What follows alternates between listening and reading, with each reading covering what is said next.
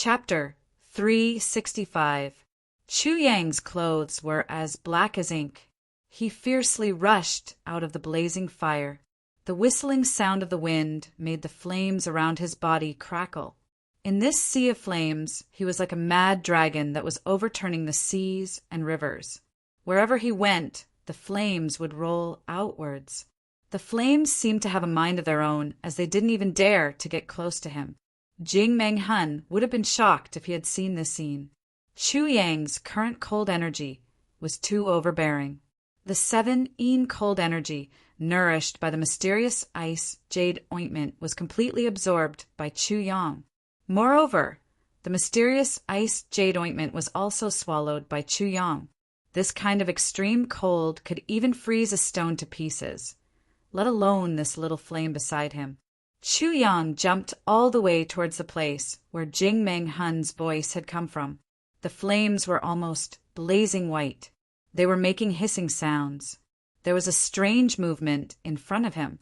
The smoke was strange. The smoke from the burning flames was black or yellow. However, the smoke in front of him was blue. Moreover, it was very light. Chu Yang raised his eyebrows and sneered. He didn't hesitate to pass through. He passed through with a whoosh. Bursts of corrosive smoke attacked him. Chu Yang didn't hold his breath. He swaggered and flew out. The corrosive smoke went into his nostrils. It was useless.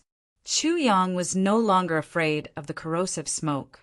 The smoke entered his body and became a tonic for the sword point of the Calamity Sword. Chu Yang rushed down the main peak in an instant. He rushed into the sea of fire and into the purple bamboo garden. He went all the way north from the purple bamboo garden. He jumped over 3 valleys like a sea of fire. He jumped like a meteor on the only way to Iron Cloud. There were mountains on both sides of the road. The flames soared to the sky. There was a dense forest. The sound of crackling could be heard. There was a canyon ahead. It was the most dangerous place. Moreover, the terrain was dangerous. There was no other way to pass through it except by force. Jing-Meng Hun must be waiting for him there. He didn't know if he would face 1,000 people this time, 2,000, 3,000, or more. However, Chu Yang's eyes were as cold as ice. He didn't waver in the slightest. He tried his best to regulate his breathing. The Calamity Sword moved back and forth on his arm. The biting, cold-killing intent was waiting for the moment to explode. The closer he got, the calmer he became. In his mind, dozens of scenes of being besieged by enemies appeared. In every scene, he chose a path of escape. Even if there are tens of millions of people, I will still charge through. Jing-Meng Hun was in a terrible fix. With Diwu Qing Ro's permission to set fire to the mountain, he didn't have any psychological pressure. He followed the wind and lit the fire again and again. Soon, the mountain forest that stretched for 2,500 miles was burned into a candlehead in the blue sky. King of Hell Chu, let's see how you'll hide this time. Jing-Meng Hun had arrived at a safe place. He was waiting for King of Hell Chu to come knocking on his door. He was feeling very proud of himself. Looking at his right arm that was missing half of his arm, an indescribable anger rose up in his heart. There are cliffs on both sides. King of Hell Chu, you'll have to step over my body if you want to cross, as long as you have the ability. However, the fire had been burning for half the night. It was almost dawn, but King of Hell Chu still hadn't made the slightest move. Instead, the fire was spreading and was gradually sweeping towards the ambush area. Jing-Meng Hun led 3,000 experts to force the fire back with great difficulty. Then they invisibly advanced several thousand feet. Naturally, the effect of advancing several thousand feet or retreating several thousand feet was the same as long as they were guarding this place. Therefore, Jing-Meng Hun didn't care. However, something unexpected happened when he didn't care. The mountain forest at the side was extremely steep, and even the sky was burning red. Suddenly, an extremely mournful and shrill cry was heard, followed by a rumbling sound. Suddenly, dozens and hundreds of house-sized fireballs, mixed with scattered flames, smashed down from the cliff with earth-shattering might. Then a bang sound was heard from the middle of the cliff. Countless pieces of rock fell down like a meteor shower and smashed towards Jing Meng-hun and the others. This must be King of Hell Chu's movement. Everyone be careful. Don't let him escape. Retreat for the time being. Jing Meng-hun shouted. Everyone flew back. Rumble, rumble, rumble. The falling stones pushed up a small hill in front of the crowd. Jing Meng-hun heaved a sigh of relief. Luckily, the cliff hasn't collapsed. It has only collapsed from the belly. The same situation hasn't happened elsewhere. It's a natural stronghold.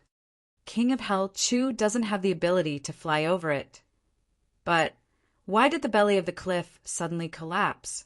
Isn't this too unreasonable? However, Jing Meng-hun turned pale with fright when he heard screams. What's going on? Then an incomparably fishy smell suddenly spread with the wind. Jing Meng-hun smelled the smell and suddenly felt dizzy.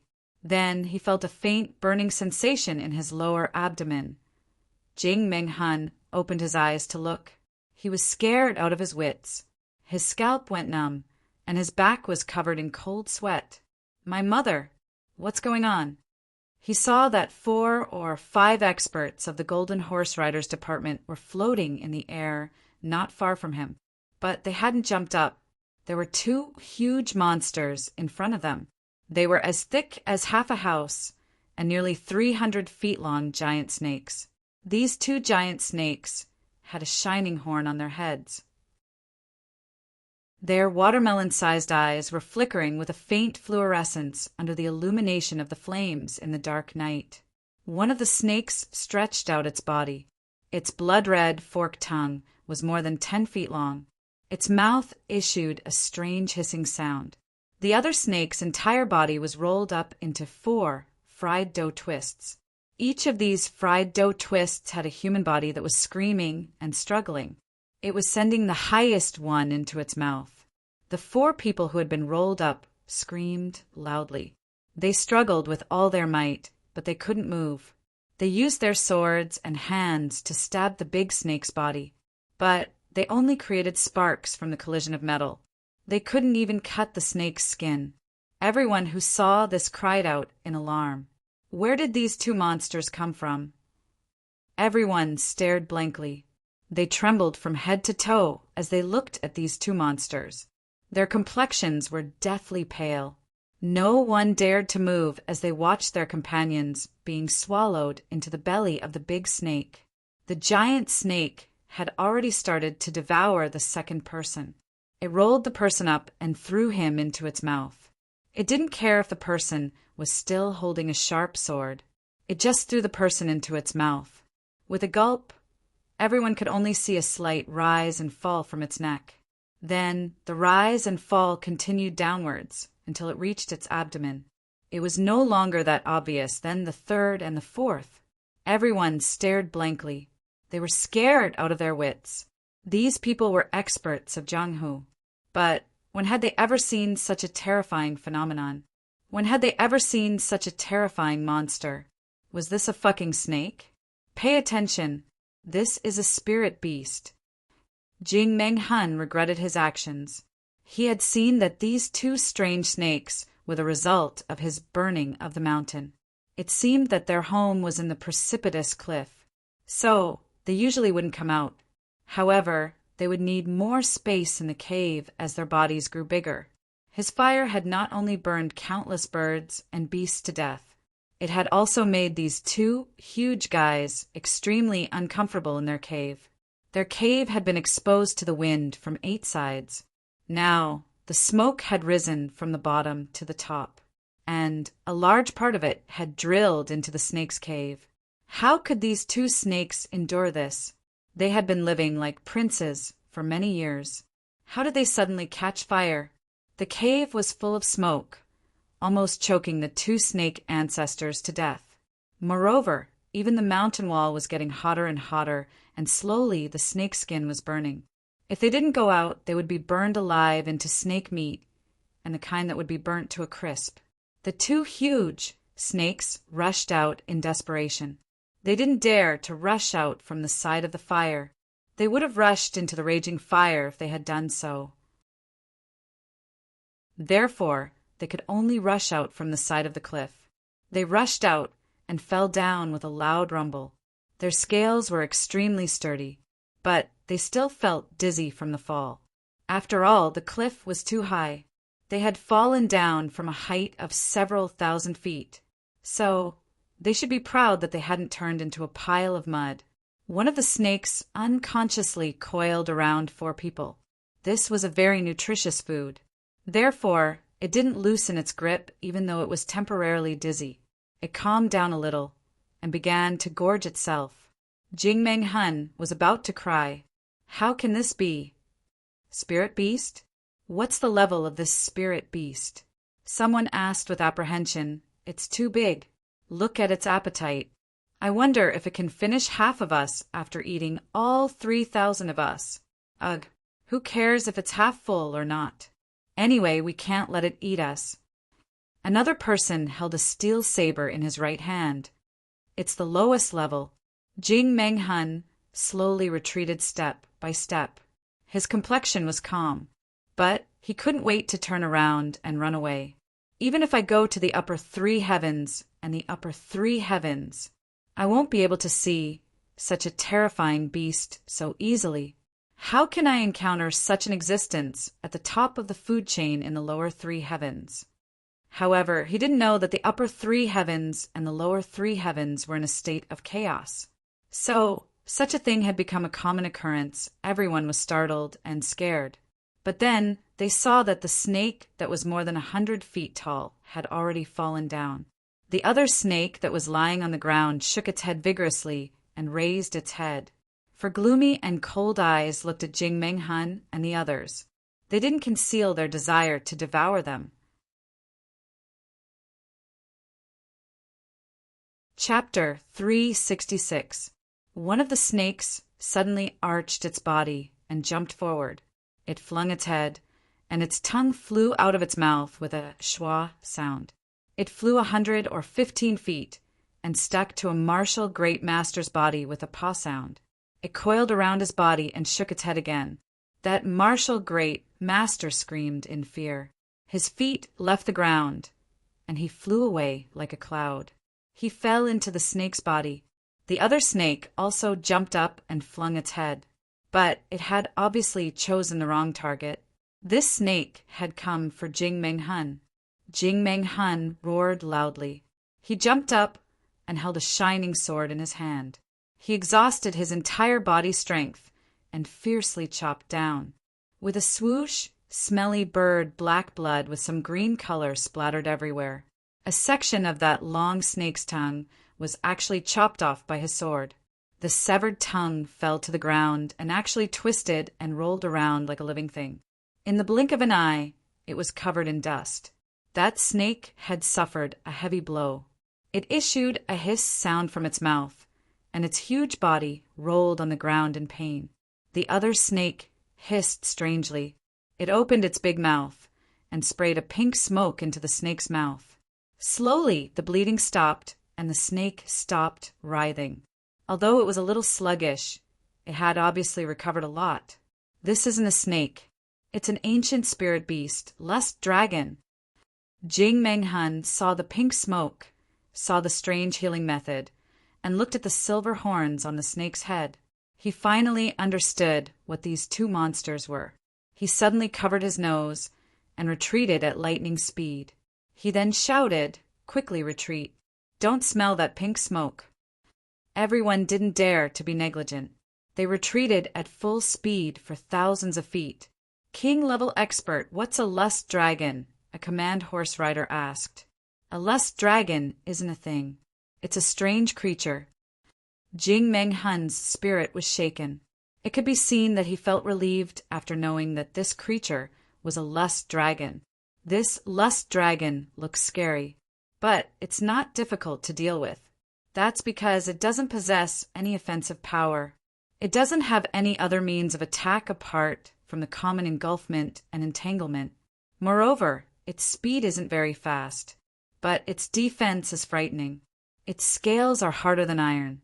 Take note that their weakness is a white spot the size of a bowl below their head and above their neck. As long as that area was damaged, he would die without a doubt. Also, under the horn on its head, there is a similar white spot, which is also a fatal spot. Most snakes have a weak point at 7 inches. However, this kind of lust dragon has 2 vital points. Jing Meng Hun quickly said, "Everyone be careful. We'll be rich if we kill these 2 lust dragons. After the lust dragon died, its skin would rot and become worthless. What was valuable was its blood, its poison sac, a spring sac, an inner core, and a crystal core. The eyes of the lust dragon were rare pearls, and its blood could be used as medicine. It can be said that every part of his body is a treasure." The more Jing Meng Hun spoke, the brighter his eyes became. It seemed as if this pair of lust dragons had already become his. "Then that pink smoke, what's going on?" one of them asked. "This lust dragon is the most obscene creature in the world. That pink smoke is secreted from the spring sac inside its body. It has a strong aphrodisiac effect. Even a poison-resistant body wouldn't be able to resist this aphrodisiac." Jing Meng Hun warned, "Everyone, you must be careful. If you don't find a woman to engage in sexual intercourse with within 10 hours, your body will fester and you'll die. Moreover, there's no other way to cure it apart from sexual intercourse. Brothers, it's difficult to find a village girl in this desolate place. So don't suck it into your stomach." Everyone sucked in a breath of air. This thing was so overbearing. In fact, its blood can also be used to make an aphrodisiac. It can also be used to treat this man's unspeakable pain. Impotence. It's effective in one mouthful. Jing Meng Hun didn't want to speak so clearly, but the eyes of several people lit up as soon as he spoke about this matter. Their faces also turned red. He suddenly realized that these dear friends were afraid that there was something that a man couldn't talk about. Moreover, even if there's nothing wrong with it, it'll become more powerful after taking this blood. It'll at least double in strength. Think about it. How much blood do these 2 big snakes have? Jing Meng Hun sighed. Everyone's eyes lit up. Who didn't want to be more powerful? Its inner core, spring sac, crystal nucleus, poison sac. Jing Meng Hun said, "In fact, all of them can be used to make this, but the effects are different. Cough, cough. Even its pearl-like eyes will turn into a super-concentrated aphrodisiac after being soaked in the wine for 2 hours." Everyone's expression became strange. It seemed that these 2 snakes, no lust dragons, were all aphrodisiacs. They were like 2 aphrodisiac storehouses. Apart from that, they had no other use. No other use? That's the biggest use, Jing Meng Hun angrily said.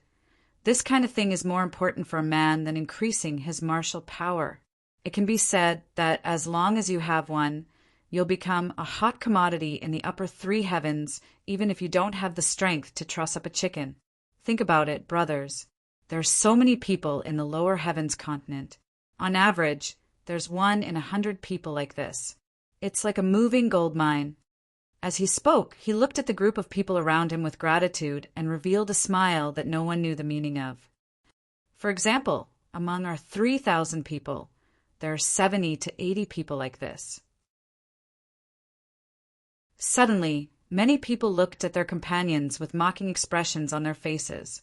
The meaning in their eyes was very obvious. Well, it was very profound. It was as if they were inquiring. Suddenly, many people's faces turned red. They angrily cursed in their hearts. You can't casually say this, even if you're a king-level expert.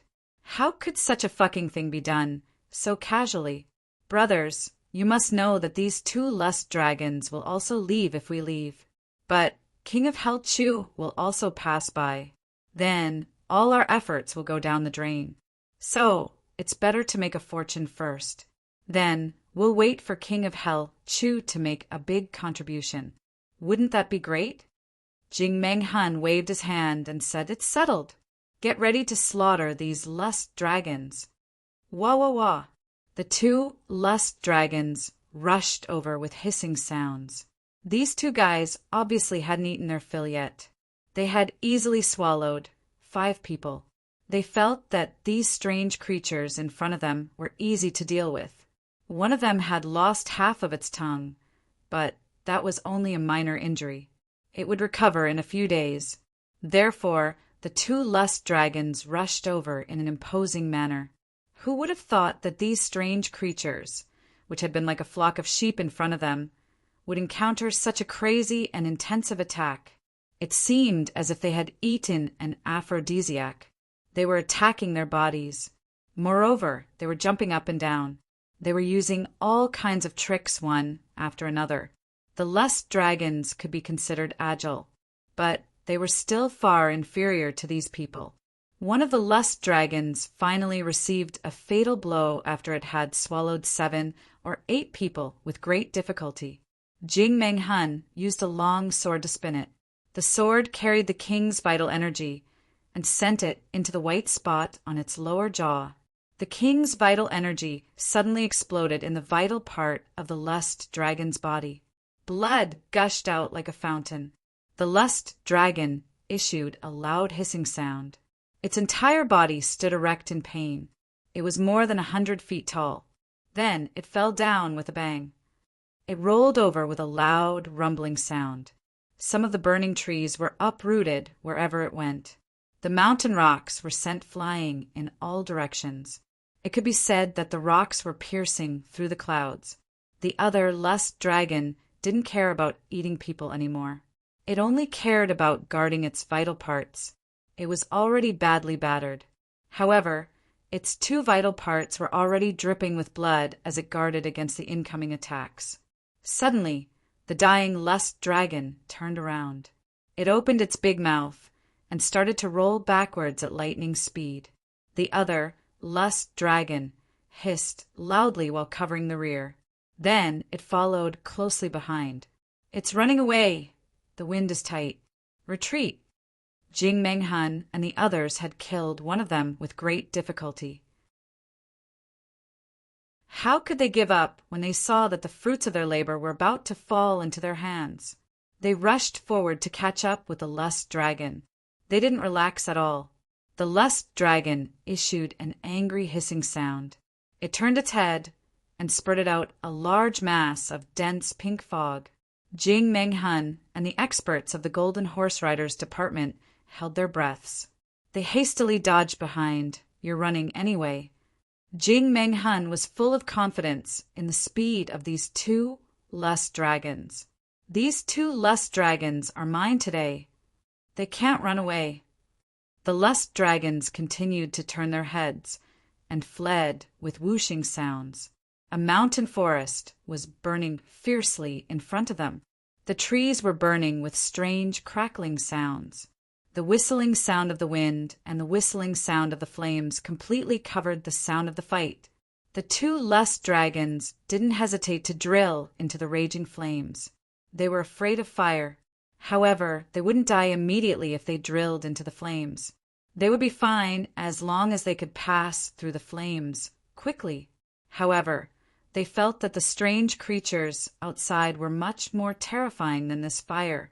The 2 lust dragons went into the fire. Minister Chu's black robe flew high up in the air. He forced the flames away and passed through them like a lightning bolt. Then he came face to face with the 2 lust dragons who were fleeing in distress. Their eyes met. The 4 eyes of the 2 lust dragons were as big as watermelons. They stared blankly at the strange creature that had suddenly rushed out of the sea of flames. Their brains were almost petrified. They would have exclaimed in surprise if they could speak. "Fuck! Why isn't this strange creature afraid of fire?" Obviously, the creature that came from inside was the same as the ones outside. Moreover, this one seemed to be more powerful. Chapter 367. This pink mist is very dense. It has almost condensed into a solid substance. The lust dragon was so anxious that it spouted half of its spring sac. Too despicable. Too shameless. A group of people is intercepting us from the front, and there's someone who isn't afraid of death waiting here. Do you think that the lust dragons are your prey? Chu Yang hadn't met any enemies along the way. He knew that the situation was extremely urgent, so he had been very anxious all the way. So he had flown through the cluster of raging flames. But he hadn't expected that he would run into two big snakes as soon as he got out of the sea of fire. How can there be snakes in a place of fire? Minister Chu's brain short-circuited. He opened his eyes wide and didn't understand what was going on. Then the enraged lust dragon opened its mouth and spouted a mouthful of pink gas. The two sides were very close to each other. Minister Chu was startled. He hastily held his breath. However, his body was already shrouded in the pink smoke. This is an unexpected disaster. Chu Yang might have been able to take advantage of the chaos and kill his way out if he had arrived a little earlier. The two lust dragons would have attracted most of the enemy's attention if Chu Yang had arrived a little later. Then, it would have been very easy for him to escape. However, he was neither too late nor too early. He had appeared in the path of the two lust dragons at this critical juncture. The two lust dragons regarded him as their mortal enemy. So, they spouted a mouthful of poisonous gas at him. Ah, that aphrodisiac! It hadn't been inhaled directly. But the pink smoke had shrouded Chu Yang's entire body. It was no different from swallowing it. In fact, it was even more serious. It was because the lust dragon had used almost half of its spring sac in this puff of pink smoke. In fact, it wasn't stingy at all. It had used the entirety of its spring sac on Minister Chu. Fuck! What's this thing? Chu Yang angrily shouted in his heart. He waved his hand and his sleeves fluttered. Then he dispersed the remaining pink smoke. Then the lust dragon ferociously pounced on Chu Yang. It opened its big mouth and ferociously tried to swallow Chu Yang. Chu Yang was extremely angry. Fuck! Did Jing Meng Hun raise this thing? It knew that it was waiting here to intercept me. It didn't know how to avoid the fire. It's too damn loyal. Anger rose from his heart. The calamity sword appeared in his hand with a clang, and he mercilessly slashed down. How could ordinary swords and sabers compare to the might of such an earth-shattering divine item? How could it be described as resolute and decisive, cutting through iron like it was mud? What's more, Minister Chu's anger, his seven shades, and his elemental energy. Chu Yang's sword chopped off the lower jaw of the lust dragon with a swoosh sound. Blood spurted out of the lust dragon's mouth and half of its neck. Chu Yang's body was once again covered with blood. The sword light flashed again. Minister Chu didn't hesitate. Instead, he chopped off the other lust dragon's chin with a schwa sound. This wasn't a fatal blow, but a direct and fatal one. Jing Meng Hun and the others had also contributed greatly in this matter. In fact, Jing Meng Hun and his nearly 3,000 experts had already beaten these two lust dragons to the point of exhaustion. One of the vital parts of the lust dragon was broken, while the other two were bleeding. The defensive power of the lust dragon had been greatly reduced by over half. Moreover, the unparalleled might of the calamity sword had been unparalleled since the ancient times. The two lust dragons started to roll over violently. They seemed to be on the verge of death. This wasn't an attack on their vital parts. Instead, it had chopped off their vital parts. How could they not die? They would have died even if they had two lives. However, the sword spirit in Chu Yang's mind screamed and rushed out. What did you provoke this time? Why are they so overbearing? Overbearing? Chu Yang didn't feel anything unusual, so he couldn't help but ask. Fuck, lust dragons. These are treasures. The sword spirit's voice was somewhat excited. However, it was also somewhat helpless as it said, Hurry up and take these two guys in. Chu Yang complied. The two lust dragons were still rolling over. However, they had lost their lives. Chu Yang's mind moved, and the two lust dragons disappeared from their places. Only the raging flames were left in the surroundings. You can go about your business. Outside of the fire, it's your business, the sword spirit said and disappeared without a trace. Chu Yang smiled mischievously. He felt that his blood had started to burn, but he didn't care. He brandished his sword, and the seven shades' cold energy gushed out of his body like a surging tide. The fire was stifled. Then, Chu Yang's figure shot out like a meteor. This battle couldn't be avoided. But Chu Yang didn't intend to avoid it. He had already made preparations for it. His sword flashed as he rushed out of the sea of fire. He then saw Jing Menghan and the others rushing over with big strides. Chu Yang laughed out loud. Jing Menghan, you haven't died yet? Come, let me send you on your way. The sword light flashed and emitted 10,000 cold lights. Chu Yang's gloomy voice resounded. It seemed to have the tone of hell. One cold light. 10,000 fathoms piercing light. Jing Menghan and the others were truly depressed. They had seen that such a rare treasure was about to fall into their hands. So they had followed suit for fear of losing it. Even if there was a sea of fire in front of them, they had rushed forward without any hesitation. But who would have thought that everything would change in the blink of an eye? The lust dragons' bodies were still outside the fire, so they weren't in a hurry. But who would have thought that they would disappear into the raging flames with a whooshing sound? Fuck me. Could it be that the eastern side of the fire has melted? Otherwise, how could it disappear so thoroughly? How could Jing Menghan be willing to let such a rare and miraculous thing disappear? He impatiently rushed forward and wanted to enter the sea of fire to take a look.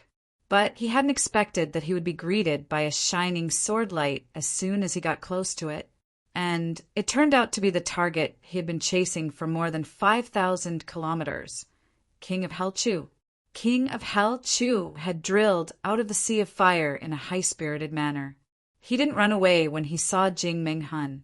Instead, he rushed over with even more vigor. King of Hell Chu? Jing Menghan almost died from anger. Why didn't this enemy come out earlier or later? Why did he come out at such a critical moment? Why does this bastard always spoil my plans? Is there anything that he doesn't want to meddle in? This guy has appeared at such a critical moment after I had chased him for more than 5,000 kilometers. He has ruined my beautiful dream. I can go to the upper three heavens if I have the lust dragons.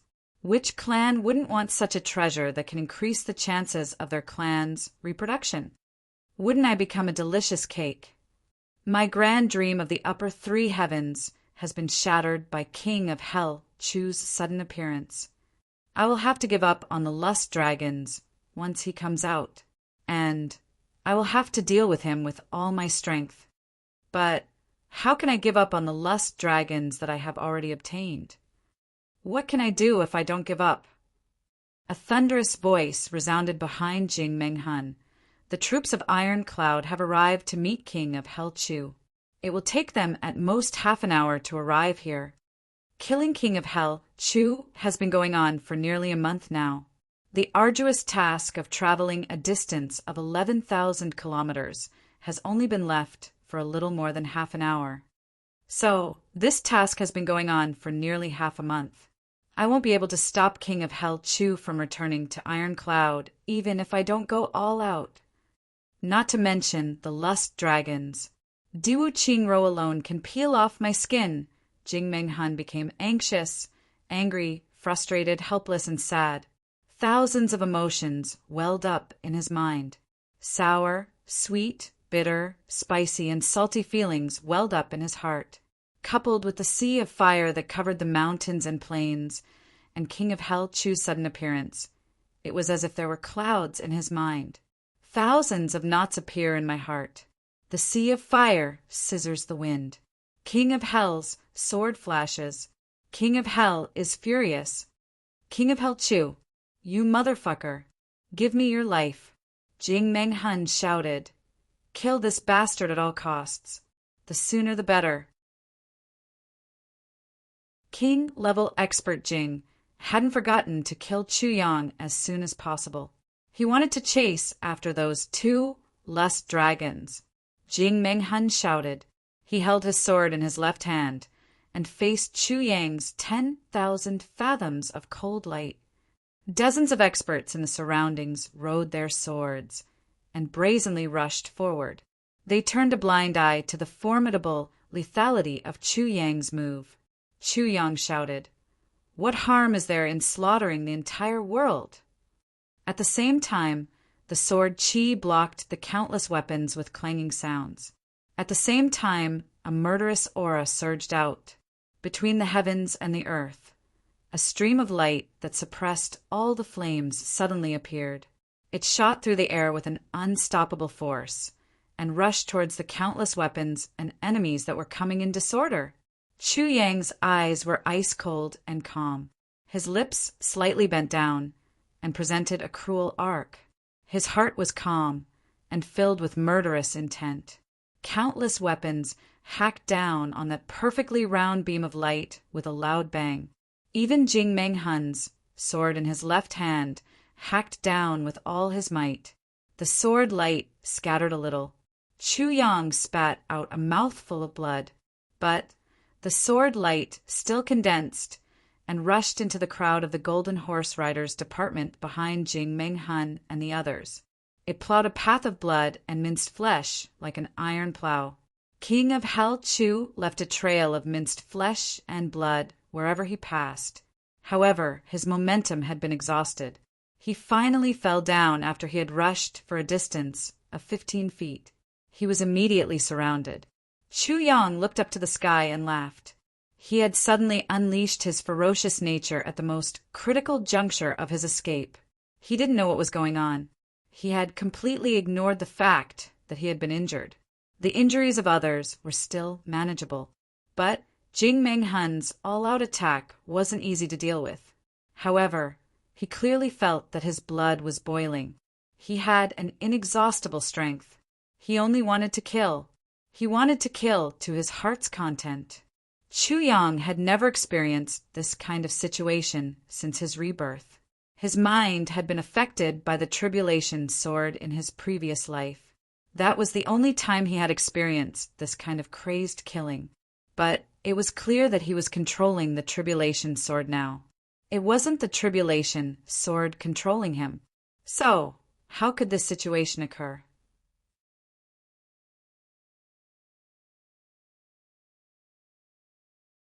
Chapter 368. More than a dozen enemies had died under Ku Ren's sword. The tribulation sword's ability to devour living beings had been activated, so his body didn't feel tired. Chu Yang roared. All the evil tendencies of his previous and current lives were suddenly aroused from the deepest part of his heart. He felt like he was going crazy with killing. It seemed that he wouldn't be able to vent his anger if he didn't kill. He dashed left and right in the crowd like a mad tiger. Wherever the tribulation sword went, the sound of weapons breaking could be heard. The tribulation sword's tip flashed with an amazing light. The sword's edge was dark red. It seemed as if a demon was baring its fangs and smiling ferociously. The sword's blade was ice cold. It didn't get stained with blood after killing people. It was like a cold and emotionless executioner who was indifferently taking countless lives. The 3 fragments of the tribulation sword had also been aroused by this crazy killing. These 3 fragments of divine weapons had existed since ancient times. They were sharp killing weapons. The meaning of their existence, or the meaning of the tribulation sword's creation, was to kill. Now they had officially returned to their original profession. The murderous aura was getting thicker and thicker. Jing Menghun was startled as he looked at Chu Yang's figure dashing left and right. This dreadful king of hell, Chu, hasn't only recovered from all his injuries, but has also recovered his strength. Moreover, it seems that he has made a breakthrough in his cultivation. More than one. The most frightening thing isn't that king of hell, Chu, has made a breakthrough. It's that King of Hell Chu is a completely different person compared to before. King of Hell Chu has always fought when he could and fled when he couldn't. But it's completely different this time. King of Hell Chu is besieged in the center, but he's crazily slashing and killing. He doesn't seem to care about the swords and sabers. It seems that his only thought is to kill. It seems that his goal is to kill all of us at all costs. Jing Meng Hun was startled. Then he sneered in his heart, even if your martial power is sky-high, how can you kill 3,000 of us by yourself? He soared and joined the battle. Hundreds of corpses had fallen within a radius of 400 feet around Chu Yang in a short quarter of an hour. Too many of them had been crushed by the tribulation sword and were scattered on the ground. The pressure on Chu Yang became unprecedentedly huge once Jing Meng Hun joined the battle. However, he did his best to hold on, fighting to the death as he charged out. Fortunately, even though he had already fallen into a state of frenzy, he still remembered his original intention, which was to charge out. Get out! Chu Yang and Jing Meng Hun's sword collided with a loud bang. Jing Meng Hun was holding his sword with his left hand. Moreover, he couldn't display his full strength with his left hand due to his recent disability. However, his peak king-level expert strength was still much higher than Chu Yang's. The difference between the two sides couldn't be measured. Chu Yang's body shook, and he abruptly drew back. Blood spurted out from his nose and mouth, and he staggered. Two bang sounds were heard. It was the sound of two revered martial artists of the Golden Horse Riders Department taking advantage of this opportunity to fiercely hit him on the back. Chu Yang felt a chill on his leg with a schwa sound. Then he felt a sharp pain. A sword had slanted across his right leg and left a long and deep cut. Blood was gushing out. Chu Yang let out a loud cry. Suddenly he flew into a rage. His long sword trembled and made a hissing sound. Suddenly, he swung his sword in a circle. The first 3 parts of the Calamity Sword and the 12 moves were all sent out at the same time. There was no pause. Then, Chu Yang didn't stop there. He launched the 4 sword moves that he had created himself at the same time. Suddenly, a volcano of sword energy erupted within a radius of 300 feet around Chu Yang's body. Countless sword lights poured out, one by one, one by one, one by one, one by one, one by one. One by one, they spread in all directions with an invincible power. It seemed as if countless demons had suddenly appeared in the sky. Each of them blinked their shining eyes. They were bone-chilling, and their murderous auras soared to the sky. A loud bang sound was heard. Everyone wanted to take advantage of Chu Yang's injury. So, hundreds of people surrounded him with a rumbling sound. Everyone attacked with their swords and sabers. But who would have thought that King of Hell Chu would launch a full-blown explosion of sword energy at such a moment? Suddenly, countless people bore the brunt of this attack. Those who were close to him didn't even have time to scream. They didn't even have time to reveal a frightened expression on their faces. They were torn to pieces by the omnipresent sword energy. 200 people died at the same time under this attack. Jing Meng Hun's facial muscles twitched uncontrollably as he looked at the dismembered limbs and body parts all over the ground. The corners of his eyes were also twitching. What kind of sword technique is this? Even a king-level expert like me can't achieve this kind of power. Fortunately, I didn't go forward. Otherwise, I wouldn't have died here. But I'm afraid that I would have been injured. The entire place was silent. King of Hell Chu's black clothes were stained with blood. His body was slightly swaying, but he was still standing proudly. His eyes were still as cold as before. They were still as cruel as before. His murderous aura was still as before. His sword was in his right hand. It was flashing with a cold light. A large amount of sticky blood flowed from Chu Hongsheng's body onto the sword. Then it slid down to the ground. The sword was spotless, bright, and ice-cold. The rest of the people stared blankly at the bloody mess that King of Hell Chu had created with his outburst of sword energy. The corners of their eyes were twitching. Their hearts were filled with fear. Yes, the enemy has suffered serious injuries. He's already swaying. It's obvious that he won't live for long. But no one dares to fight like a cornered beast. If another outburst of sword energy like this happens again, then the lives of 100 or 200 people will be buried in this bottomless pit. But I don't know if I'll be among these 200 people. The sound of the army coming from behind was getting closer and closer. The entire mountain forest seemed to be trembling with the sound of the iron hooves. Even the flames in the mountains and plains seemed to be flickering. It seemed as if they were intimidated by the momentum of the galloping horses. Ironclad's reinforcements are about to arrive. Maybe they'll arrive in the next moment. Dripping blood battle technique. Jing Meng Hun shouted. Everyone secretly curled their lips. King-level expert Jing had shouted the words dripping blood battle technique 7 or 8 times today. But he hadn't rushed forward to use the dripping blood battle technique. Nearly 100 people had already fallen under the urging of Jing Meng Hun's dripping blood battle technique. 30,000 people were fighting against one person, and 100 of them had fallen. This was an extremely frightening number. Jing Meng Hun fiercely rushed forward after he finished speaking. He knew that he needed to take the lead this time. After all, the number of casualties just now was too frightening. Moreover, Ironclad's reinforcements were already close at hand. I'm afraid that this attack will be our last chance. Everyone rushed forward once again. This was the last attack. Chu Yang's body was weak. His vision had become somewhat blurry, but his blood was still burning hot. It seemed as if his soul was burning at this moment. Chu Yang had rushed out of the sea of flames. He had been besieged by 3,000 people, but he had already rushed out 7,000 feet. This was an unimaginable number. Even if Jing Meng Hun and Chu Yang had been in the same position, he wouldn't have been able to rush out 7,000 feet like this. However, Chu Yang's oil had finally dried up. He had no strength left after he had released that sword attack.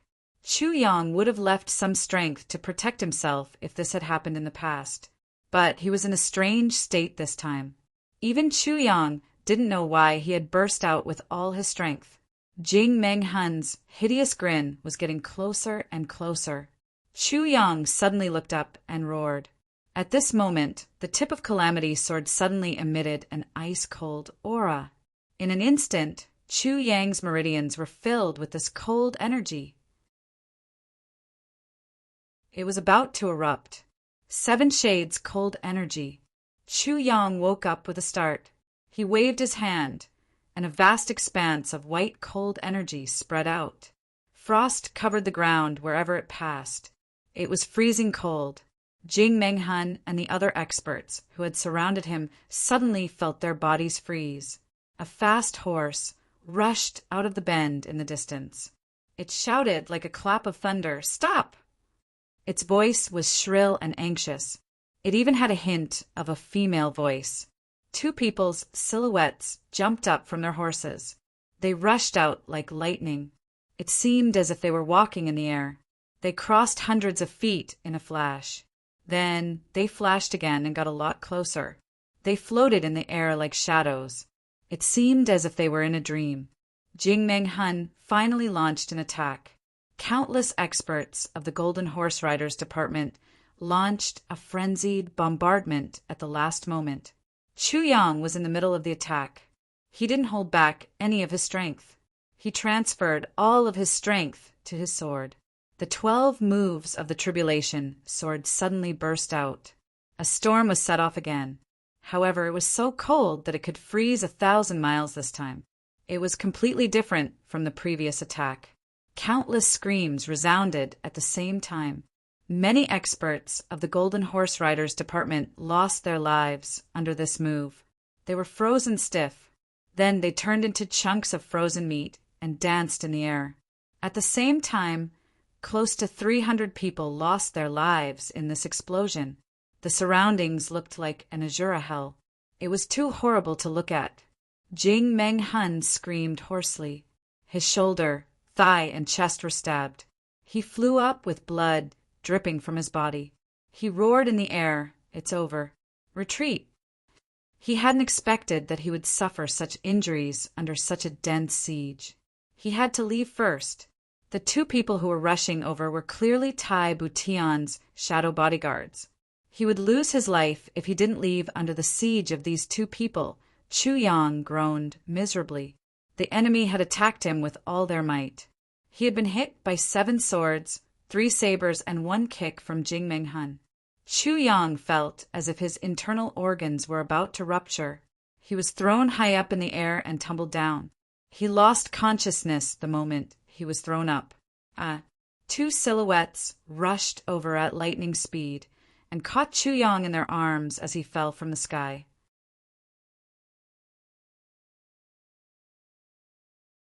Chapter 369.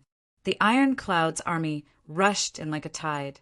Butian Pavilion's people and the 2 shadow experts joined the army to chase and kill the remaining 2,000 experts of the Golden Horse Riders Department. However, these 2,000 experts weren't mediocre. 500 of them were killed, and 30 or 40 were captured. However, the rest of them had already fled without a trace. Jing Meng Hun was the first to escape. He had already fled far away. Chu Yang was lying unconscious in Tai Butian's arms. Tai Butian felt that Chu Yang's body was getting hotter and hotter, even though he was unconscious. In fact, he felt like a stove. The 2 shadow experts' gazes were somewhat evasive as they returned. Tai Butian hurriedly asked, as if she had seen her saviors when she saw the 2 shadow experts return, "Uncles, look! What's wrong with him?" The 2 shadow experts had already known what had happened from the mouths of the captives. So they could have guessed what had happened when they saw Chu Yang's appearance.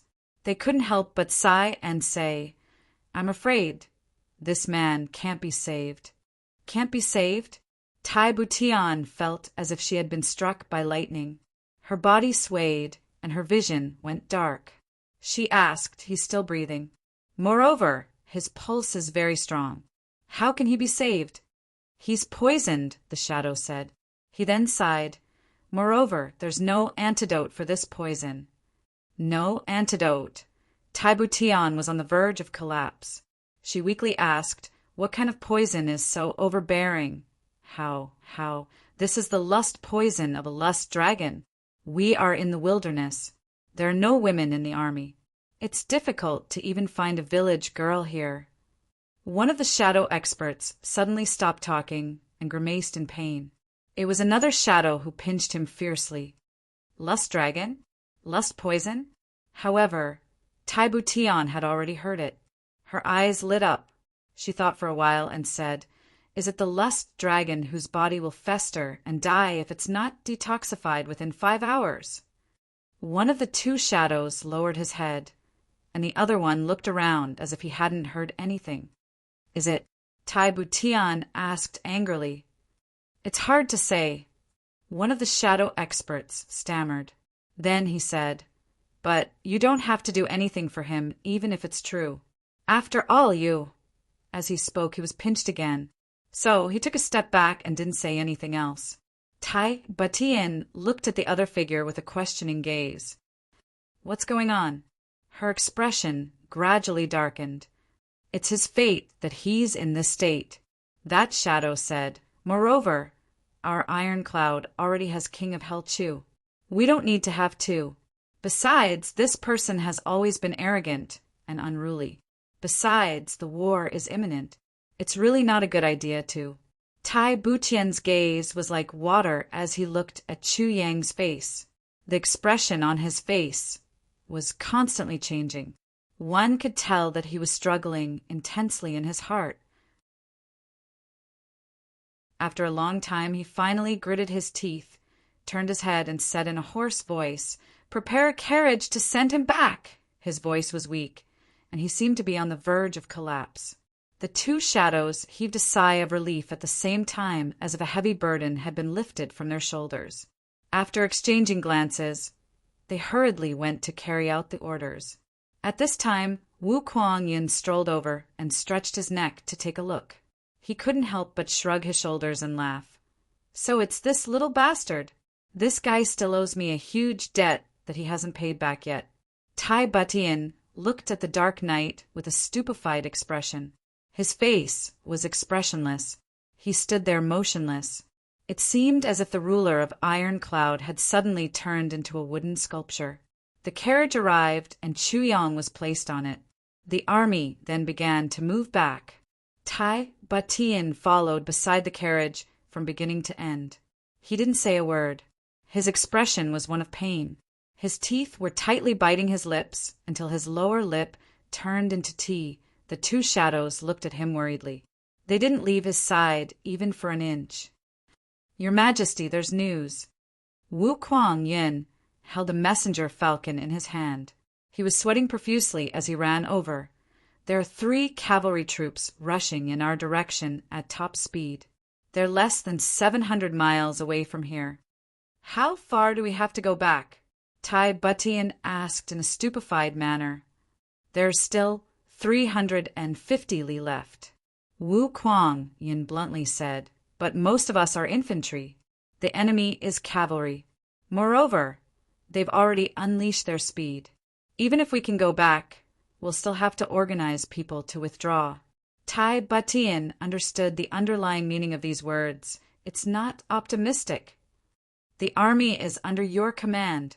You must return to the slanting valley before the enemy does, no matter what method you use. Then organize people to withdraw into the heaven-splitting mountain pass.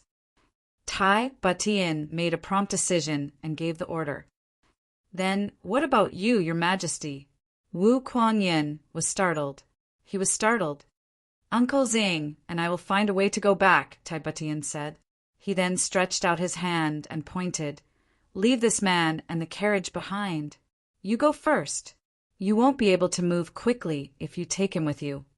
No. Wu Kuang-yin was startled. Execute the order. Tai Butian looked at him fiercely. You'll be punished for treason if you dare to say another word. Then he comforted him. Don't worry. We'll follow behind the army. We'll follow them if we can. If we can't, I'll have 2 king-level experts by my side. So, there won't be any danger.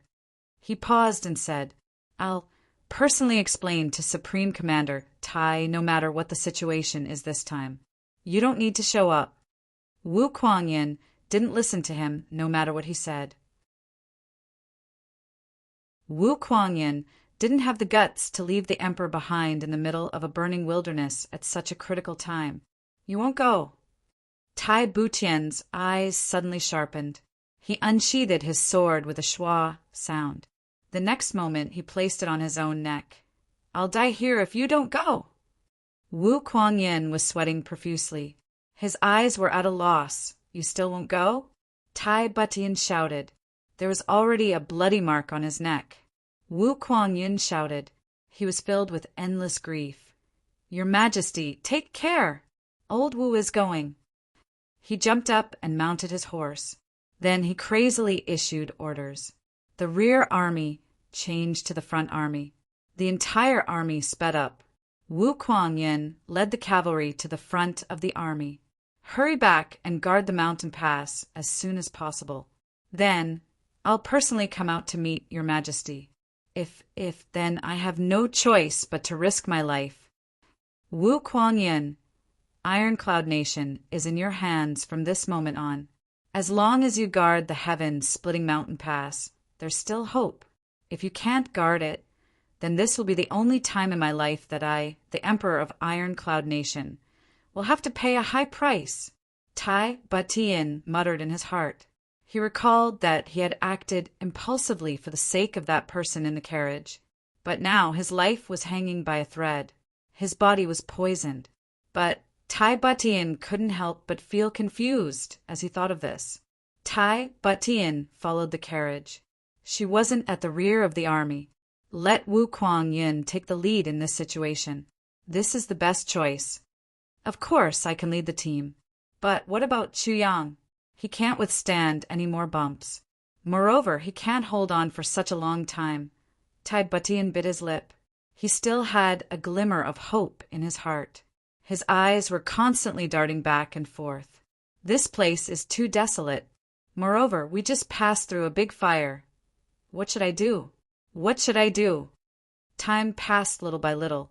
Tai Butian had already followed the army for dozens of miles. The army in front was getting farther and farther away. Their voices were getting softer and softer. Tai Butian suddenly reined in his horse. Then he jumped down. He squatted on the ground. He was motionless. His shoulders were shaking. It seemed he was crying. The two shadows looked at each other. Then they sighed deeply. A muffled groan came from the carriage. The three of them turned their heads to look. They saw that the unconscious Chu Yang's body was twitching uncontrollably. His face and the exposed skin on his body had already turned red. He's in great pain. If he wants, I'll give him a quick death, one of the shadows said. Then he walked towards the carriage. Don't you dare! Tai Butian shouted. He jumped up and stood in front of the carriage. His eyes were red. They looked at each other. Tai Butian's eyes revealed an awe-inspiring determination. He lowered his head after a long time. He said, "Find me a secluded place." Tai Butian's body suddenly trembled as he said this. "You!" The two shadows cried out in shock. "That's the only way." Tai Butian smiled sadly. "But Icy Heart Jade Bone," one of the shadows said anxiously. What if, what will happen? You will be beaten to death by your master." Icy Heart Jade Bone. Tai Butian smiled indifferently. He said, "If he's no longer here, who will I guard my icy heart for? Who will I guard my jade bone for?" He smiled faintly, yet somewhat perplexedly, and said, "As for Master, could it be that I can still be her disciple in this lifetime?" The two shadows were speechless. Tai Shircheng only had Tai Butian as his only descendant. He was now the ruler of Iron Cloud Nation. How could he still be Mother's disciple? But it's not worth it. One of the shadows was anxious.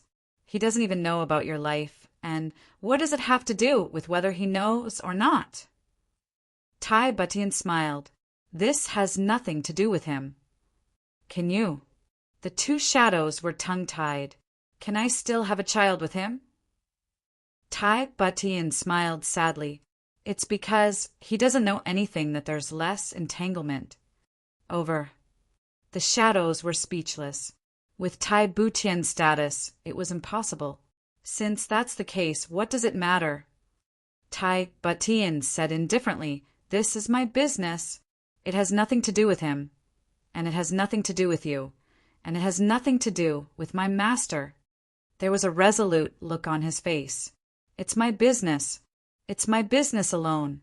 He turned around and looked at the two shadows sadly. After the struggle for the lower three heavens is over, whether it succeeds or not, he's going to leave. Once he leaves, we may never see each other again. Just let me have these memories in my life, okay?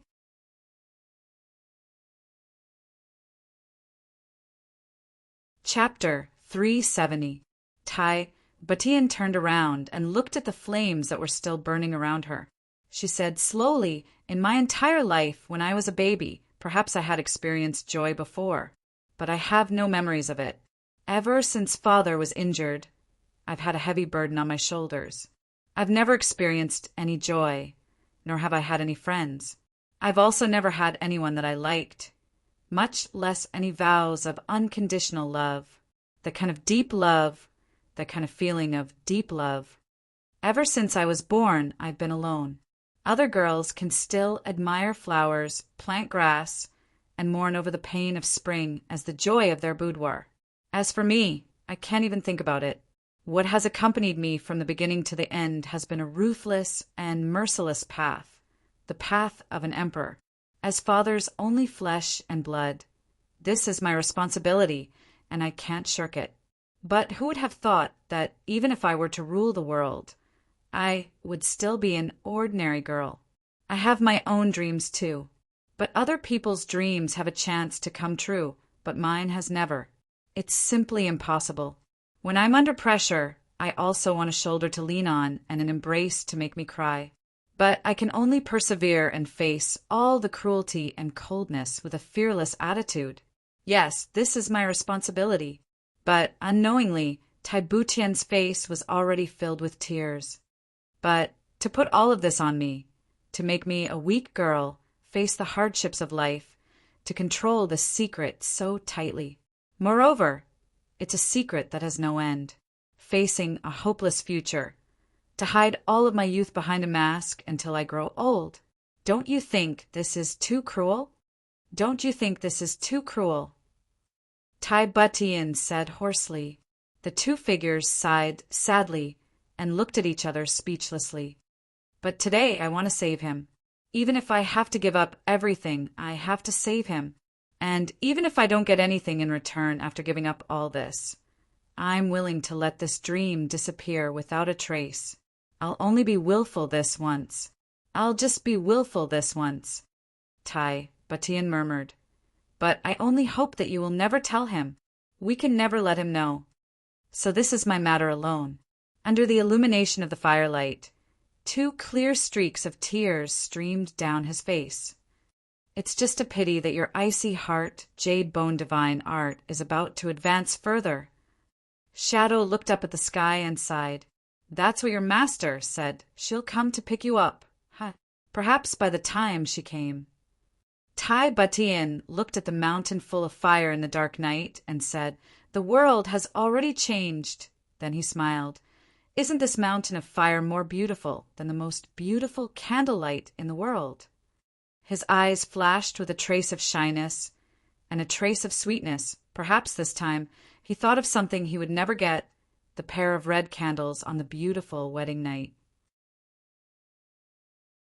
At this moment, his eyes were filled with confusion, yet they were also filled with the sweetness of fantasy. Chu Yang felt sore all over his body when he woke up, but there was also an indescribable, carefree feeling in his body. He groaned and sat up. Using all the strength in his body, he managed to half sit up. At this time, he discovered that his body was swaying as if he was on a moving carriage. Was it Iron Cloud's carriage or Great Zhao's carriage? Chu Yang was puzzled. Looking at the soft bedding and the soft quilt covering his body, he knew that if the people of Great Zhao caught him, they wouldn't give him such preferential treatment. You're awake. A voice came from outside, indifferent and dignified. Then the curtain of the carriage lifted and Tai Butian floated in. An ordinary person could get on the carriage with a single step, but Tai Butian, an emperor with a certain level of martial arts, actually floated in using her lightness skill. What are you showing off in front of me? Chu Yang couldn't help but want to laugh. He said weakly, Why are you here? Tai Butian's face was a little yellow, and her body seemed very tired. She sat down opposite Chu Yang, but frowned slightly, revealing a trace of pain between her brows. She said lightly, You don't need to know why I'm here. I only want to ask you, you've slept for a day and a night. How do you feel? Chu Yang was stunned. This tone was actually a kind of superior tone. Moreover, there was a natural coldness in her voice that kept people 1,000 miles away. He couldn't help but be shocked. He looked up and asked in surprise, What's wrong with you? I've been under a lot of pressure these days. Tai Butian looked at him for a while, her eyes expressionless. Then she moved her gaze away and said, The flames of war have been lit. Great Zhao's army is pressing on the border. Fortunately, you came back at this time. Perhaps you can share some of my burden. Chu Yang looked at Tai Butian with a sharp gaze. He clearly felt that there was something wrong with Tai Butian today. He seemed to be deliberately distancing the two of them. Could something have happened while I was away? Chu Yang thought and said lightly, It's just that my ability is limited. I'm afraid I may not be able to help much. He had risked his life for Iron Cloud.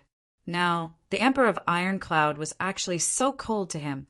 Chu Yang's tone was a little cold. Minister Chu. Tai Butian's eyes drifted and looked at him. Then she looked away and said, "But Minister Chu will still help me, won't you?" Chu Yang suddenly felt a little suffocated. He chuckled and said, "Of course, I will definitely do what I say." When he finished, Chu Yang closed his eyes. It was obvious that he didn't want to talk to her anymore. What could he say to an arrogant emperor? Tai Butian would never lower his head to him, but it was even more impossible for him to lower his head to her. Chu Yang rarely showed his arrogance, but the pride in his bones was something that no one in this world could reach. Since Tai Butian was so cold, he would definitely not use his warm face to kiss her cold, but that's good. Tai Butian led the way and smiled. Her sharp gaze circled around Chu Yang's face. She seemed to want to say something, but she held back and said coldly, "Recuperate well." As she spoke, she suddenly coughed a few times uncontrollably. Her eyebrows furrowed even tighter. The pained expression on her face became more and more obvious, as if she was enduring great pain. But Chu Yang's eyes were closed, and he didn't see it. Then Tai Butian got off the carriage. The sound of curtains being lifted sounded. Then Tai Butian got on another carriage. It turned out that there were two carriages. Chu Yang snorted in his heart. This emperor was really getting more and more arrogant. He clearly saw thousands of troops coming to rescue him. In such an urgent situation, he actually came in a carriage. He really knew how to be comfortable. Sure enough, after one became an emperor, one's temperament and habits would change. The previous Butian was too diligent. Perhaps he would never return? Thinking of this, Chu Yang suddenly felt bored to death. If it wasn't to reverse fate and save Qingwu, he really wanted to leave just like that. When the battle is over and Du Qingru is defeated, I, Chu Yang, will definitely not stay here for another day. The carriage moved forward slowly. The journey seemed to be getting more and more difficult. Chu Yang slowly felt that the surroundings were a little too quiet. Other than Tai Butian's carriage beside him, there seemed to be no other sound. Chu Yang circulated his qi and adjusted his breathing. When he thought of that earth-shattering final attack, he still felt a lingering fear. He actually survived such an attack. Even he felt that it was inconceivable. He called the sword spirit a few times, but this time something strange happened. No matter how he called, the sword spirit didn't respond. He didn't know that Chu Yang had also erupted with unprecedented power in that final attack. He had killed nearly 300 people in one fell swoop. However, the other party clearly knew that this was their last chance. Almost everyone was fighting with their lives on the line. More than 1,000 people from all directions simultaneously attacked Chu Yang with their greatest strength. How could Chu Yang withstand such an attack by himself? This was a head-on attack. There was no room for any tricks. At the final juncture, when Chu Yang's body was about to be beaten into minced meat, the sword spirit finally couldn't control himself and rushed out. He took over Chu Yang's body and used all the strength of his spirit body to resist this earth-shattering fatal attack for Chu Yang. But after that, the sword spirit also exhausted all its strength and fell into a deep sleep. At that time, Chu Yang had already fallen into a coma. So, the sword spirit didn't even have time to tell him. Although the sword spirit knew that Chu Yang's body had a hidden problem that needed to be solved urgently, it was powerless to do anything. Moreover, it couldn't do anything even if it had been awake. Later, Chu Yang also fell into a coma. So, everything could only be left to fate. Chu Yang looked at his body. His meridians had almost been destroyed. He bitterly smiled and summoned the sword spirit. He took out an incomplete version of the heavy pill and swallowed it. This heavy pill wasn't the complete version of the mysterious ice jade ointment. However, it was still a first-class healing medicine in the world. Chu Yang's injuries looked serious. However, they were still within the range of treatment. After taking the heavy pill, Chuyang felt that his body was slowly regaining strength in less than half an hour. The injuries in his body were also slowly getting better.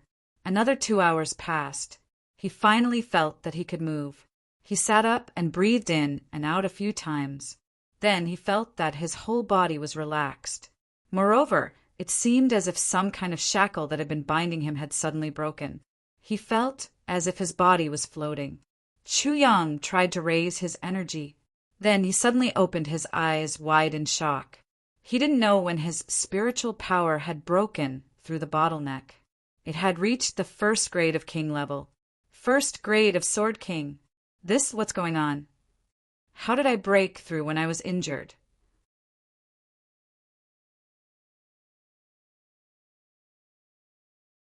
Chapter 371. Chuyang couldn't sit still as he thought of this. He lifted the curtain of the carriage and was about to jump down. However, he was shocked as soon as he lifted the curtain. He almost couldn't believe his eyes. I'm clearly still in the mountain range of beyond the Heavens sect. But where's the army? The army that came last night was clearly Ironcloud's army. How come there's not even a shadow of a person? Am I dreaming? Smoke was still coming out of the mountain forest all around. There were still some weak flames in some places. Beside him, there was another carriage that looked very simple and crude. There were 2 carriages and 2 coachmen. Other than that, there was only himself and Tai Butian sitting in the carriage. There were 4 people in total. They didn't make a sound. Only the sound of the wheels was heard. What's going on? Chuyang couldn't help but ask, why are there only these few people? The 2 coachmen acted as if the world owed them 800 strings of coins. They kept a straight face and didn't speak. They just drove the carriage forward as if they didn't hear Chuyang's question. I'm asking you a question. Chuyang said angrily, Shut up. A reprimand was heard.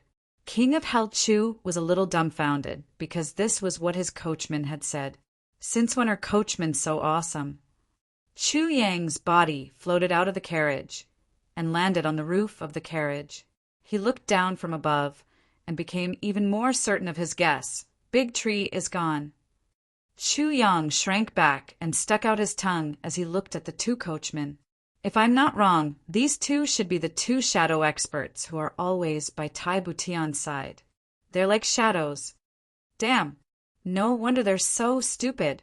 This was the first time that Chuyang had seen the true appearances of these 2 shadows.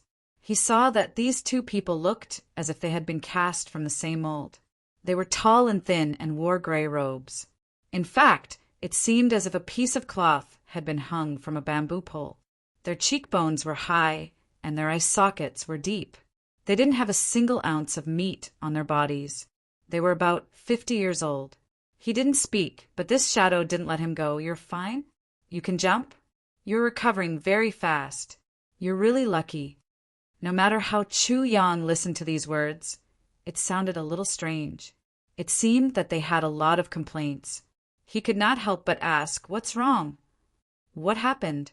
In order to save you, His Majesty sent an army of 500,000 soldiers out of the mountain pass to provide support. The mountain pass is currently being besieged by an enemy army of more than 1 million soldiers.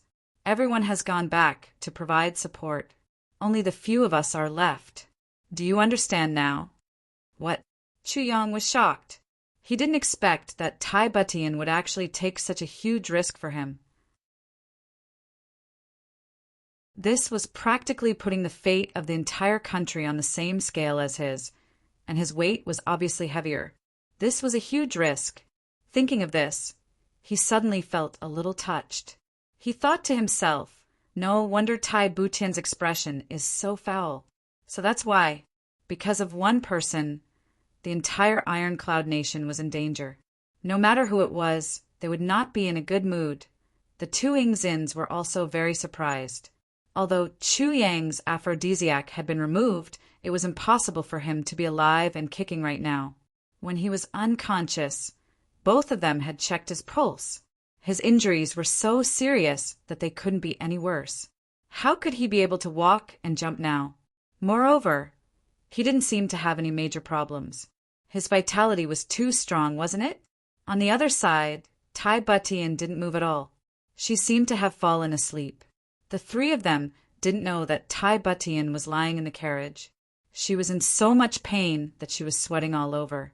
Her face was pale and her clothes were almost soaked with sweat. Chu Yang's aphrodisiac was extremely overbearing. Tai Butian was still a virgin.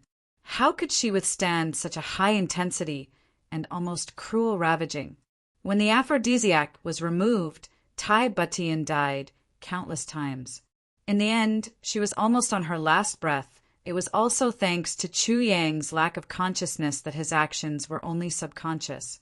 Most of the time, it was Tai Butian who took the lead. That was why she didn't really die. Now, Tai Butian still felt like her whole body was being torn apart. She was in intense pain.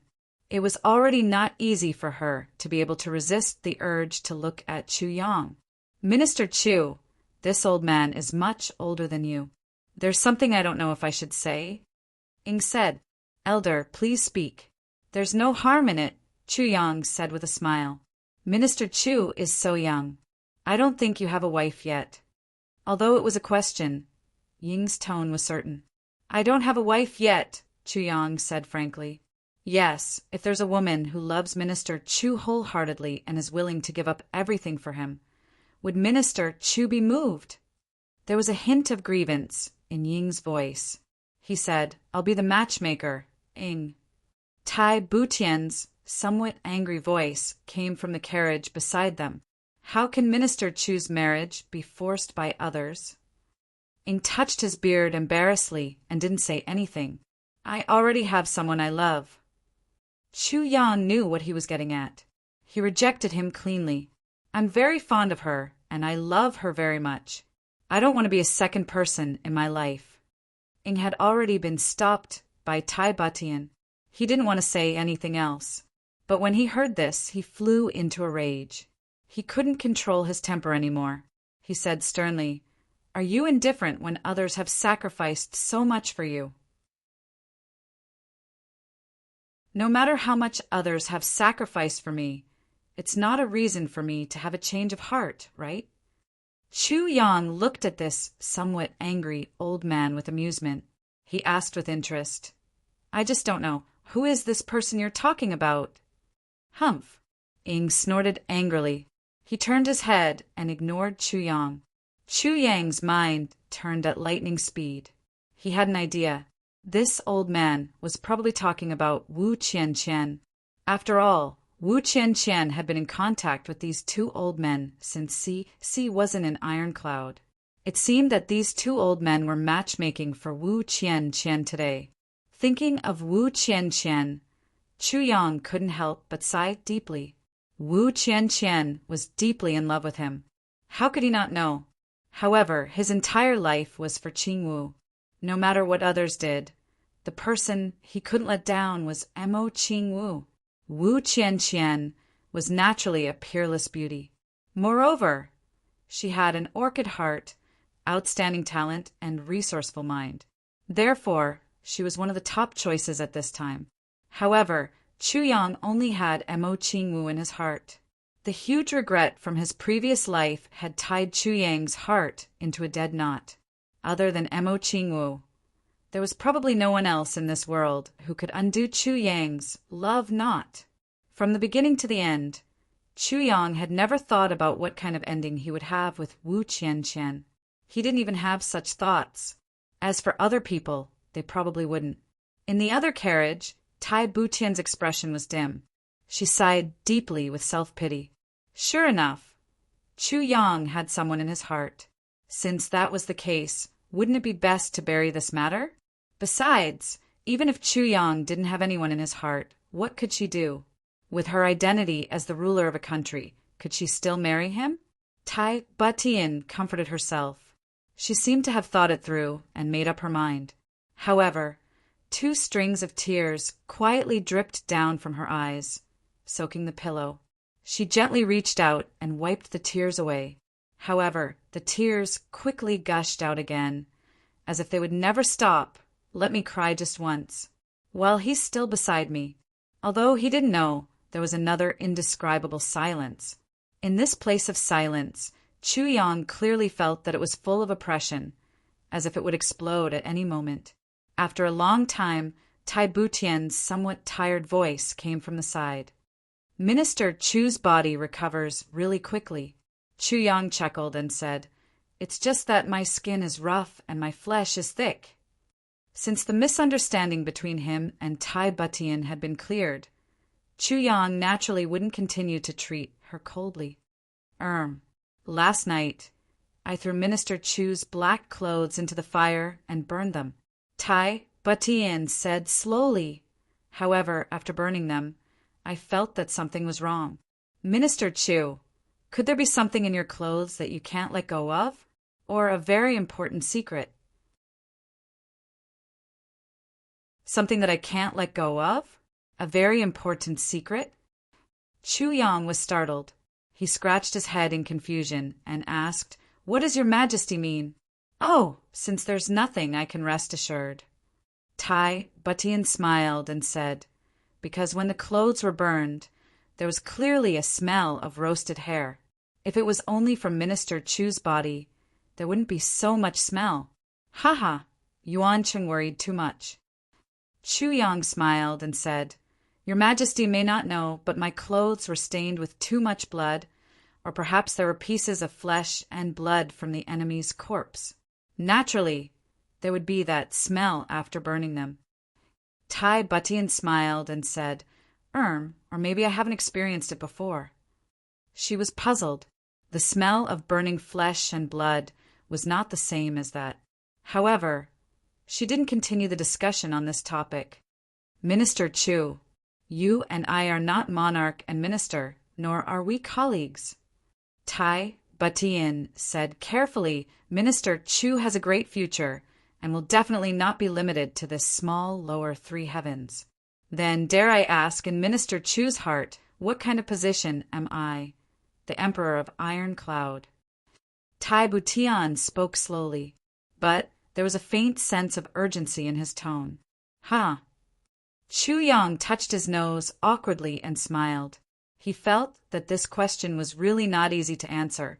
Tai Butian waited quietly and didn't urge him. "Your Majesty, and I really don't know what to say." Chu Yang smiled calmly and said, "From the beginning, you and I were destined to have a cooperative relationship. Our goal was to defeat Diwu Qingro, and the relationship between us was also built on this foundation. However, I, Chu Yang, still admire your Majesty's character. During this period of time, I have cooperated with your Majesty countless times. I also have a good impression of your Majesty. In fact, we have a tacit understanding." Chu Yang deliberated and said, "In such a situation, I don't dare to say that we are brothers, but I can say that we are friends."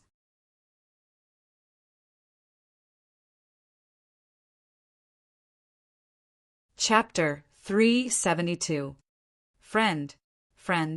Tai Butian's voice was very soft, as if she was at a loss.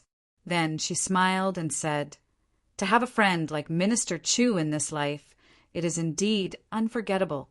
In the history of emperors, who is lucky enough to have a true friend in their life?" "Your Majesty is right."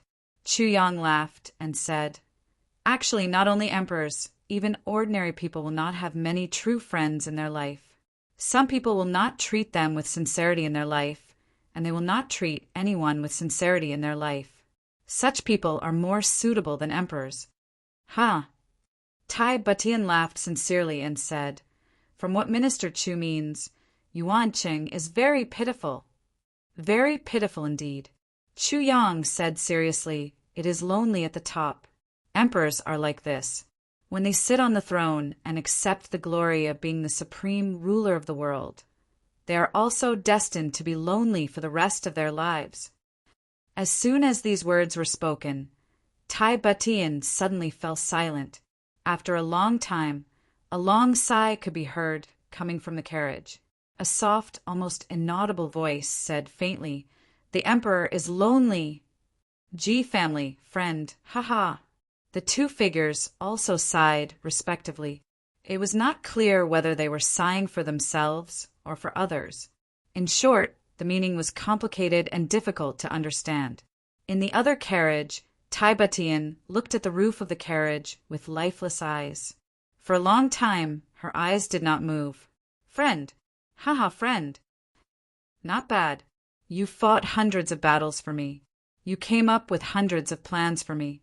You killed madly for me. You risked your life for me. Yuancheng treats me as a friend. I am deeply in love for you. I am afraid for you. I am willing to do anything for you. I am willing to give up my chastity for you. I will do everything I can for you. I will give up everything I have, even the country. Yuancheng, we are friends." Tai Butian's heart was indescribable.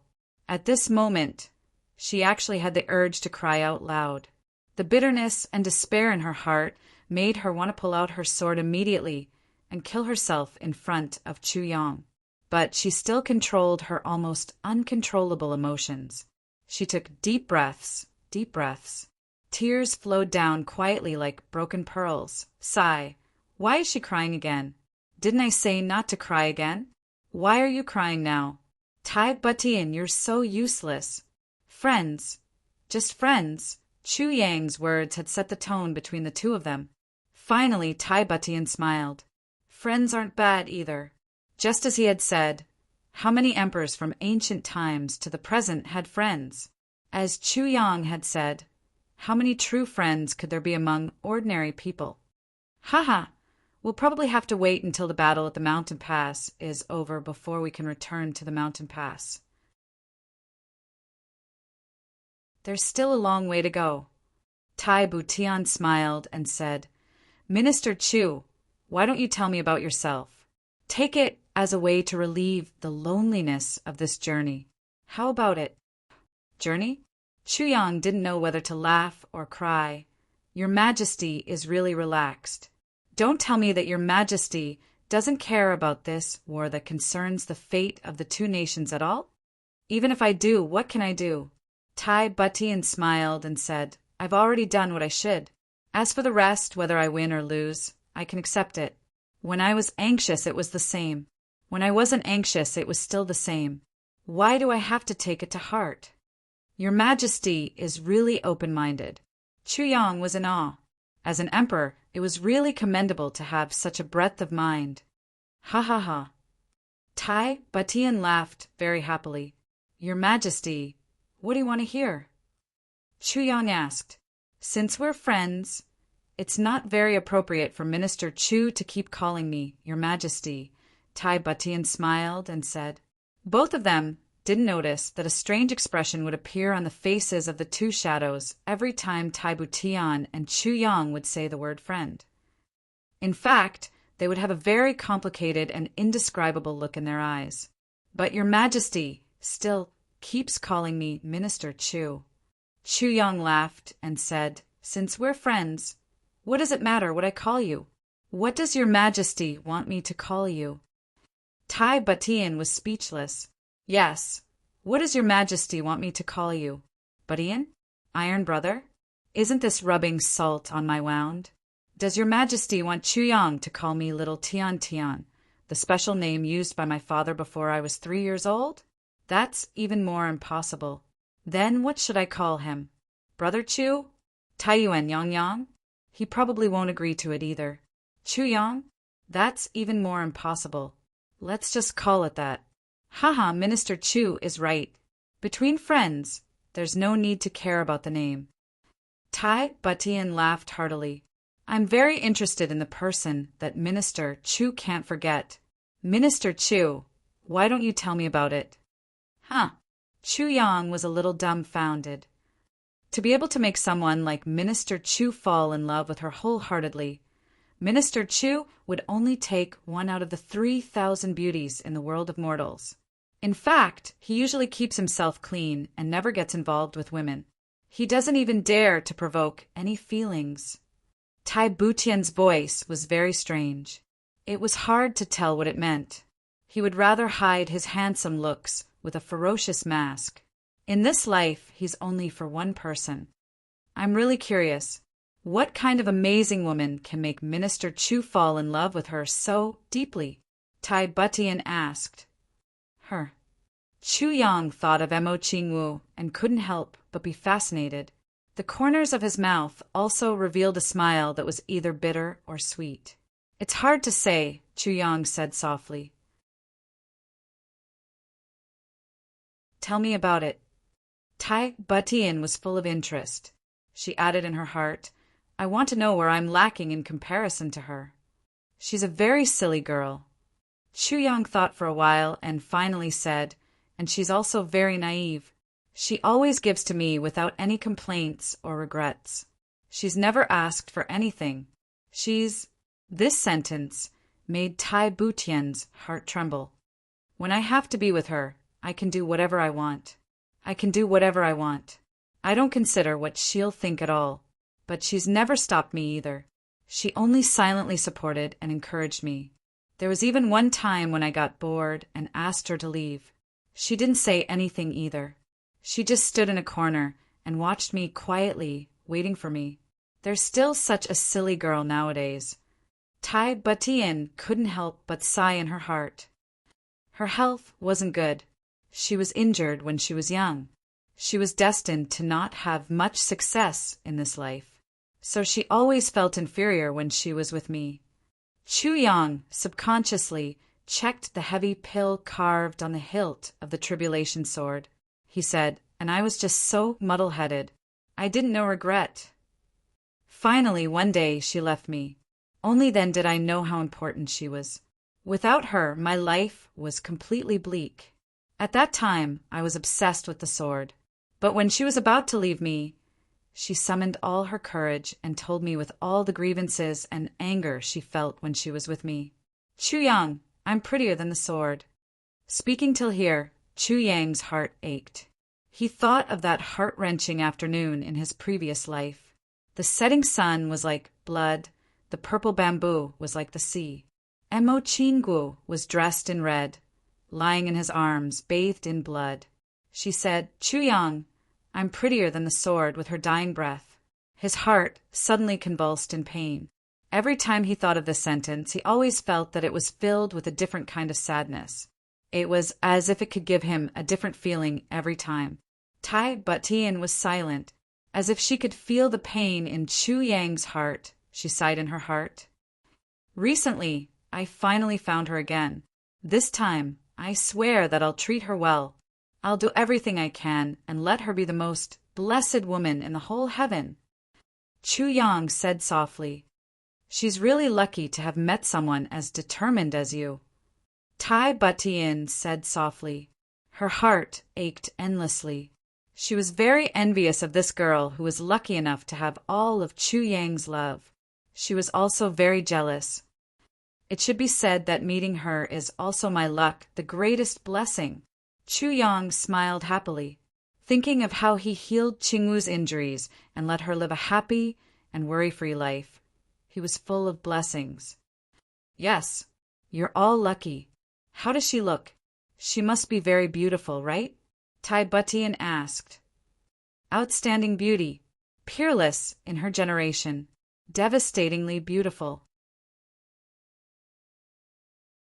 Chu Yang said with certainty, I've never seen a girl more beautiful than her in this world. He thought for a while and said, her style, her elegance, her temperament, her looks, her figure, her temperament, any aspect of her is unparalleled in the world. Chu Yang took a deep breath and said, her beauty doesn't belong to this world.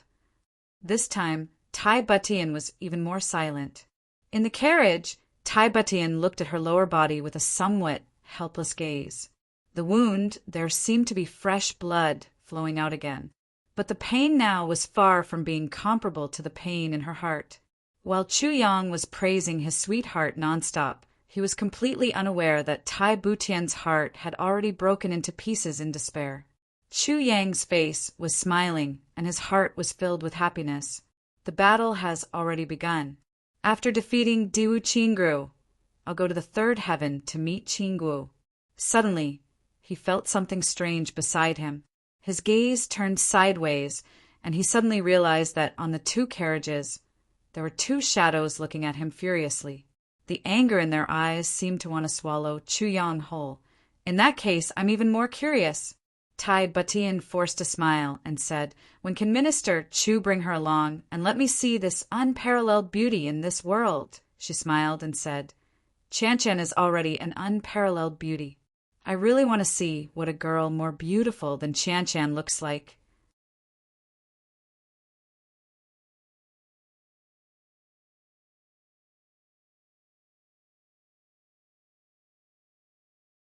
Chapter 373. Chu Yang wisely chose to evade this question. If he didn't evade it, he would really offend her. For a long time, Tai Butian didn't speak. Instead, she laughed softly. Her laughter carried an unfathomable flavor. She said, Minister Chu, Miss Qian is deeply in love with you. Don't tell me you're not moved at all? Chu Yang pondered for a long time. Then he smiled bitterly. Then he replied seriously, Your Majesty, I don't want to repeat this question. You and I are the same. We're both men. Since we're men, we have responsibilities that we can't shirk. You have your responsibilities. That is the road to the emperor and the world. And I have my responsibilities. My responsibilities are the responsibilities of a little man. Qian is a beautiful flower. She's talented and knowledgeable. She's also very infatuated with me. How can I not be moved? Since I'm a man, I have lust. I think you won't deny this point. But do I have to let down another person I love if I'm moved? Chu Yang smiled bitterly and said, Let time smooth over everything. He paused and said, Your Majesty, you're also a man. You should understand my feelings. Tai Butian was silent for a long time. Then she finally smiled bitterly and sighed. I'm also a man, Chu Yang frowned. The emotions revealed in Tai Butian's words were so helpless and sorrowful. Could it be that he also had a girl whom he loved painstakingly but couldn't get? Suddenly he understood. It seemed that Tai Butian liked Wu Qian, but Wu Qian liked him. Yes, it must be so. The two shadows really wanted to block their ears. They didn't want to listen to Chu Yang anymore. Hearing this guy say, You're also a man, and you should understand me, they suddenly felt that it was funny and sad. Yes, as a man, being responsible is a good thing. It's also a virtue. But do you know how many people you've hurt? Who have you hurt? Do you know that you're speaking so confidently right now? She's a woman, and she's a woman who's given everything to you, but can't ask for anything in return. An infatuated woman? Even until the day you die, you might not know that there was such a woman in this world, in your life. For you, he destroyed his cultivation, lost his virginity, lost his future in martial arts, and almost lost everything. But you only treated him as a brother and a friend. How cruel was that? Yet how helpless was that? Let time annihilate everything. Tai Butian repeated this in a low voice, but she was sighing in her heart. Time can annihilate everything. This saying is true. However, there was one thing that no amount of time could erase, and that was a woman's first time falling in love. Her first time falling in love! Moreover, it was a sacrifice without any complaints or regrets. Whether it was Wu Qian or himself, even when Hua Banban was about to die 100 years later, they would not forget what happened during this period of time.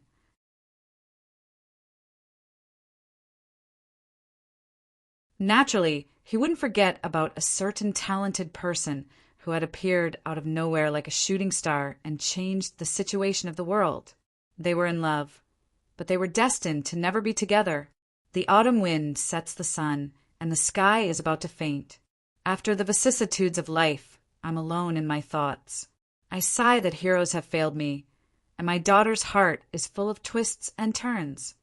Tai Butian looked at the setting sun and the impending darkness on the earth. She couldn't help but sigh softly and emotionally.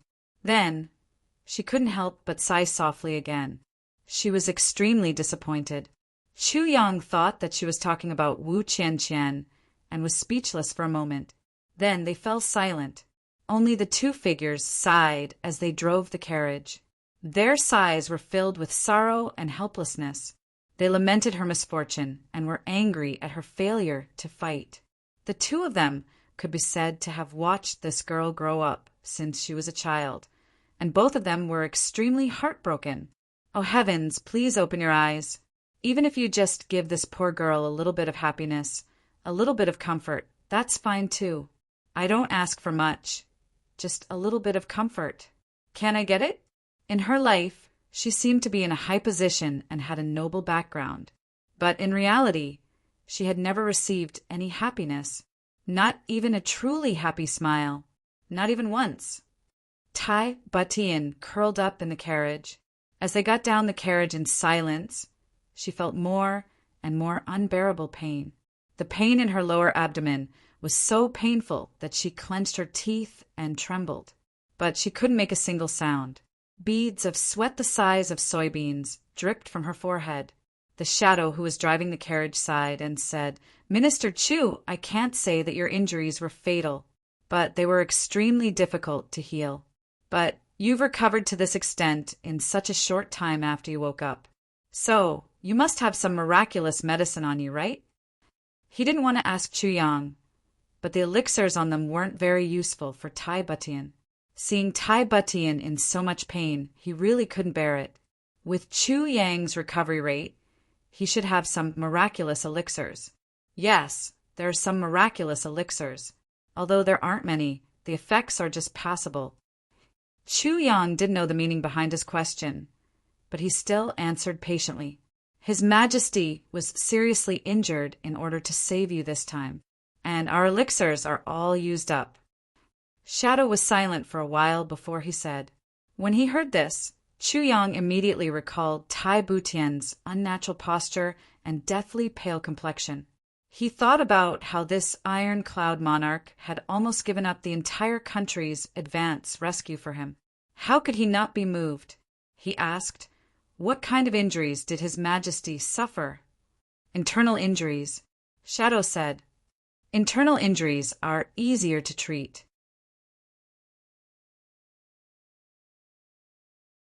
Chu Yang nodded. At this time, other than heavy elixirs, he really didn't have any other medicine. After thinking for a while, he took out an incomplete version of heavy elixir and said, Your Majesty, why don't you try my medicine? Okay. Tai Batian was in so much pain that she couldn't do anything about it. She agreed in a low voice and took the medicine. She swallowed it almost without looking at it clearly. Heavy elixirs were the most miraculous medicines in the world. How could their effects be compared to ordinary medicines? Although it was an incomplete version of heavy elixir in this world, other than the complete version of heavy elixir, its medicinal effects were definitely the best in the world. After Tai Batian swallowed it, she only felt that the elixir melted in her mouth. A cool line slid down her throat and into her stomach. Then, an icy cold line went through her meridians for a round. Then, with a boom, it heated up. A copious amount of medicinal effects healed her body almost instantly. The bleeding in her lower body had stopped, and the pain was gone. Moreover, her wounds were also healing. Even her spirit suddenly became much more uplifted.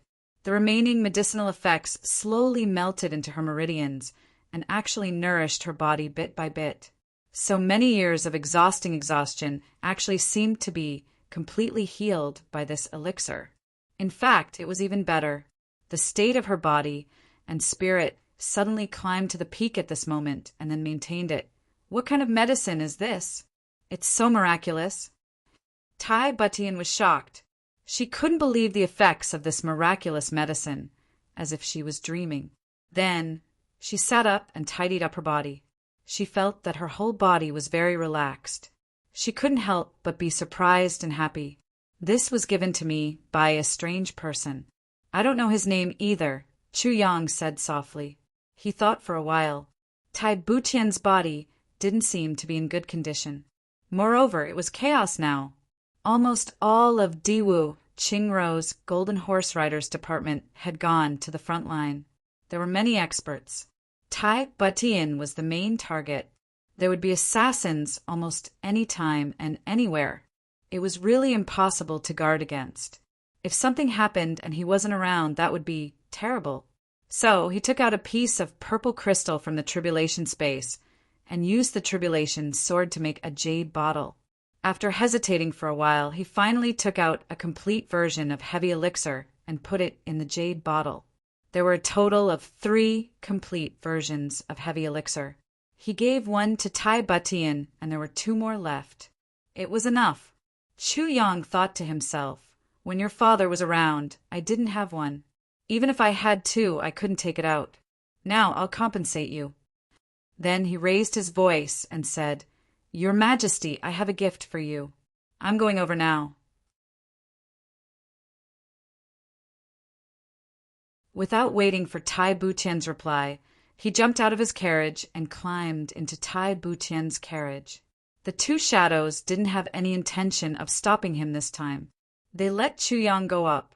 The 2 of them knew very well that no matter what Chu Yang's gift was, it was probably the only thing that could make Tai Butian happy for a long time. This gift was very important, although Chu Yang himself didn't know.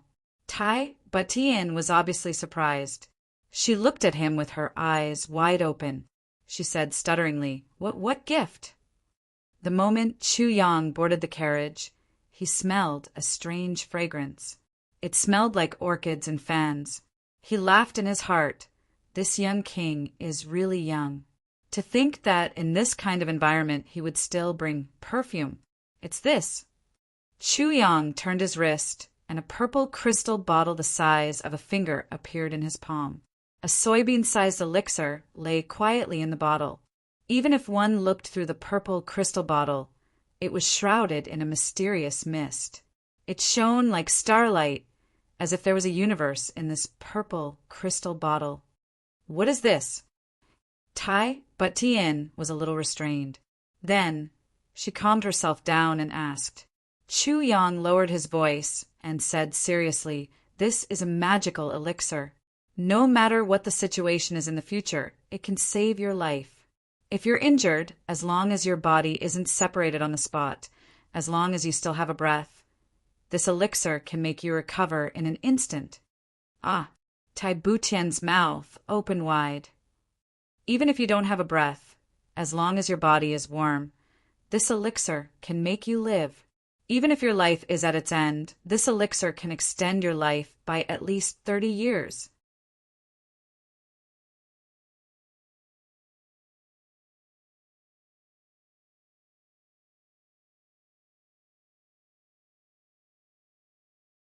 Chapter 374. Tai Butian looked at the elixirs made by Ascension and was suddenly enveloped by boundless happiness. In that instant of excitement, his face actually turned a little red. If it wasn't for the support of the miraculous art of disguise, he would have been dead already. At this moment, he would probably be blushing like a little girl. He was satisfied. He was really satisfied. Although this elixir might not be as miraculous as Chu Yang said, although Chu Yang didn't know what he had done for him. Everything was worth it, because the most important thing was this thought. No, I can't accept it. Tai Butian's eyes were a little red. After thinking for a while, he still rejected it. He looked up at Chu Yang seriously. Minister Chu in the lower 3 heavens, you can live a life of luxury. There may not be any difficulties in your life. But if you go to the lower 3 heavens, every step will be dangerous. The martial world is dangerous and dangerous. Kai Shao needs this the most. Tai Butian looked at Chu Yang steadily. You keep it. It's more useful than me. Chu Yang's heart warmed. He blinked and said, I still have. Tai Butian stared at him for a while. Seeing the serious look in his eyes, she knew that he wasn't lying. She finally smiled and gently took the purple crystal bottle from Chu Yang's palm. She slowly clenched her fist and put it down. Smiling, she said, Since that's the case, I'll accept it. Yes, it's only right. Chu Yang smiled warmly. He didn't notice that Tai Butian's body was trembling slightly. It was as if the most tender part of her heart was gently touched and trembling. Her expression was calm, but one of her hands had never let go of the purple crystal bottle since she took it. She used so much force that her knuckles turned white. Chu Yang smiled and said, "Then I'll go over." "Okay." Tai Butian maintained her composure with difficulty. Chu Yang smiled and stood up. He opened the curtain and jumped out. Tai Butian sat quietly with her head lowered. A happy smile appeared at the corners of her mouth. Actually, it's not like I can't get anything after a long time." She held the purple crystal bottle in front of her eyes and looked at it carefully. Her eyes were full of tenderness. It was as if she could never get enough of this purple crystal bottle. Then she held the bottle tightly against her chest, letting the purple crystal bottle feel her body temperature. She didn't move for a long time. Chu Yang had carved this purple crystal bottle into a work of art. It was extremely beautiful. However, what Tai Butian valued was not this kind of beauty. After a long time, Tai Butian put down the purple crystal bottle. Then he put his hands behind his neck and untied a small object. It was a strange jade tablet. Then Tai Butian picked up a small mirror. As soon as this jade tablet left her body, a dense radiance flashed. Tai Butian, who was originally a handsome young man full of heroic spirit, suddenly turned into a beautiful woman. As it turned out, her disguise was not a disguise, but the jade rocks effect. He just didn't know what it was. Tai Butian quietly looked at the devastatingly beautiful face in the mirror for a while. Then she let out a bitter laugh and said in a low voice, "In this lifetime, this face, I'm afraid no one will be able to see it, right?" Then she wrapped the purple crystal bottle with a tough silk thread and tied a dead knot. She hung it around her neck. Then she untied her underwear and let this purple crystal bottle quietly stick to her most private part, sticking close to her delicate skin. "Stay with me. Stay with me for the rest of my life. It will be very, very good." Tai Butian looked at herself in the mirror, at the faintly discernible purple spot on her chest, and said softly. A teardrop fell gently. Tai Butian's hand trembled a little. However, she still put the small jade tablet back on slowly and resolutely. The radiance changed. That short-lived beauty disappeared without a trace. What replaced it was an emperor with sword-like eyebrows and starry eyes. He looked down on the world and held the world in his hands. Tai Butian. The transmogrification effect of this jade tablet actually changed Tai Butian's temperament, skin color, appearance, and so on. Ever since she received that heavy pill, Tai Butian seemed to have untied the knot in her heart. Or rather, she had tied a dead knot in her heart from then on. The events of this day and night would remain in her memory. I am Tai Butian, the Emperor of Iron Cloud Nation, the Emperor of a generation. I will ascend the 4 seas and rule the world. The last ray of light fell from the horizon. The boundless darkness suddenly swept over and descended upon the earth. Since Tai Butian and Chu Yang's injuries had already healed, they were worried about the battle. The 4 of them naturally had to speed up their journey. They simply abandoned the carriage and moved lightly. Taking advantage of the darkness, they rushed forward for a while. The 4 of them used their lightness techniques and carried Tai Butian along. Chu Yang rushed out with a swoosh sound. His body movement was agile and confident. He leapt out like a wisp of green smoke and covered a distance of 70 feet. Moreover, his body swayed slightly in the air without borrowing any force. Then he gently extended his hand and swept across the ground with a swoosh sound, and a fat hair appeared in his hand. Then his eyes flashed as if he had discovered something. He didn't land on the ground. Instead, he strangely turned around and caught 2 pheasants in the weeds behind the rocks by the roadside. Then he gently landed on the ground. The 2 shadows opened their eyes wide as if they had seen a ghost. They looked at Chu Yang. Their eyes were full of disbelief. What's wrong?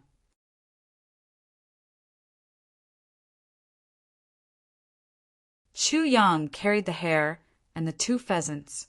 He smiled and said, I'm afraid these aren't enough for our meal. Fortunately, I have some dry food here. The 2 shadows didn't care about whether they had enough to eat or not.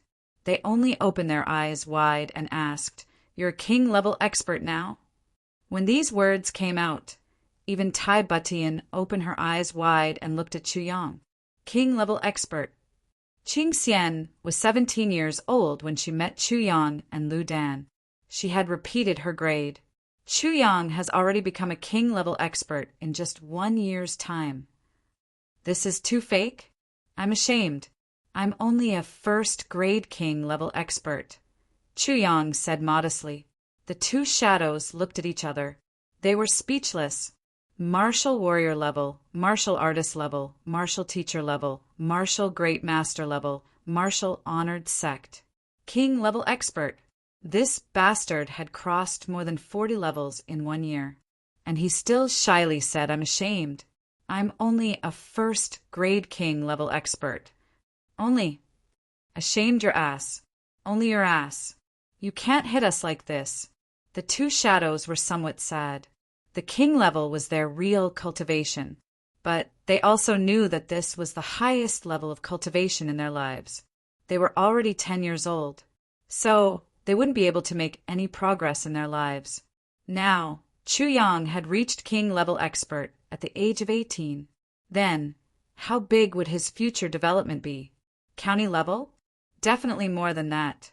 Then, saint level? It was very possible. Thinking of this, the 2 shadows looked at Chu Yang in front of them. They suddenly felt that they were looking up at a tall mountain. You're a king-level expert? Tai Butian looked at Chu Yang. There was a trace of pride in her eyes. Yes. Chu Yang laughed. Actually, it's not a big deal. If you didn't have so many things to do, with your aptitude, you wouldn't be, I'm bad. Tai Butian laughed and said, Not necessarily. One of the shadows asked, Then what kind of king are you? This question came out of nowhere. But Chu Yang understood the meaning of the sentence. He smiled and said, I'm a sword king. King Ku. The 2 shadows were shocked once again. He wasn't an ordinary king-level expert. He was a sword king, one of the hardest king-level experts to reach. Since the Tribulation's sword master appeared in this heavenly layer, the sword had become a sacred weapon in this heavenly layer. This also led to the fact that the majority of moon sword martial artists in the world were martial artists. There were no clear rules for other martial arts. Only the sword. When one broke through the king-level expert and reached the emperor level, he would be a sword emperor, and not a sword emperor. This was the rule of the Tribulation sword master. No one had dared to disobey it for tens of thousands of years. Moreover, sword emperor had become the supreme honor of a sword cultivator.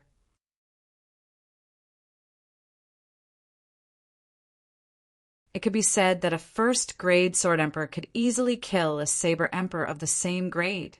The might of a sword cultivator could be imagined. A sword king at such a young age. The 2 shadows looked at each other. They were speechless. That was because they had understood the meaning of each other's eyes. How many sword kings are there in the big clans of the upper 3 heavens at such a young age? Such a person has appeared in the lower 3 heavens instead of the upper 3 heavens. What does this mean? How much would it cost to nurture such a person in the big clans of the upper 3 heavens? They can't even think about it. That massive amount of elixirs and heavenly treasures is enough to bankrupt an ordinary small clan. Or is this a good thing? The 2 shadows had this thought in their hearts. I don't know how the heaven-splitting mountain pass is. Tai Butian was standing on a big rock. She was looking into the distance. Her expression was faint, but one could see that she was anxious. There shouldn't be any problem. Chu Kuang comforted her. Chu Yang comforted him. Wu Kuang-yin is good at fighting. Moreover, he seems to be straightforward. But he's brave and resourceful. He makes quick decisions. He's willing to give up when he has to, and he has a good grasp of gains and losses. He's willing to risk hundreds of kilometers to go back. Moreover, the heaven-splitting mountain pass is a natural stronghold. He knew what Tai Butian was worried about, and his words had dispelled Tai Butian's worries. Yes, there isn't enough time to withdraw all 500,000 people into the heaven-splitting mountain pass. Wu Kuangyin must make sacrifices to ensure the safety of the majority of his troops, and he must ensure that the mountain pass doesn't fall into his hands. The key point is how to give up. However, the two of them hadn't expected that the attack and defense of the heaven-splitting mountain pass would be so fierce and earth-shattering. Diwu Qing Ro's calculations were extremely accurate. He had calculated every detail from thousands of kilometers away. He could have defeated Tai Butian's troops in one fell swoop if he had followed his plan. But he hadn't calculated one thing. And he hadn't calculated this one thing. And it had led to a change in the course of the war. Ripples have been erupting for a few days now. But I can't erupt today. It took me more than 10 hours to write 1,000 words.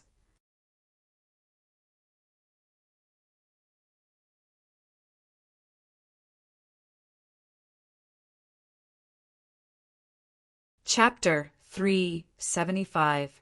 Diwu Qing Ro had envisioned that Jing Mengui would lead his winged horse. After killing King of Hell Chu at the last moment, they would continue to create obstacles for the Iron Cloud's army. They would delay the enemy for 2 to 4 hours. And this should be the case. In fact, 3,000 experts could have rushed to the front of the army to set up roadblocks to stop the cavalry, since they were dozens of times more skilled than ordinary soldiers.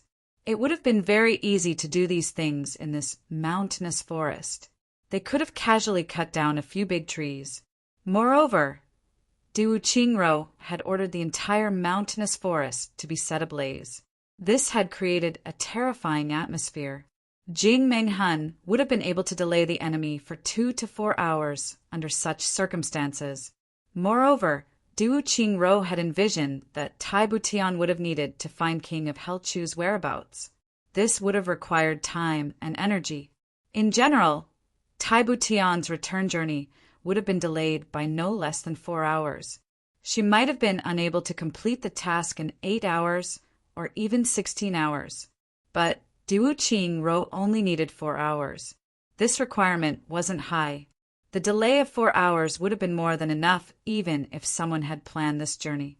However, these 4 hours were the most important time. In other words, Diwu Qingro's 300-kilometer journey would have taken place. 4 hours wasn't a short time, but the elite cavalry wouldn't have been able to cover 300-kilometer distance after a long journey. But it was enough to shorten the distance by 250 kilometer. In fact, it might have been even shorter. The enemy would have fallen into chaos as long as they'd seen or heard the movements of the cavalry. Diwu Qingro needed this kind of internal turmoil. That was because hundreds of thousands of troops couldn't pass through the slanting valley in an orderly manner at such a distance. They wouldn't have been able to pass through if there had been internal chaos. They would have only been able to squeeze into a group. This was human nature. Everyone wanted to live. Everyone wanted to squeeze forward to find a way to survive. Even experienced soldiers would have been reduced to a motley crew in such a chaotic situation. Diwu Qingro had grasped the timing very well. These 4 hours were the time to unify the world. The war between the two nations would have ended within these 4 hours, and the final outcome of the war would have been decided within these 4 hours. However, Diwu Qingro had never expected that the king-level experts, who had led thousands of experts, wouldn't be able to do anything in the blink of an eye. They did not make any effort to stop the army and fled. That was because Diwu Qingro had never imagined that King of Helchu, who should have been on the verge of death, would have erupted with such a terrifying fighting strength at such a critical juncture. Jing Menghun had besieged 3,000 experts, but Yi Shiwen had single-handedly killed more than 1,000 of them. Even Jing Menghun, who was at the peak of the king level, had sustained serious injuries. He was fleeing for his life in distress. This was a terrifying variable, and also a variable that no one would have thought of even if they cracked their heads. Moreover, he hadn't expected that King of Hell Chu and Tai Butian's army would arrive at the same time. They met head-on. This way, all the searching time would be saved. Then, Tai Butian made a prompt decision and ordered Wu Kuangyin to lead the army back. This saved a lot of time, and the time that Diwu Qingrou's army could take advantage of had become very small under this situation. Fortunately, the 3 generals that Diwu Qingrou had selected were daredevils who were eager to make progress. They didn't have a 4-hour buffer, but they had been galloping as fast as they could, and they had managed to shorten the time. This had gradually made the situation close to a stalemate. Wu Kuangyin had used a hawk to send a message on the way back to reinforce his army. I order Wu Yi to return to the heaven-splitting mountain pass as soon as possible. And he clearly stated, I, Wu Kuangyin, won't come out of the heaven-splitting mountain pass to provide support if both our army and the enemy arrive at the same time. Wu Yi saw the urgency of the situation after he received this message. So, he immediately ordered his 200,000 troops to rush back overnight. Only an empty, slanting valley was left behind. Wu Kuangyin's cavalry rushed into the slanting valley like a thunderbolt while they were retreating into the mountain pass. They went straight into the heaven-splitting mountain pass. Wu Kuangyin's cavalry entered the heaven-splitting mountain pass. Then, Diwu Qingrou's 3 armies arrived at the same time. Wu Kuangyin's rear army, nearly 50,000 men, were overtaken outside the heaven-splitting mountain pass. They were forced to turn around and fight to the death with the enemy. None of the 500 officers and men survived this battle. The enemy had also crossed the slanting valley and had stationed their troops under the heaven-splitting mountain pass. They took advantage of the aftermath of the battle and launched a siege on the city without stopping for even a moment. The heaven-splitting mountain pass's natural stronghold played a huge role at this moment. Hundreds of thousands of people were attacking the heaven-splitting mountain pass at every moment, and even more people were rushing forward at every moment. Both sides wanted to attack, but couldn't.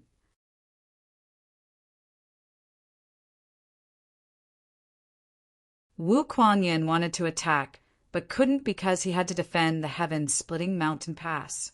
After that, he had to provide support to His Majesty. Therefore, he couldn't retreat even an inch. He relied on the natural stronghold to fight without retreating. And the 3 tiger generals of Great Zhao were in an even more difficult situation. They hadn't expected that they would fall into such an incomparably dangerous situation. They advanced triumphantly and defeated the enemy along the way. They rushed into the slanting valley with irresistible force and rushed to the heaven-splitting mountain pass.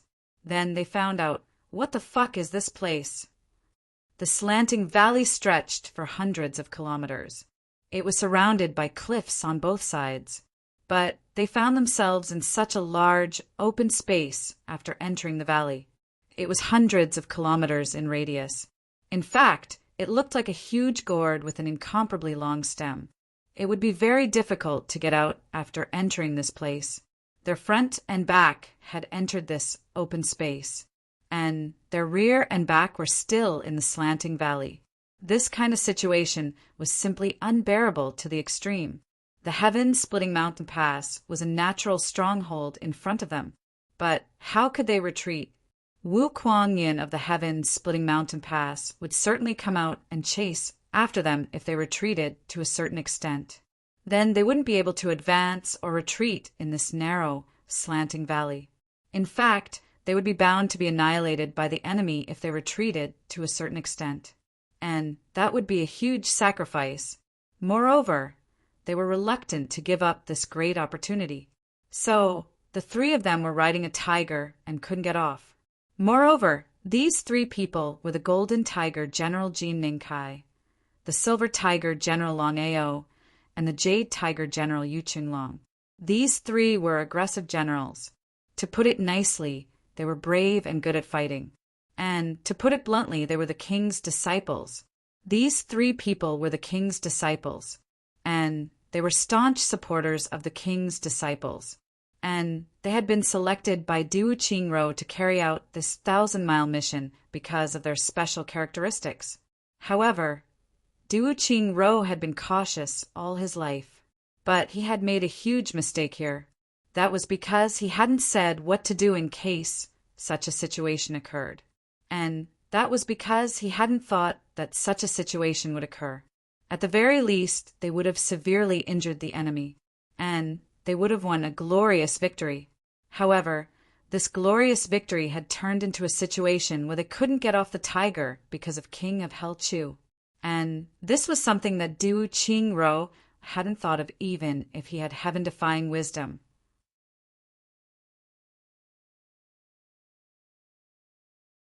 These three king's disciples who were riding a tiger and couldn't get off the tiger had given the order to gather all the rocks and trees in the heaven-splitting mountain pass. Then they had set it on fire, and the heaven-splitting mountain pass was suddenly filled with a terrible stench. That pungent smell made people want to vomit. This move was simply cruel and inhumane.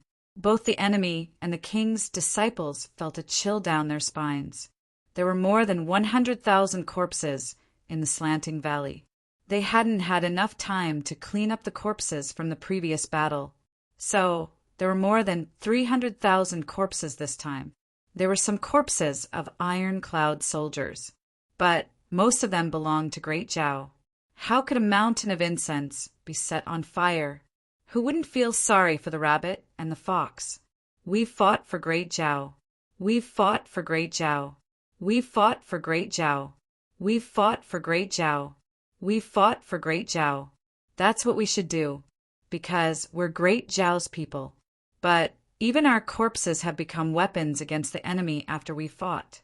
Isn't this too cruel and inhumane? A tree that's 1,000 feet tall will return to its roots, but our ashes won't even be able to return home?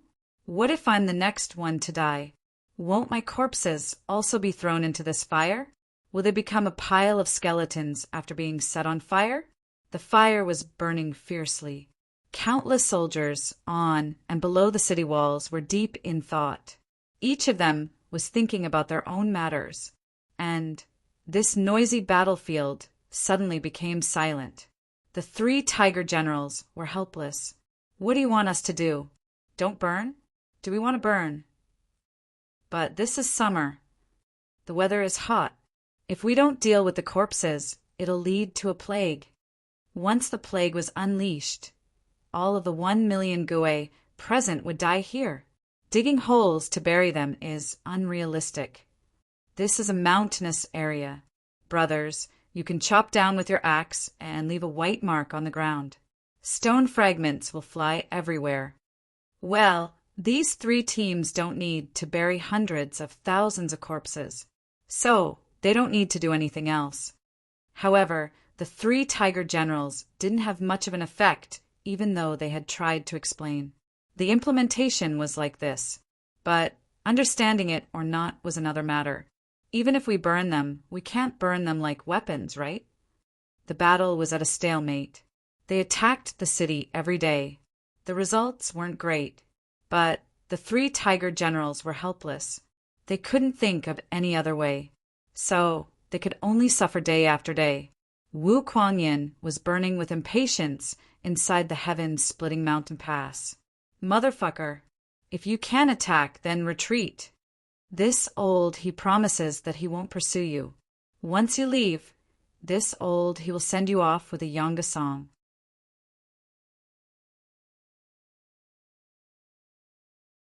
But what's the point of being entangled here? This old he still has to go and rescue His Majesty.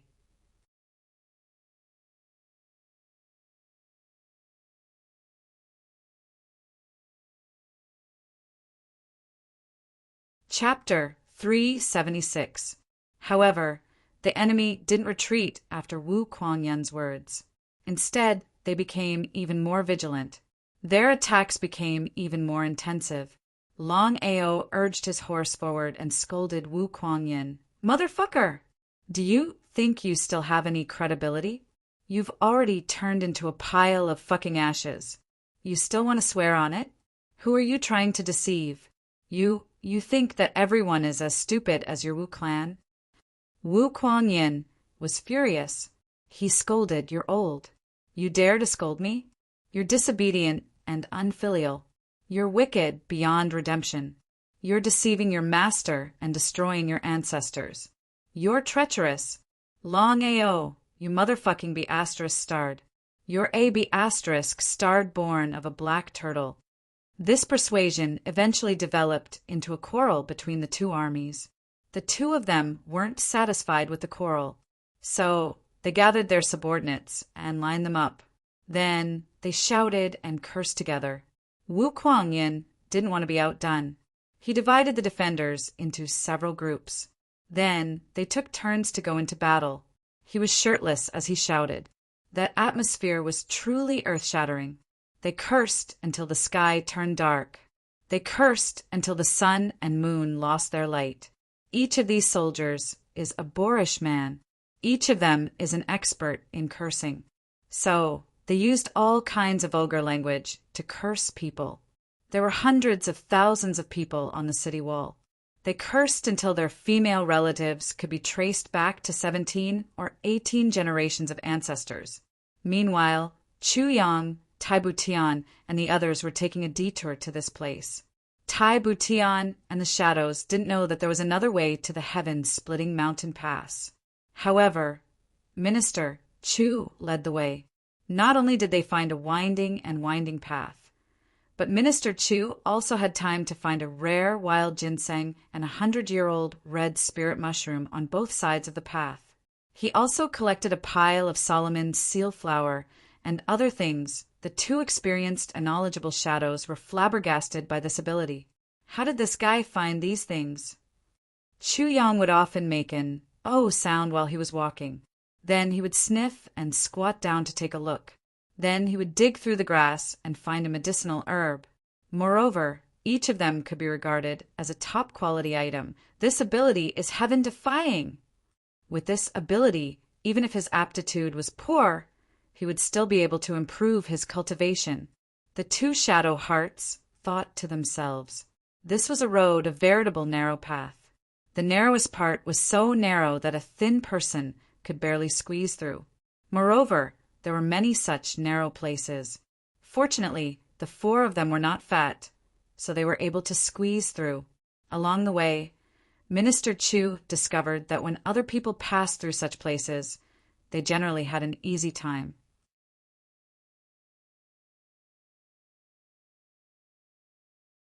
Only the skinny and petite Tai Batian actually had her chest squeezed a few times when she passed through such places.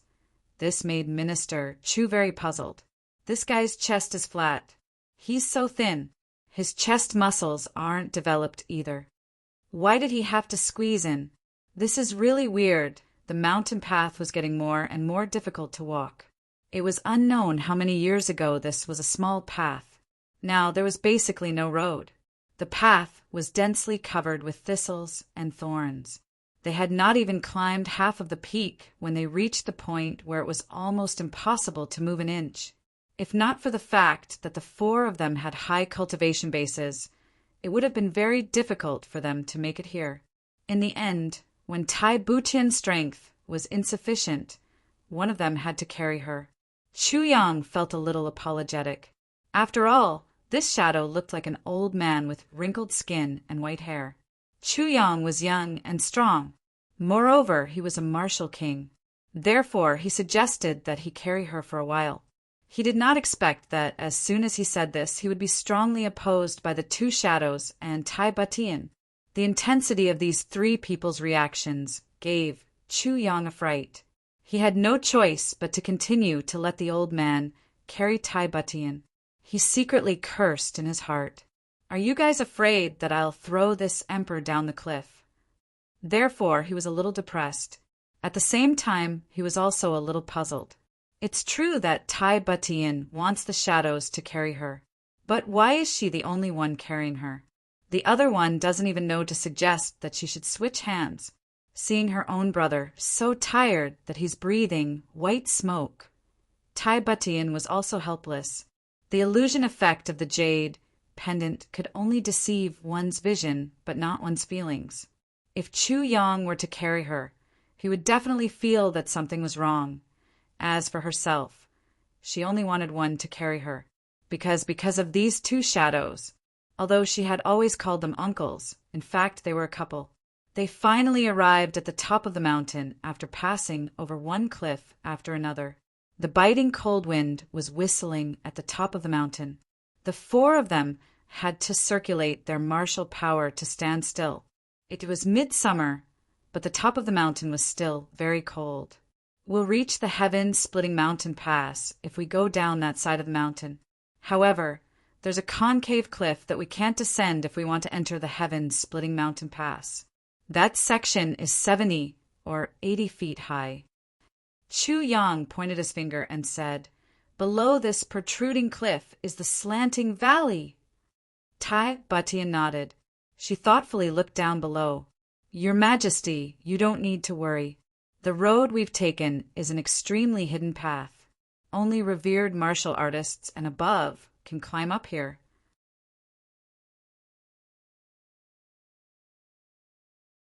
It would be even more ridiculous if the army were to pass through here. Tai Batian faintly smiled and said, "I'm not worried about this. I heard you say that the slanting valley is below here. Wu Kuangyun is guarding the mountain pass. So, the army of the Great Whip Army must be guarding the slanting valley. How can we destroy them? Or, what can we do if we descend the pole?" "It can't be a coincidence, right?" Ing said. "You must know that there must be a suitable terrain. How can we know if it's a coincidence or not if we don't take a look?" Tai Batian frowned and said, "Moreover, it's not easy to come up here. So, I won't be willing to go down without doing anything." However, she did notice that Chu Yang had begun to frown and think hard since she had said this. Then Chu Yang said, "I have an idea in that case. Come with me." Then he went down the same way he had come. Tai Batian and the other two didn't know what he was doing, so they had no choice but to follow him. They could vaguely hear the vigorous cursing from below. The mountain was high, but 3 of the 4 king-level experts had superhuman hearing. So how could they not hear it? Awesome. Chu Yang said from the bottom of his heart, to be able to fight to Wu Kuangyun's level, it can be said that no one has ever done it before.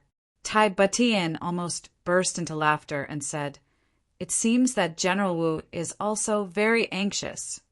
"How can he not be anxious? He abandoned you, the Li Emperor, and ran back alone. Even though it was your order, if something happened, he wouldn't be able to explain himself even if he jumped into the heavenly river. Right now, this guy's heart must be scratching with 100 claws. But he's still suffering in silence. He can't speak of his bitterness." Chu Yang mischievously smiled and said, "General Wu must be feeling very good right now." Tai Batian finally couldn't help but laugh and said, "Yes, you can ask him when you see him. Then you'll know how good he is." She suddenly blushed as she said this. It was unknown what she had thought of. "I don't need to ask him. I know what he will say." Chu Yang curled his lips. "What will he say?" Tai Batian asked curiously. "If he sees you go back, and I ask him how he felt when His Majesty wasn't around, how would he feel? How good would he feel?" Chu Yang immediately said, "Once he's relaxed, he'll definitely say that. Do you?" Tai Batian asked curiously. Chu Yang suddenly imitated Wu Kuangyun's hoarse and rough voice. He covered his chest and shouted, "Oh, so good! I feel so good, whoa, whoa, whoa, whoa." Her movements were gentle and graceful, and her voice lingered in the air. It was enough to make one's imagination run wild. Tai Batian staggered and almost rolled down the mountain. She kicked Chu Yang's buttocks and said with a flushed face, "Nonsense! How could there be such a thing?" The 2 shadows staggered and nearly fell down.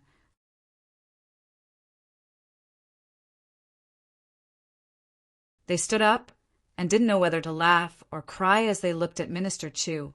They stared at him for a long time and didn't know what to say, but you're pretty good at imitating his voice. Tai Butian composed herself and said with a smile, I heard that the two of you know each other? Yeah, we've known each other for a long time. Our relationship is very good. Chu Yang shook his head and sighed. I caught him when he tried to assassinate Du Shiqing. He was my captive for more than 10 days. During those days, he shouted and cursed every day. It was impossible not to be familiar with his voice. But later, he annoyed me. I said something and he immediately became obedient. What did you say that was so effective? Tai Butian was even more curious. With Wu Kuangyan's temperament, he sometimes dared to yell at Tai Longcheng. But Chu Yang and Wu Kuangyan were in a hostile position at that time. So, what could Chu Yang say to Wu Kuangyan that would immediately make him behave? I said, if you scold me one more time, I will immediately feed aphrodisiac to all the warhorses. Then I will take off their clothes and put them in the warhorse shed. Chu Yang narrowed his eyes and said in a pleased manner, You. Tai Butian's intuition stirred. She almost jumped off the cliff because of the sentence. Not for Wu Kuangyan, but for herself. Feed him aphrodisiac. And then put him in a position. Isn't this the same thing that happened the night before when Chu Yang was unconscious after taking aphrodisiac? Is he talking about me? Was he conscious at that time? Tai Butian was so ashamed that she couldn't restrain herself. She angrily asked, What do you mean? The two shadows looked at each other in dismay.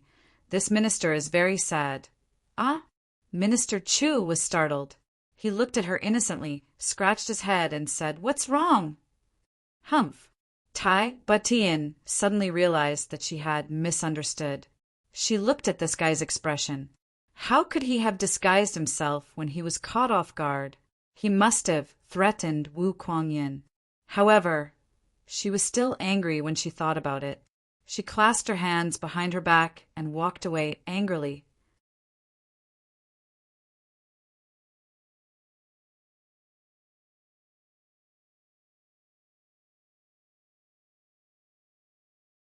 Chapter 377. Minister Chu's eyes widened innocently. He felt very wronged. You asked me to say this, okay? I said it to amuse you. Why did you suddenly get angry? It's really hard to fathom the emperor's appearance. No wonder they say that accompanying the emperor is like accompanying a tiger. These words are really true. You deserve to be scolded. The two shadows glared at him fiercely and chose to agree with the emperor without any mercy. They despised this bastard who abandoned her after having sex with her. Chu Yang looked at the backs of the three people in a daze. He was so depressed that he couldn't bear it anymore. He shouted, Crap, what's going on? What's going on? Crap, I'm being wronged. This is too unclear. Why did I suddenly provoke public anger? The other three people had their own thoughts, but they couldn't help but laugh when they heard that this guy was so depressed. Well, here it is. We're here. Chu Yang pointed to the front. These three people didn't pay any attention to him after he told them how to deal with Wu Kuangyan. He kept his head down and racked his brains. He thought, There's nothing wrong with what I said. Why did the three of them get angry? What's going on? The more you talk, the more mistakes you make. They finally arrived at the destination, so they heaved a sigh of relief.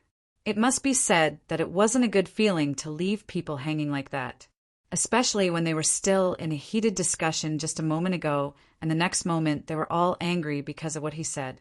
Anyone would be at a loss. So what if it's here? Tai Butian asked. There's a cliff here. There's a slight slope. You can't see it from here. It's more than 3,000 feet down. It's a slope. It's very steep. So it's impossible to come up from below. But it doesn't prevent you from going down. Chu Yang said, Of course, people can't go down. What are you talking about if people can't go down? Tai Butian squinted at him. She had been trying to tease him ever since he said that. But other things can go down. For example, stones. Chu Yang mischievously smiled and said, I remember that the slope here is slanting downwards. Then it rushes into the slanting valley, that road, and the slanting valley is now crowded with Great Zhao's army. Ha ha, this is very interesting. Tai Butian's expression changed at once. Her eyes also sharpened at once. You mean, Chu Yang smiled and said, my idea is very simple.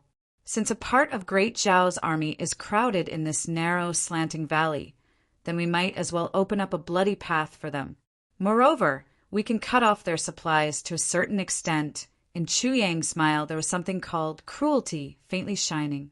Even the two shadows couldn't help but shudder when they saw his expression.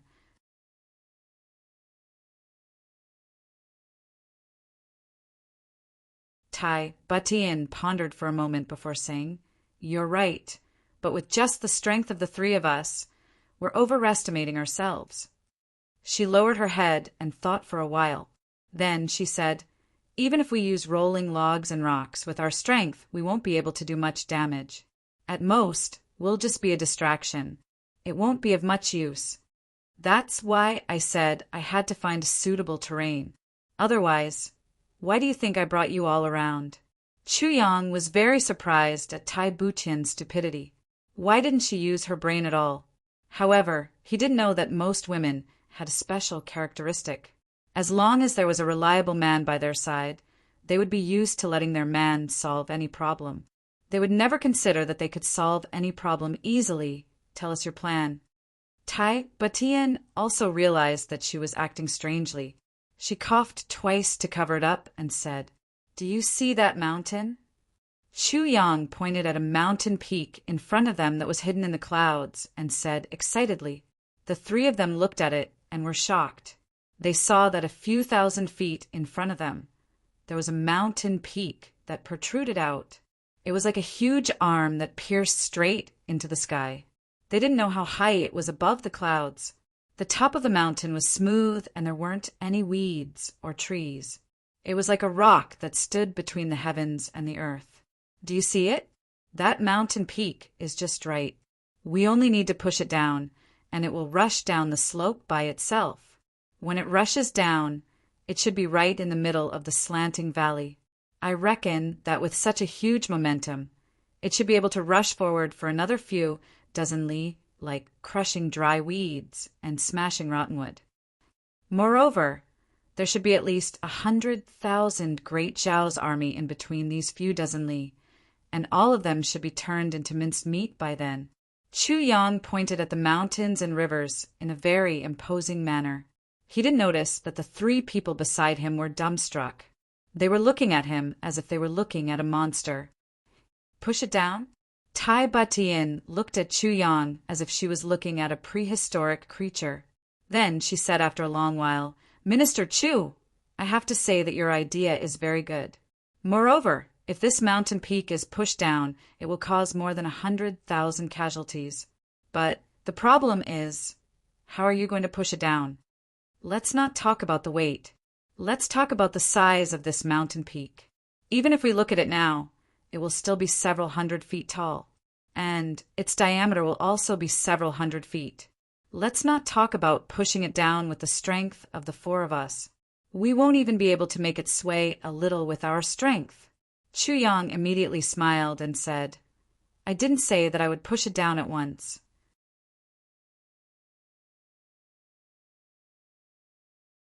This kind of thing has to be done step by step. Strike while the iron is hot. Moreover, I have to tease it slowly. When the time is right, it will be half unwilling and half willing. Yes, once it enters the harbor, it will be directly destroyed with a bang, and it will be a success. Minister Chu's words made the two women of the three people blush at the same time. What is this bastard talking about? It sounds like a wolf is molesting a little girl. How did a good plan to kill the enemy turn into such a wretched thing when it came out of his mouth? The two figures shook their heads as they looked at the mountain peak. Even a martial monarch would find it difficult to get rid of such a mountain peak, right? Not to mention The only people who could do this were the legendary martial sages and the supreme martial artists who were above martial sages. Of course, if a supreme martial artist were to come, he would probably be able to slap this mountain peak down with a wave of his hand. Furthermore, if such a person were to deal with such a human army, would he still need a mountain peak? One person would be enough to kill, with the three of them only having the strength of a martial king. It was absolutely impossible.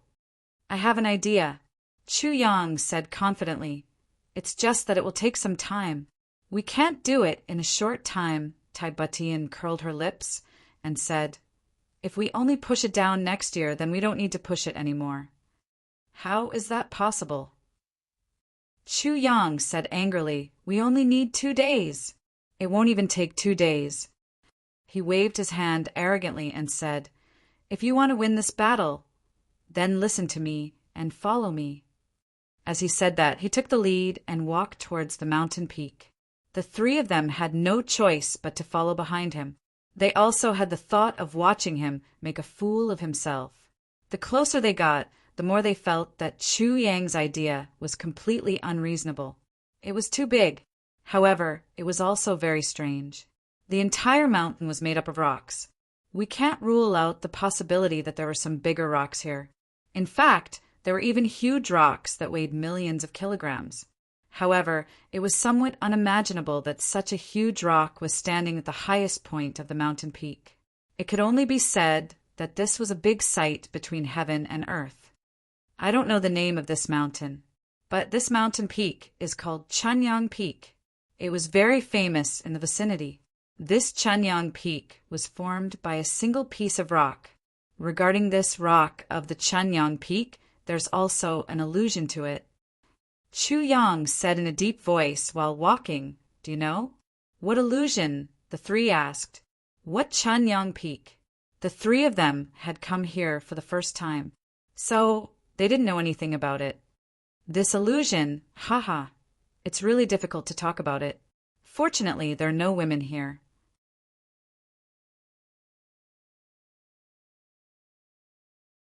I wouldn't have said it if there were. Minister Chu smiled in a somewhat vulgar manner. His eyebrows jumped up and down. He looked at the three of them with a look that said, you know, all men know. He didn't know how ridiculous it was for him to say, fortunately, there are no women here. There were 3 people in front of him, and 2 of them were women. The 3 of them were angry and amused at the same time. They felt somewhat powerless against this guy's nerves from time to time. What's the illusion? Ing asked this time. Look, this mountain peak is straight from the bottom to the top. Moreover, it's divided into the left and right sides. There are also 2 oval-shaped bases. Well, it's very big. It doesn't look very vivid, but it doesn't matter. The key is at the top. Minister Chu chuckled as he walked in with the 3 of them. He waved his hand as if he had just discovered something. Then he said excitedly, look, there's a mushroom head at the top. It's a lot thicker than this one. Did you think of it? Ha! Chu Yang grinned. He was overjoyed as he looked at the situation. But Tai Batian and the other 2 stared at him with puzzled looks on their faces. You guys really don't have the slightest bit of imagination. Chu Yang sighed helplessly. Did you guys realize what it would look like if this thing was shrunk a few 100,000 times? At this point, he became a little excited. He chuckled and said, think about it. We also have this thing. Haha, it's really not much different. Think about it carefully. Doesn't it look like it? Doesn't it look like it? The 3 of them shook their heads blankly.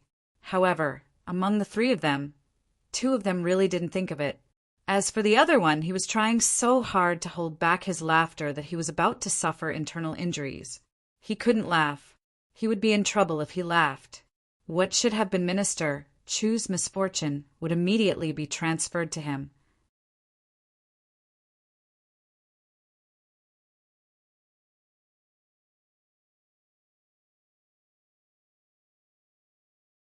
Chapter 378. I can't wait to take off my pants and compare them with you guys. Chu Yang waited impatiently. looking at this face, looking at that face, with a lewd expression that would immediately burst out laughing after being recognized. He looked at the three people expectantly, but what he saw were three inexplicable faces and three pairs of very doubtful eyes. Minister Chu's face finally collapsed bit by bit. Finally, he couldn't hold it in any longer and said very gloomily, "Don't you guys think that this thing is really very similar to that thing in our pants?" Minister Chu was about to go crazy. He had never told a joke that had made him this depressed. These three people were too humorless. Minister Chu's gloom wasn't without reason, because he had directly messed up the whole thing. He really didn't know that it wasn't that they couldn't think of the thing he said, but that one sentence he said really misled them. "We also have it on us." It was this sentence that ruined the whole thing. You said you have it. The problem was that they didn't have it on them. They really didn't. They obviously didn't have it. But you said you did. Could it be that they didn't have it? So Minister Chu couldn't help but go crazy. The last sentence was roared out very gloomily. As soon as he said this, the three people immediately understood. Even those who didn't immediately understood. In an instant, one of them, who had long suffered internal injuries from holding it in, immediately held his stomach and laughed wildly. I finally laughed out loud. I almost choked to death. As for the other two, they looked at Chu Yang angrily. Looking at their postures, they were about to pounce on him and give him a good beating. Minister Chu saw that someone had finally understood his intentions. So he was about to let out a wild laugh. But he was greeted by two ice-cold and angry glares. These glares were enough to stab him to death with 1,000 cuts. Minister Chu only felt a chill down his spine. He was about to burst out laughing, but he held it back. He smiled embarrassedly, touched his nose, and scratched his head. He said, "Why isn't it funny?" "It's funny." Tai Butian gritted her teeth and tried her best not to explode. Suddenly, she exploded in anger. "Funny your head. So vulgar, so despicable, so... You actually dared to say it out loud, and even so proud of it. You really have no sense of shame." Tu Ying didn't know whether to laugh or cry as he looked at Chu Yang. He really wanted to beat him up. Chu Yang was dumbfounded. She really didn't know why this joke, which was supposed to be unstoppable among men, had the opposite effect at this moment. This was simply too shocking. Could it be that after becoming an emperor, he was different from ordinary men? You don't even have something to laugh about? Aren't you going to tell us your story? Tai Butian said angrily. He couldn't wait to change the topic.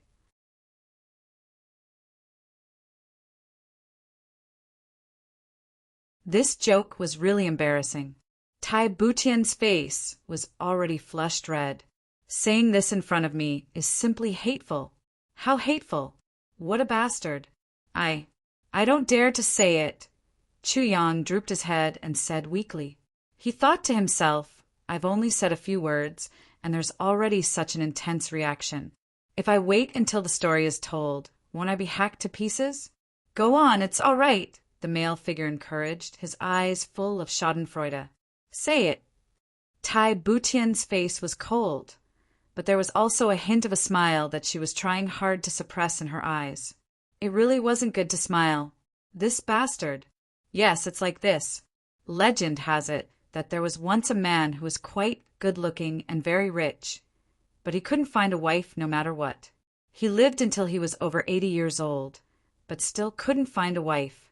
He died of depression. As Chu Yang spoke, he stole glances at their expressions. Seeing that there was nothing wrong, he went on boldly. So, after he was reincarnated, he was still very handsome, suave and rich, but he still couldn't find a wife when he was 80 years old. He died again. At this point, the three of them were also stunned. What kind of story was this? What does this have to do with this mountain peak? Tai Butian raised her eyebrows and couldn't help but ask. She really didn't know what the purpose of such a ridiculous story was. Don't be anxious. You'll know if you continue listening. Chu Yang comforted her. Just like that, he reincarnated continuously. In his last life, he Before he died, he found out that he was actually a bachelor. This world's virgin has finally erupted like a volcanic eruption. With a sorrowful expression and a sorrowful tone, Chuyang said, so before he died, he made a great wish. If there are men in this world, there will be women. If there are women, there will be men. Yin and Yang will harmonize, and all living things will flourish. This is the principle of Yin and Yang in this world. Unfortunately, I'm talented and virtuous, but I'm a bachelor. This is nothing more than heaven's teasing. Where's justice? Where's humanity? Where's the heavenly Tao? Where's the justice? Chuyang's cadence paused for a moment as he spoke till here.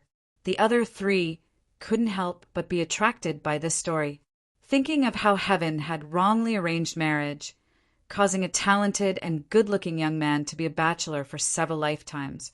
It really made one sigh. Other than the words, "The justice is unfair," there was really nothing else to say, especially when Tai Batian thought of herself.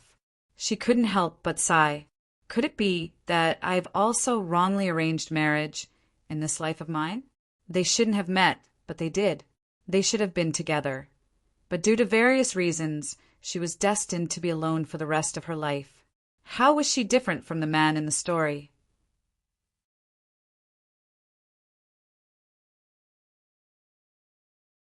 She couldn't help but sigh and ask, then what great wish did he make? To have many wives and concubines in his next life? She thought, according to the thoughts of an ordinary man, this should be it. After living a bachelor for several lifetimes, it's understandable to have such a wish. No. Chuyang smiled strangely and continued to narrate. He looked up to heaven and shouted, if Yin and Yang can't be harmonized, what's the use of heaven? So what if I'm reincarnated again? Everyone in this world harmonizes and complements each other. Heaven alone is so unfair to me. If this can be tolerated, what else can? Although I can't harmonize Yin and Yang in this life, even if I die, I will still lead heaven. Tai Batian let out an ah and was instantly speechless. She only felt that her heart was about to stop beating at this moment. In that instant, she was filled with regret. She really had nothing better to do. She let this guy talk about the story here. Great, now it's so awkward. Chuyang was overjoyed. As he spoke, he laughed and shrugged his shoulders. After he finished speaking, he took off all his clothes. Then he spread his legs and lay down on his back dead. His resentment shot straight to the sky. Suddenly, lightning flashed and thunder roared. His body suddenly underwent an unbelievable change. Tai Batian wanted to ask, what change? But after thinking about it, she held back.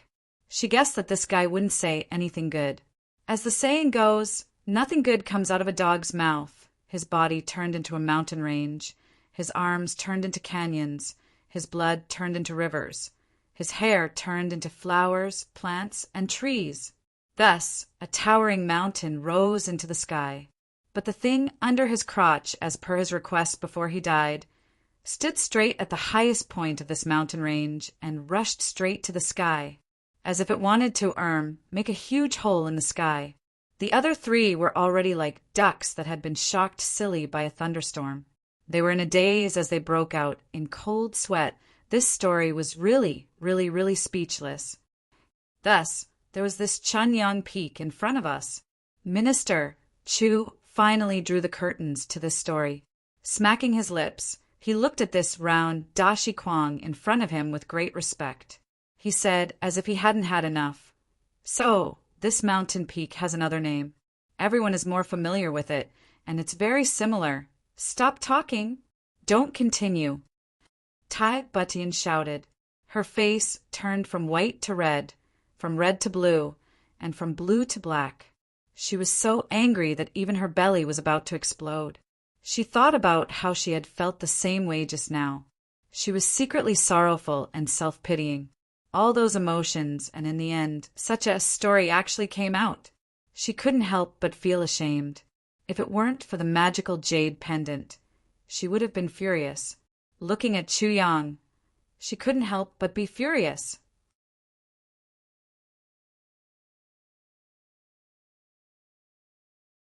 glaring at Chu Yang. Tai Batian gritted her teeth and said word by word, "Minister, Chu, you're really knowledgeable." Huh. Chu Yang's face was already smiling like a flower. He was laughing so hard that his whole body was shaking and he couldn't speak. He was like a small mimosa plant swaying in the wind. Even his laughter was trembling. Wahahaha. Tai Batian was speechless. Telling this joke to a man was really nothing. But the problem was, Minister Chu was in a complete tragedy. Just as he was convulsing with laughter, he was suddenly held down by Tai Batian and another shadow. Minister Chu was caught off guard. Moreover, he was so pleased with himself that he lost his sense of measure. So how could he evade? So he was captured in a neat and tidy move. Then it was a series of punches and kicks. Bang, bang, bang. Puff, puff, puff. Poor Minister Chu didn't know where this unexpected disaster came from. He was beaten several times, but still didn't have time to stop laughing. After a long while, he suddenly flew into a rage. What's going on? What's going on? The two women beat him up fiercely. Minister Chu screamed incessantly after a long while. The two women got tired of beating him up. They finally stopped, panting, and let go of him. Minister Chu jumped up, his whole body aching. He flew into a rage. Why did you beat me up? Is there still any law? The alliance is the law. Tai Batian snorted, rubbing her wrist that was hurting from the beating. She said proudly. Her anger still hadn't subsided the moment she said that. The two shadows couldn't help but laugh even more. The Emperor is right here. What law is there to talk about? If someone else said this, they would be showing off and not knowing the immensity of heaven and earth. But the Emperor said that he was the law. Who could refute that?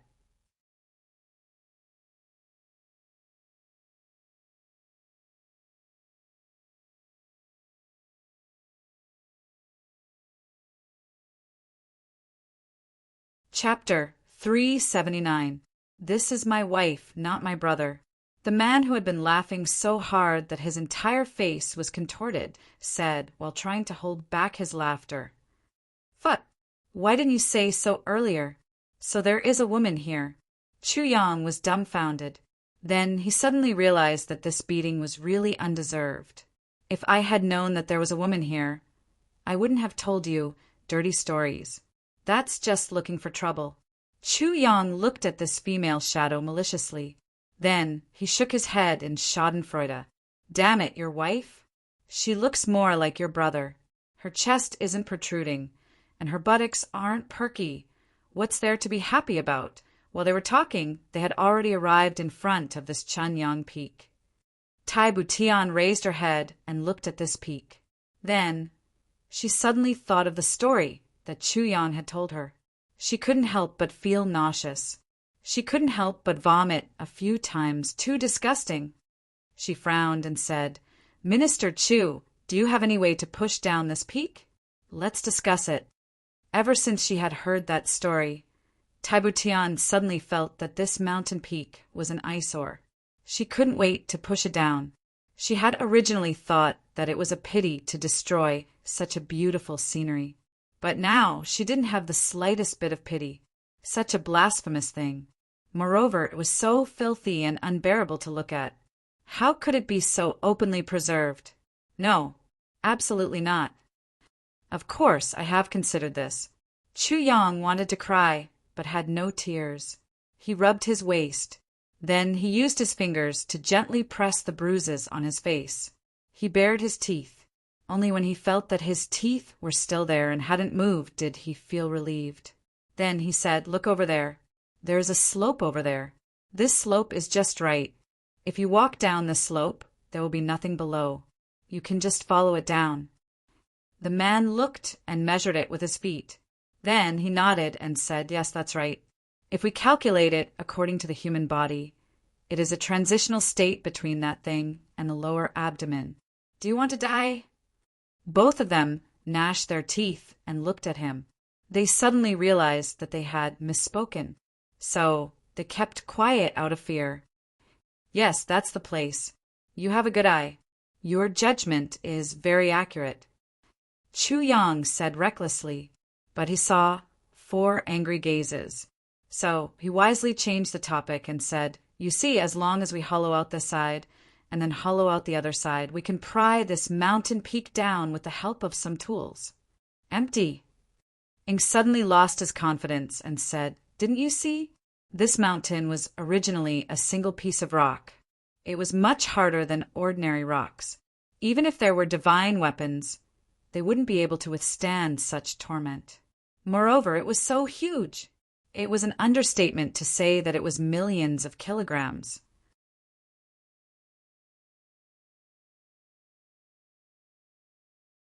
How much strength do you need to pry it open?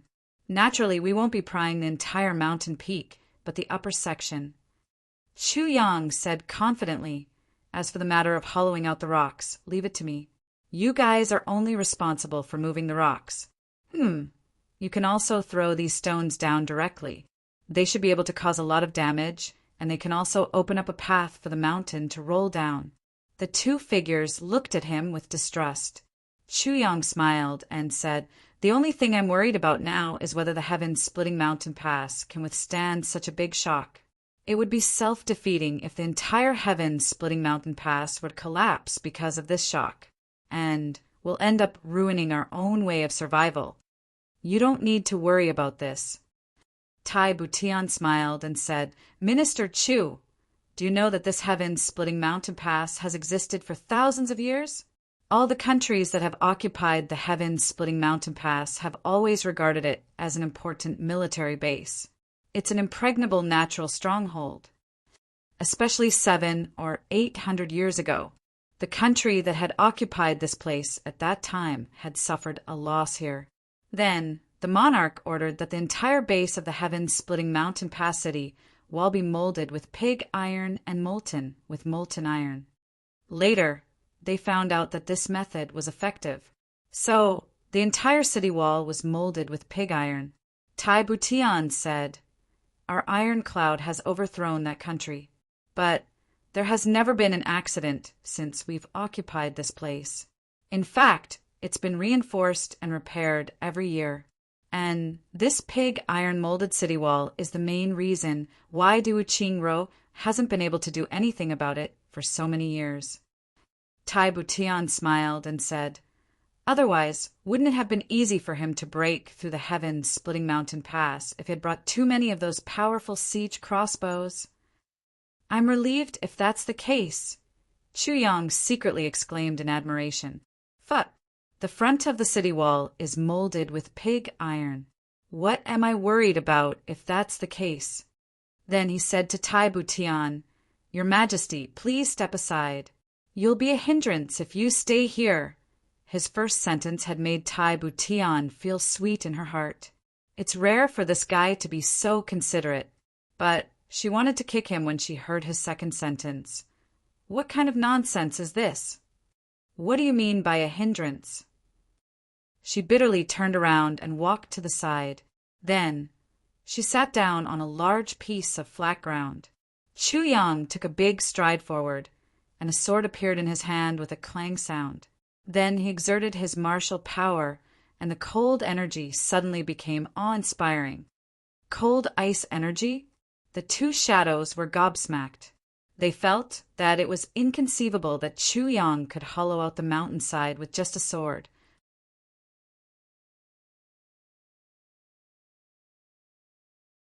But they were even more curious about his martial arts. Cold ice energy? Isn't it the signature martial art of some super clan of the upper three heavens? No, this isn't cold ice energy. It's even more powerful than cold ice energy. 7 in cold energy. Chu Yang shook his head and said, Pay attention, it's time to work. The long sword pierced in with a schwa sound. Then it cut through the hard mountain peak from left to right like cutting tofu. What a sharp sword! The two shadows were gobsmacked. They had seen many divine weapons, but this was the first time in their lives that they had seen such a thing. It doesn't make any sound when it cuts through such a hard rock. This was simply an unfathomable favor. No wonder you were able to fight your way back from Great Zhao. It turns out that you have such a divine weapon with you." The shadow sighed. "Of course." Chu Yang laughed. He sliced 3 times with his sword, and a rock that wasn't very big, only half a foot thick, was taken out by him and casually tossed to the side. A small crack appeared at the base of the mountain peak. The 2 shadows knew that this was the beginning of the real work after Chu Yang had made a crack in the bottom of the mountain peak. Sure enough, the next piece of rock that Chu Yang pulled out was as big as a calf. It weighed several thousand pounds. The entire mountain peak was separated from the mountain peak. The shadow took it in his hand, walked a few steps, and threw it down the slope with a bang. Then another piece and another piece. Thus, in this early morning, the rumbling of thunder began. It was more than 10,000 feet from the top of the mountain to the bottom of the slanting valley. It was at least 30 to 40,000 feet high. The people on the ground didn't know what was happening up there. The 3 tiger generals of Great Zhao and Wu Kuanyin in the heaven-splitting mountain pass heard the rumbling sound. Everyone hurriedly got up and looked at the sky. The 3 tiger generals were so worried that they almost cried. It won't be fun if there's a heavy rain in this kind of weather. Many of Great Zhao's soldiers and horses were camping in the open air. The terrain of the slanting valley was low. Wu Kuanyin was very excited. "Motherfucker, it's raining? It's raining. The bigger, the better. It'll be best if it drowns you bastards." Everyone ran out to take a look. They were dazzled by the rising sun. The sky was clear for thousands of miles. How could it rain? However, this rumbling sound was getting louder and louder. What was going on? Moreover, the rumbling sound was endless. It had connected into one. The valley was also echoing with the rumbling sound. Rumble, rumble. Slowly, the entire valley started to tremble. The mountains also started to tremble.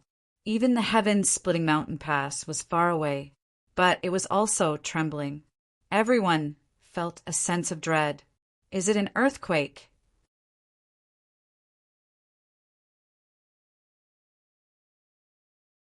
Wu Kuanyin's complexion changed. He firmly supported himself on the city wall. His black face was full of shock. "Fuck me. We're done for if an earthquake collapses the heaven-splitting mountain pass." Finally, an officer of Great Zhao's army who was still in the slanting valley screamed. His eyes almost popped out of their sockets. His entire body trembled as he pointed at the cliff opposite him. He screamed, It's not good, it's not good. Ah. His words had become meaningless murmurs. The rumbling sound was getting closer and closer. It was close to the ground.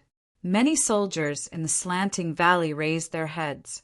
They were stunned to find that a big square stone was falling from above their heads. It seemed as if it was falling from the sky. It carried a thunderous aura that could destroy everything. It was tumbling down from the sky as it smashed down in the dust that filled the sky. One could vaguely see that behind this huge rock there were countless squarish figures rolling over. Their aura was so powerful that it could shatter the heavens and split the earth. Surging violently, they lined up and descended in a single line. It carried a formidable momentum. "Quickly dodge!" The officer shouted. Blood spurted out from his throat. His eyes were full of despair. "Dodge? Where can I dodge? There's nowhere to hide." The huge stone rumbled down. Then it rushed into the dense crowd. It went on a rampage all the way. Sparks were flickering all over its body. It rushed forward in an unbridled manner. Screams and blood were heard everywhere. Rumble. A big stone had fallen from a height of at least 8,000 meters. It had fallen to the ground. What would it feel like to borrow the momentum of 8,000 meters? How powerful would it be?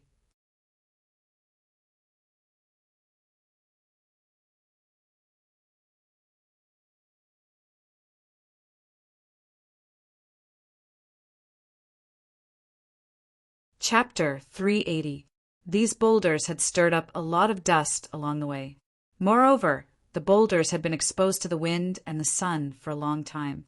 but they hadn't fallen off yet. It was hard to tell how many boulders had fallen off. In fact, a small mountain peak had collapsed along with this boulder flow. My goodness, this is the end of the world! Dust was flying in front of the heaven-splitting mountain pass. It was so dark that one couldn't even see one's fingers in front of one's face. However, the boulder that had taken the lead in rushing down the mountain seemed to have opened up a path ahead of the others. It had bravely and fiercely rushed forward for more than 1,000 feet. The momentum of the boulder had finally stopped. Then the second boulder, the third boulder, and the fourth boulder, the boulders continued to fall down like dumplings. It seemed that there would be no end to this. The screams of the people below were drowned out by the earth-shattering sounds of the falling boulders. The entire slanting valley was in a tragic state. The people near the exit of the slanting valley were fine. However, these boulders were rolling down the slope. They were smashing and rushing towards the inside of the slanting valley. The entire slanting valley was divided into 3 sections. The latter section was safe and sound. Flesh and blood were flying in all directions in the middle section, but the first section was also safe and sound. However, the section where flesh and blood were flying in all directions was close to 3,000 to 4,000 feet. Neither the men nor the horses were lucky enough to survive. Wu Kuangyan had only seen the dust and smoke rising from the top of the heaven-splitting mountain pass. The rumbling sounds had been unceasingly heard. Then the entire slanting valley had been filled with dust and smoke. His ears had been shaken to the point that he couldn't hear anything. His whole body had been shaken by the tremors.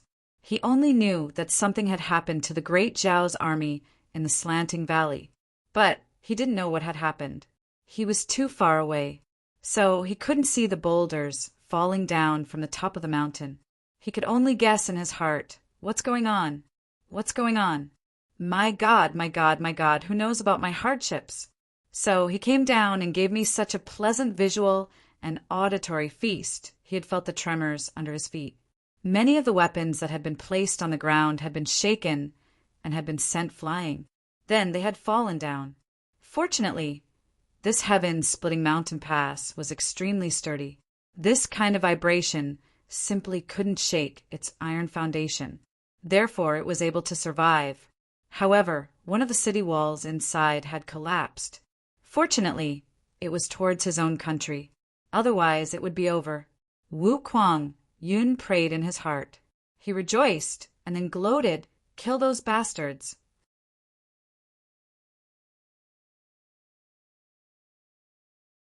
Kill them all.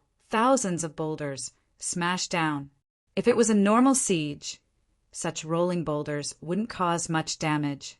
But how could it be the same as being thrown down from the top of the city walls when it was 8,000 meters in the air? If one had to make a comparison, it could only be said that one was an elephant, and the other was the hair on the elephant's leg. Finally, the thousands of rocks were smashed into the ground. Only then did the surrounding mountains stop shaking. Everyone's ears were still ringing, but in reality, the sound had already stopped. Millions of people lost their hearing at once. The people who were still alive could only see each other's mouths opening and closing, but they couldn't hear what each other was saying. The 3 tiger generals came out of their tents with pale faces. Their eyes were full of fear. Their mouths were open and their eyes were blank. They were still baffled as to why such a thing had happened. They shook their heads with all their strength and patted their ears. They washed their faces with cold water and poured water into their stomachs. After a while, they could barely hear a little bit of sound. They looked all the way out and saw that most of the soldiers had 2 lines of blood hanging from their ears. Apparently, their eardrums had been damaged by the huge tremors. In fact, many of them had become deaf. What's going on? What's going on? The golden tiger, General Jean Ningkai, roared. His complexion was ferocious, but everyone around him was staring at his mouth, so no one could hear him. Don't be impatient. The silver tiger, General Long Ao, patted Jean Ninkai's shoulder. His complexion was very ugly. After a while, Earth-shattering screams and cries were heard from the slanting valley. The sound spread for miles. It must be the enemy's surprise attack. Yu Chunglong shook his head. He still felt uncomfortable in his ears. There seemed to be a rumbling sound inside. Otherwise, it seemed as if 10,000 cicadas were desperately crying inside. But he could finally hear the sound. Let's go and take a look. The three of them looked at each other. They felt that something was wrong. They summoned their personal guards and mounted their horses. Then they went towards the place where the cries were the most tragic. They galloped their horses for 20 miles. Then they finally saw the scene of hell on earth. The three of them had been on the battlefield for a long time. Moreover, each of them was a desperado. So, what kind of tragic scene hadn't they seen? But their complexions couldn't help but change when they saw the tragic scene in front of them. Their bodies swayed, and they felt as if they were about to fall from their horses. They saw the slanting valley in front of them. The big stones had been dyed red. They quietly stayed on the ground, not moving at all. There was blood and flesh all along the way. Broken limbs and body parts were everywhere.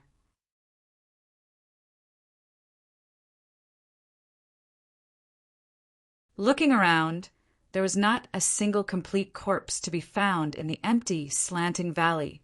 Even the walls on both sides of the valley were stained with blood and flesh. Even the walls of the valley were hundreds of feet high. They were dripping with blood. The red was blood and the white was brain matter. They were everywhere. Some injured soldiers were lying there not far from the three of them.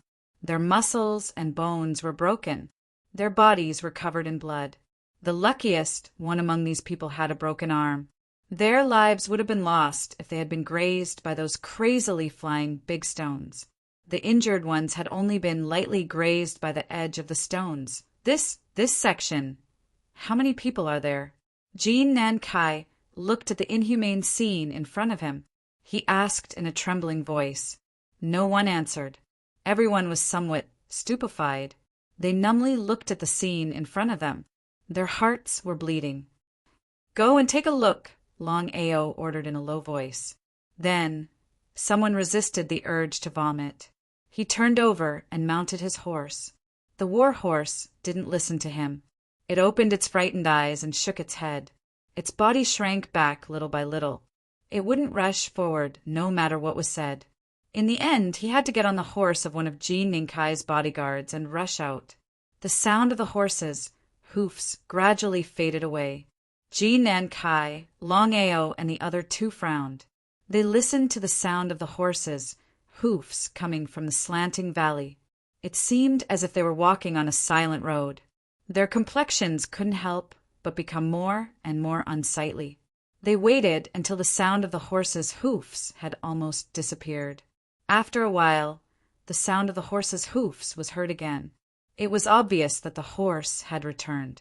There's no one for 7 or 8 miles. Yu Chunglong's face was calm as he said in a low voice. He didn't wait for anyone to return. He had only heard the sound of the horses' hoofs. The complexions of the other two changed.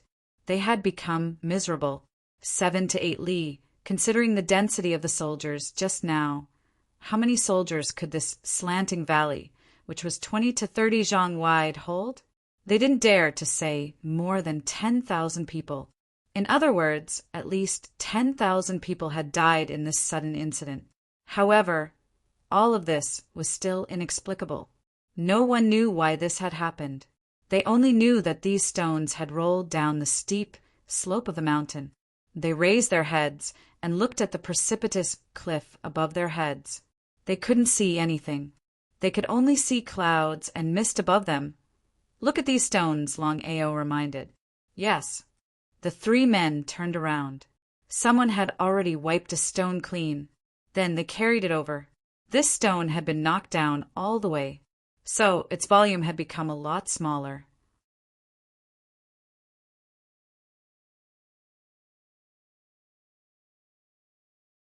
There were traces of bumps and collisions everywhere. 3 big stones were carried over. The 3 men surrounded them and carefully examined them. What's going on? This stone seems to have been cut by someone. The size of each stone is so uniform. Jean Nan Kai said in shock. It's impossible, right? The two men sized up the stones over and over again. Then they were shocked. They finally admitted this fact. Could it be that the enemy had set up an ambush on this mountaintop? Is this a rolling stone? This is absolutely impossible. Jean Nan Kai had been to Iron Cloud before. He flatly rejected this idea. It's difficult for birds to fly around these mountain peaks. Not to mention a human. Even an ape would probably fall to its death if it tried to climb up. Only a king-level expert could go up there, or even higher. But why would such a person make things difficult for us if he was really such a person? Long Ao said disapprovingly. Perhaps it's just a fight between immortals and mortals suffer a calamity, or perhaps there was a section of the cliff above. So, it's possible that it had suddenly collapsed. After all, these mountains have existed for tens of thousands of years. Jean Nan Kai stared at the illusory clouds and mist above his head. He sighed and said, "Put these stones aside. Nothing should fall down." He sighed after he finished speaking. Then he turned around and walked back. Yes, it's impossible for a large number of soldiers to be on the mountaintop. It must have been a battle between experts. And it's over now. So, nothing should have fallen down. Even if it was a landslide, there was no reason for it to happen one after another. What's an expert? An expert wouldn't be childish enough to throw stones for fun. Tiger General Jean was very confident that his decision was correct. Moreover, these stones would have split the army into two halves if they had been left here. War? What's the point of fighting? The three men were in low spirits. They didn't speak much on the way back. However, they were praying in their hearts. Please don't let this happen again.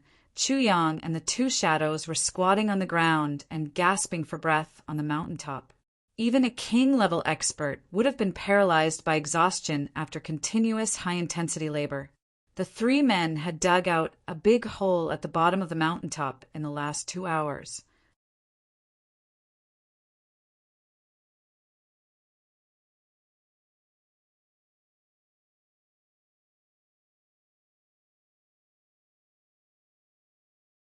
Chapter 381. This gap was 5 feet high from top to bottom. If one were to rush towards the top, one would only be able to reach a depth of a few hundred feet. This gap had already reached half of the thickness of the entire mountain. It looked like a giant had suddenly opened its ferocious mouth. This side is almost done. Minister Chu's image had completely disappeared. He was sprawled on the ground and was moaning incessantly, "My God, I'm so tired." I didn't get any benefits. What he meant was that he had done the same job several times. The first time, he had obtained the sword tip of Calamity Sword. The second time, he had obtained the mysterious ice jade ointment. He had also obtained so many mysterious ice jades. Only this time he had obtained nothing. He sighed and quickly took out a bottle and poured it down his throat. Gulp, gulp, gulp, gulp. Little, bring the water over. Let's drink it together. The shadow groaned. Small. This water is quite precious. I only have this much. Chu Yang suddenly remembered that he was holding the Vitality spring water. Nonsense. It's just a bottle of water. The male shadow snatched it but didn't drink it. He gave it to the female shadow first. The female shadow took it and drank it. Just as the water entered her throat, she felt something strange. Suddenly, he felt that something was wrong. He could not help but be stunned. He stopped drinking and carefully felt around in his mouth. Suddenly, he exclaimed in shock, "Vitality spring water!" The other shadow was startled when he heard the voice calling out to him. She didn't care about her tiredness. She jumped up and rushed over to take a look. Vitality spring water? Was it that wonderful spring water that could stimulate people's vitality? The two of them tasted it and were speechless. Then they couldn't help but cry. Even his 4 steady hands started to tremble slightly. They looked at each other and saw the bitterness in each other's eyes. Sure enough, it was the Vitality spring water. The two of them had gone to the medicine deity clan several times to beg for the vitality spring water. They had even used up all of their family's wealth and used all of their methods, whether it was by force or by fraud, just to gather some rare tools and bring them to the Medicine King Valley to exchange for a few drops of the vitality spring water. They only needed a little bit of the vitality spring water to expand their body's vitality, and their aging body would be able to make a breakthrough. They only needed to break through to the Emperor level. Although it was only a thin line, it was an earth-shaking change. However, he still couldn't get what he wanted. The two of them were already in despair. That was why they had accepted a commission more than 10 years ago to come to the lower 3 heavens to protect Tai Butian.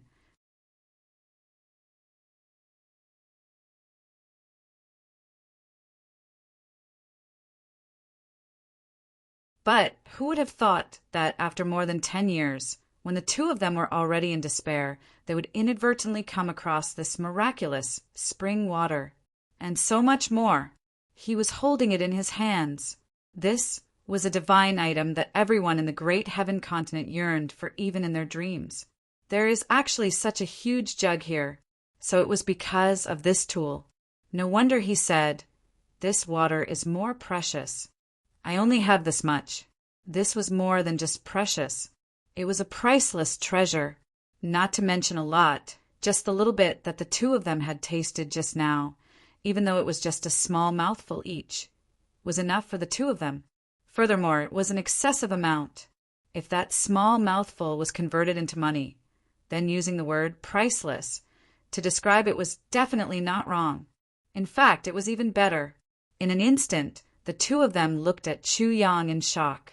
It was as if he had seen a monster. Even the Medicine God clan's Medicine King Valley's vitality spring water didn't have much in stock. It definitely wouldn't be enough to fill a chamber pot for a year, right? It didn't even have half of this. That was the entire Medicine King Valley's annual supply. And this teenager, King of Hell Chu, actually had so much in his hands. And this person who had the vitality spring water actually treated it as ordinary water. He only used it to quench his thirst. Thinking of this guy's 2 mouthfuls just now, the two of them were about to go crazy. Do you know what this is? Ing grabbed the vitality spring water as if it was the most precious treasure in the world. In fact, his eyes were red. "I know. When he gave it to me, he said so." Chu Yang said casually, Then why are you wasting it like this?" Ing was about to go crazy. Using the vitality spring water to quench your thirst? Heavens! Have you ever seen such a prodigal person? Isn't it just a mouthful of water? Chu Yang snorted and said, "Are you drinking or not? If you don't drink, then I will take it back." "Wait."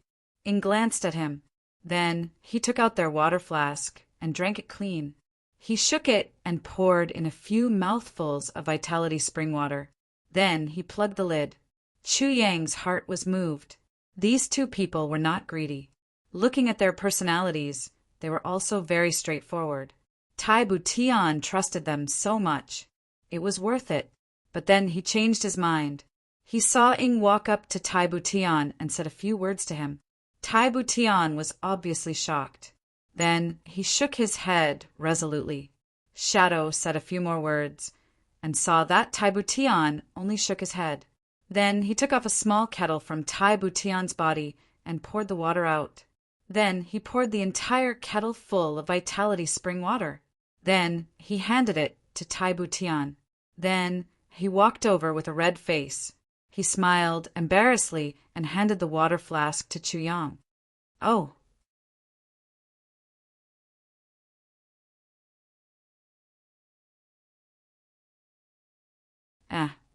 Have you finished distributing?" Chu Yang shook the water bottle and smiled meaningfully. "There's still a year and a half left in it." "Ah, I took advantage of you." Ing smiled embarrassedly and said, "But this tool—" "No need to explain." Chu Yang narrowed his eyes and smiled. He said, "Since I'm willing to take it out for you to see, I wouldn't have taken it out if I didn't want to, right?" He blinked. "I'm very happy that it's useful to you." Ing looked at him for a long time. Then he said, You are very good. Very good. The other Ing also nodded deeply. How could it be just very good? If others had so much vitality spring water, who would give it to others for free, even if it was just a drop? But this king of Hell Chu is not stingy with his own people. Tai Butian's eyes were intentionally or unintentionally looking at this side. Her small ears were slightly erect. Although she looked indifferent and cold, she was paying full attention to the news here. When she heard Ying's words, the corners of her mouth quietly revealed a gentle and satisfied smile. It seemed that she was happier when someone praised Chu Yang than when she was praised. Then Yu said, "Don't worry. We'll take good care of His Majesty. We won't let him suffer the slightest harm." Chu Yang was startled. He said this. "What do you mean? I'm just giving you some tools in passing." "Why, what does this have to do with His Majesty? You guys take good care of him. This is your responsibility. Why are you taking care of me?" Tai Butian gently coughed on the other side. Ing was startled. Then he sighed and lowered his head in silence. "Have you rested enough? It's almost time for us to continue our work." Chu Yang stretched himself and stood up as he said, "Okay." The three people went around to the back of the mountain peak and started to move. But the stones were still moved to the front and thrown down. Although this amount of work was a little heavy, it was still a considerable amount of damage to the people below. The soldiers below were originally hiding far away. But there was no news from Old Man Yi. It wasn't right for the infantry to be split into two. So people gradually came in to clean up the traces.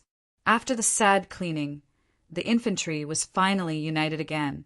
But when they looked at the clear traces above their heads, they couldn't help but tremble as a soldier. Dying on the battlefield is nothing. But dying like this without knowing the reason for it is really frightening and depressing. However, the commander-in-chief had said that there would be no tools left behind this time. Therefore, everyone felt more at ease. After the cleaning was done, everyone sighed in twos and threes and gathered together again. After a while, "What's that sound?" Someone's ears twitched. "There's really a sound." Someone frowned, thunder.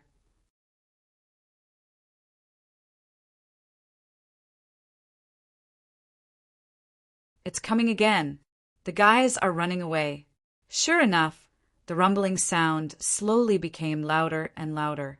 Later on, the mountains started to tremble. The earth started to beat again. The people felt ashamed again. The faces of Ji Ningkai and the other two turned deathly pale when this terrifying sound resounded again. "It's coming again. Ancestor, how can this be?" As expected, there was no other sound in the entire world. Countless square and upright rocks once again rolled down from the height of 8,000 meters with a thunderous momentum. Then the rocks fell from the sky like a thunderclap and rolled down from the sky like a thunderclap. They fell into the crowd and rushed forward unstoppably, opening up a bloody path among Great Zhao's army like a hot knife through butter, bravely rushing to the end of their stillness. Xin-yi. What a tragic display of extravagance! Wu Kuan-yin on the heaven-splitting mountain pass was so excited that his ears were stuffed with cotton strips. He was crazily shaking his buttocks along with the trembling of the mountain pass. "Who asked you to invade us? Motherfucker! Heaven will punish you. Heaven won't let you off. Ha ha! This is too satisfying." The chaos of wailing ghosts and howling wolves was drowned out by this huge sound in an instant. This chaos continued for another 2 hours. Only then did they slowly come to a stop. Once again, the army had paid the price of more than 10,000 casualties. In fact, the number of casualties was even higher than the previous time. This time, the distance of the rock was much longer than the previous one. The last time the rock fell, it had already made the ground of the canyon much more solid. Now it was falling again. It was not elastic at all.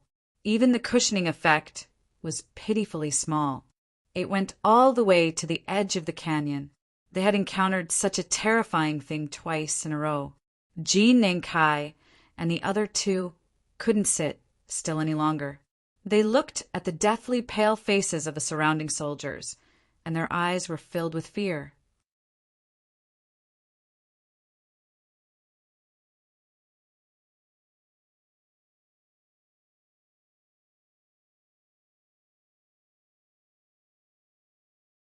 Chapter 382. Great Zhao's army was huge. The 3 legions that had gathered here were all elites. Moreover, there were more than 1,000,000 of them. But no matter how many people there were, they couldn't keep up with this kind of consumption. Pack up the troops. Rather than not receiving any news, let's quickly retreat. Long Ao's complexion was heavy as he slowly said, "There's no use in staying here. Instead, we'll be nibbled away by the enemy.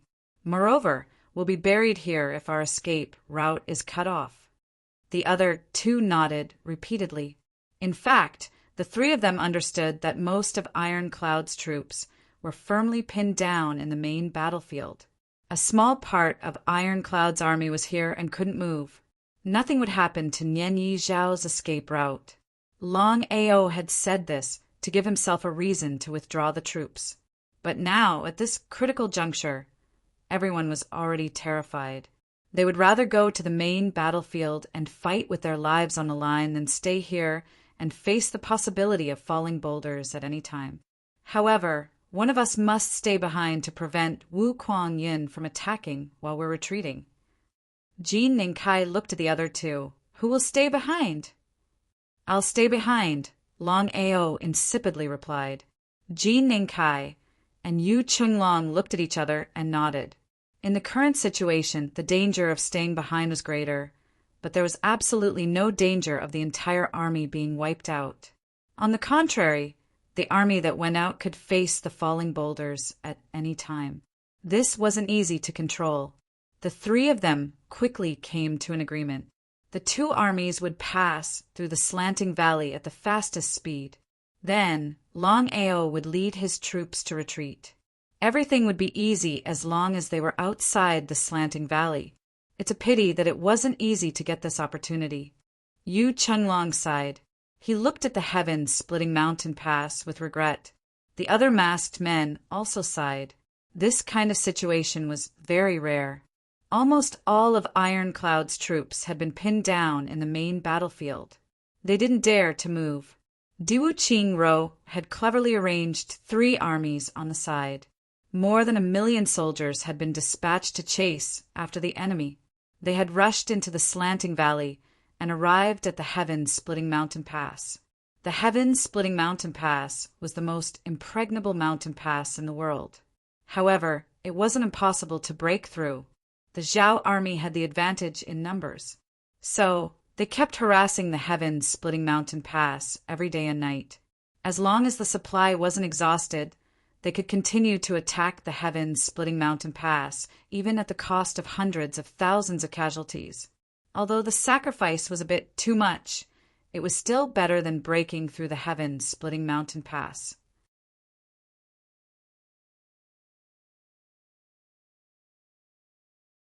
In this chapter, lone hand, solo hand against D, and the achievement of expanding the territory for a long period of time. This amount of casualties was completely acceptable, and this was the strategy that the 3 fugitive generals had decided on. In fact, ever since they had marched here, the 3 of them had no intention of returning empty-handed. Even if it was 10 people against 1 person from Ironclad, this deal was still worth it. However, the faces of Ironclad's defenders were filled with exhaustion at the moment. They only needed to strengthen their attacks and harassment. Sooner or later, they wouldn't be able to hold on. However, they couldn't withdraw their troops at such a critical juncture. This was extremely depressing. Since he had made up his mind to retreat, there was no time to lose. He immediately issued the order and ordered the army to get ready. All the officers and soldiers had been frightened by this frightening phenomenon. So, they immediately became energized when they received the order to retreat. They packed up their tools and left at lightning speed. Everyone couldn't wait to leave this place. More than 10% of the soldiers swore, "I'll never come back here in my lifetime as long as I leave this place." I'll kill myself at the mouth of the valley. It's better to die here than to wait for death here." Meanwhile, Minister Chu was chopping wood at the top of the mountain. The base of the mountain peak was almost empty. It looked very shaky and was on the verge of collapse. Moreover, Chu Yang was digging at the back of the mountain. He had only dug a long passageway. The top and bottom of the passageway didn't look too big. Otherwise, it would have been like trying to steal a chicken only to end up losing the rice used to lure it. Then he also dug at the left and right sides. Only a small part of the passageway was left. It seemed that only a few feet of stones were still connected.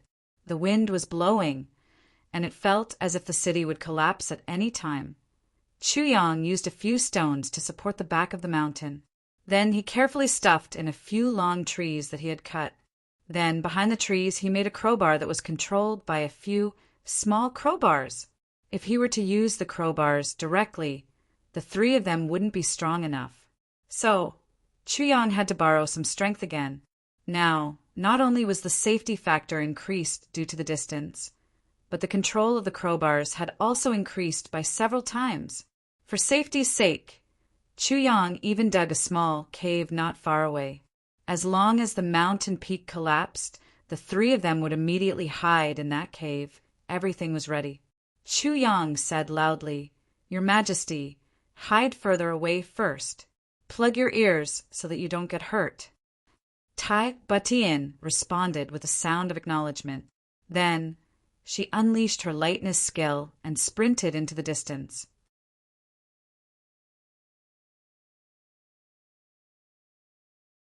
She only stopped when she reached a flat ground in the distance, which was at least several thousand feet away.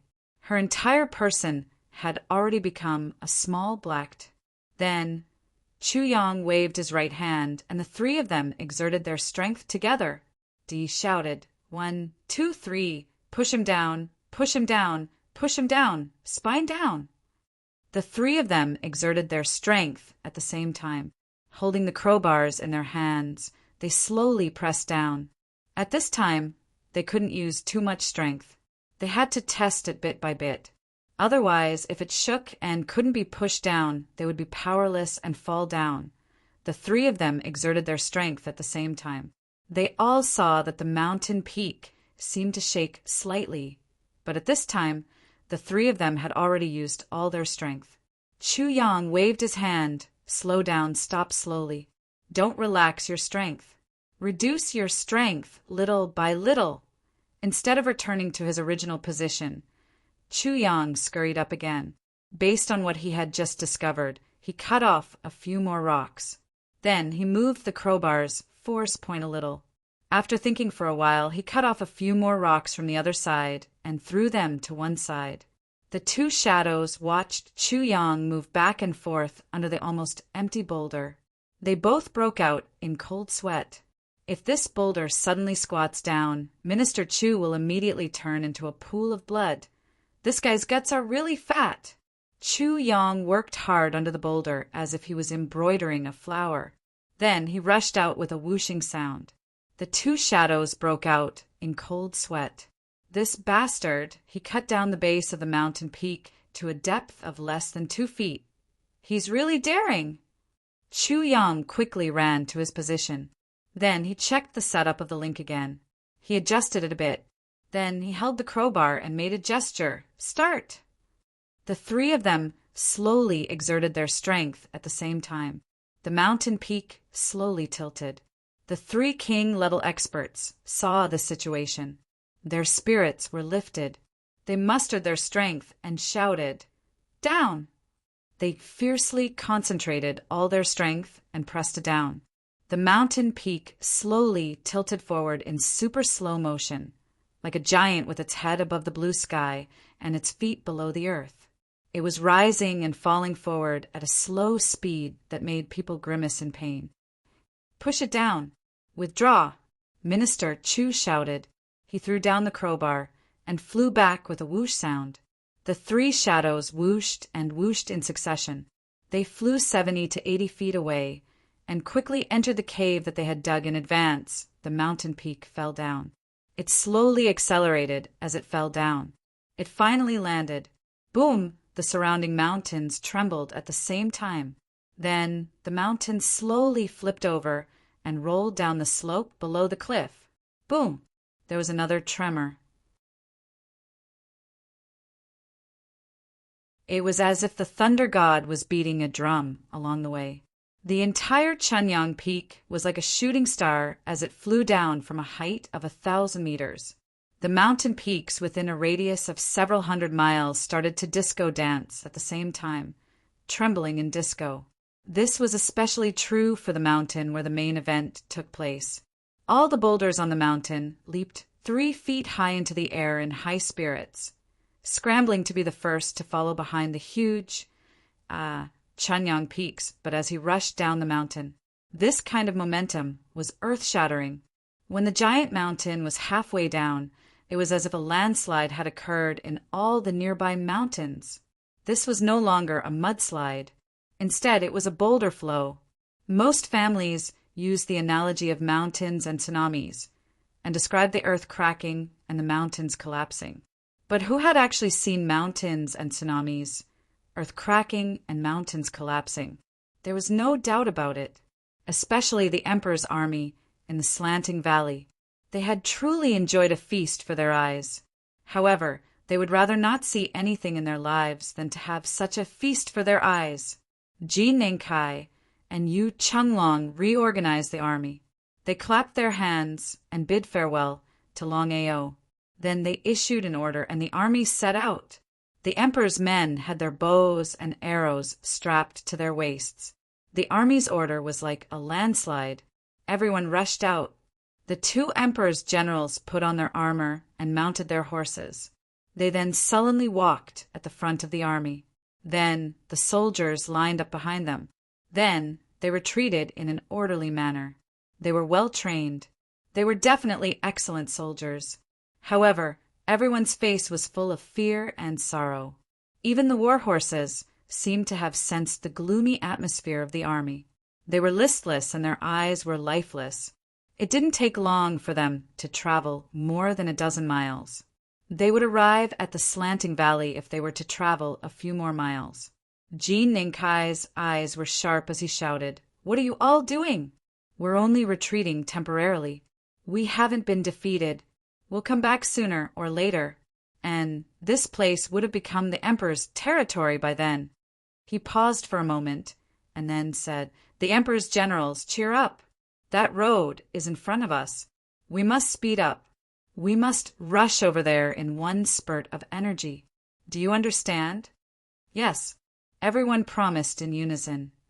"Well, speed up. Release the ropes." Ji Nengkai and Yu Chenglong clamped their legs on their horses' bellies. Then their horses rushed out. The 2 of them couldn't wait to leave this damned place. Right at this moment, a loud and heavy sound suddenly rang out. Boom! Boom!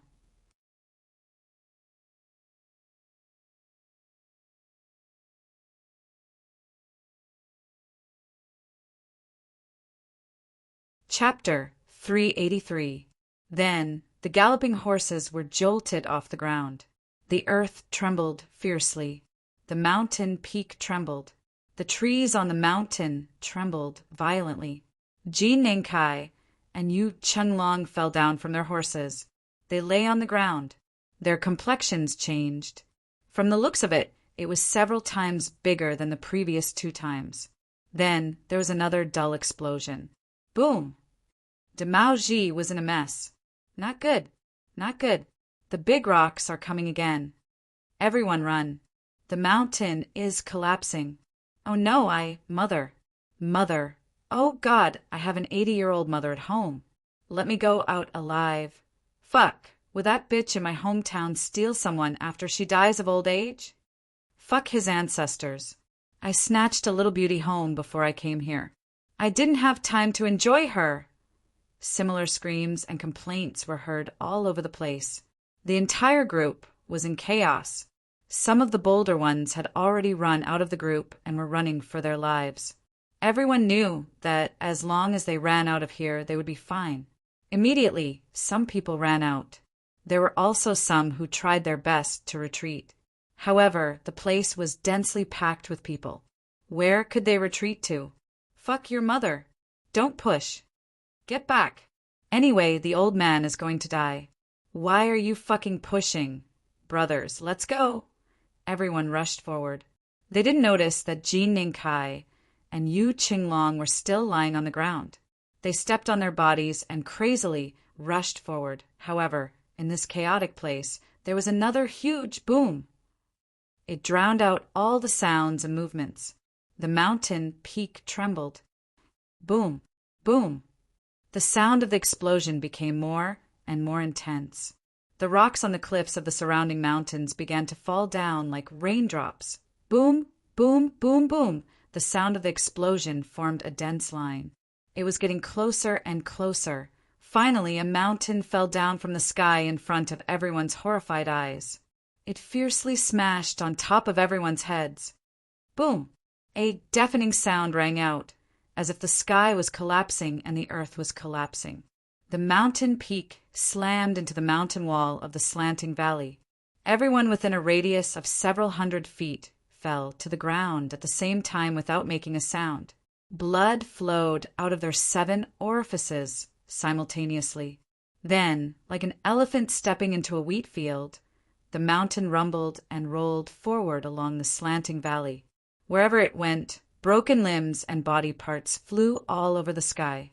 It unstoppably opened up a bloody alley and advanced with large strides towards the place where it had leaped into. Jin Ningkai and Yu Qinglong were 2 arrogant and unruly generals.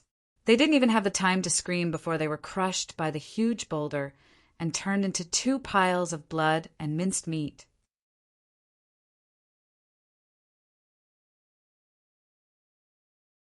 As 2 of Great Zhao's 10 dragon and tiger generals, they had never achieved anything on the battlefield and had died in such an aggrieved manner under a large rock. It was truly lamentable. Moreover, they had been crushed to death in front of the 1,000,000-man army they were leading. This made them even more speechless. When the later generations wrote about this period of history, they felt that they couldn't describe it. Therefore, they wrote a paragraph. Great Zhao's generals, Jin Ningkai and Yu Qinglong, led their 1,000,000-man army to the north. The road was cruel. The people had no way to make a living. The heavens were furious. They were struck by lightning and struck by lightning.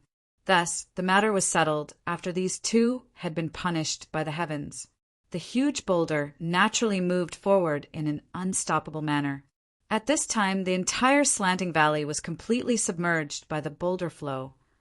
Even the first half of the slanting valley that hadn't suffered the calamity of the previous 2 waves was also hit by the boulder flow. The boulders were pouring down from the mountains with a rumbling sound. How powerful was this? Not even half a scream could be heard in the midst of such a loud noise. More than half of the slanting valley was submerged by the boulder flow. Sand, dust, gravel, and soil fell down and buried the entire slanting valley. The mountain peak that had fallen down first bravely rushed forward for 30 li. Then it hit a corner with a bang. It trembled several times. Then it staggered to a stop. Dozens of people were crushed to death with a bang. The slanting valley was less than 300 feet wide, but this huge rock was 25 feet wide. So the rock was as wide as one could walk, and the entire Iron Cloud army was pushed forward in such a manner. In fact, the entire Iron Cloud army had been transformed into a part of the river of blood. This boulder would have rolled all the way to the edge of the heaven-splitting mountain pass if it weren't for the small corner that was 30 li away. It was very bold and powerful. It was no wonder that it carried the resentment of being a bachelor. So it got angry when it saw these men with wives and concubines. This chaos came and went quickly. In fact, everything came to an end in the time it took to brew a cup of tea. The silence between the heaven and earth was frightening. There was no more passage outside the heaven-splitting mountain pass. That was because more than half of the slanting valley had been buried. It was completely filled up, forming a new short mountain. The slanting valley was still a slanting valley. However, the terrain was much higher. Moreover, everything had happened inside the slanting valley. So, it didn't affect the heaven-splitting mountain pass outside the slanting valley. A lot of stones had fallen inside the heaven-splitting mountain pass, and many people had been injured. However, it couldn't be compared to the miserable state of the great Zhao army outside. Long Ao's hands and feet turned ice cold. He had helplessly sent Ji Ningkai, Yu, and Chenglong out. Then he had watched them leave. He hadn't even turned around when all of this had happened. Long Ao staggered and rushed over to take a look. Then he felt his vision go dark. He looked up and fainted. It was gone. It was all gone. Only half of the army that had been led by those two men remained here. The rest of the army had disappeared. The slanting valley had been filled up in front of Long Ao. There was nothing but rubble. Under the rubble, traces of blood could be seen flowing out slowly. A group of personal guards finally woke Long Ao up by pinching his chest and patting his back. But as soon as he woke up, he was immediately hit again. Blood spurted out of his mouth. He cried out in a heart-wrenching manner, "It's over! It's all over!" Suddenly, he thumped his chest and stamped his feet. Tears streamed down his face like rain. Perhaps even the initiator of this disaster hadn't thought that his actions would bring about such a glorious result. Great Zhao's 3 tiger generals had led 500,000 troops to the front line. They had changed their route to the heaven-splitting mountain pass. So, they had brought 1.5 million soldiers with them. They had rushed straight to the front of the heaven-splitting mountain pass. They had stationed 300,000 soldiers in front of it. Many troops had been stationed in the slanting valley for more than 50 kilometers. However, less than 1/4 of the troops had been stationed outside the slanting valley. The number of casualties of Great Zhao's army had exceeded 100,000 because of the collapse. Ji Ningkai and Yu Chenglong had been leading their troops to retreat. So they had been smashed head-on, and they had been wiped out in one fell swoop. Moreover, the landslide had buried more than half of the slanting valley, and hundreds of thousands of people had been smashed inside with a plop sound. They had been buried alive. Great Zhao's army had become divided into 2 sections. They couldn't take care of each other. The people outside couldn't come in, and the people inside couldn't go out. And the worst part was the troops inside didn't have any supplies. However, the troops outside had become like headless bees. They were in a mess.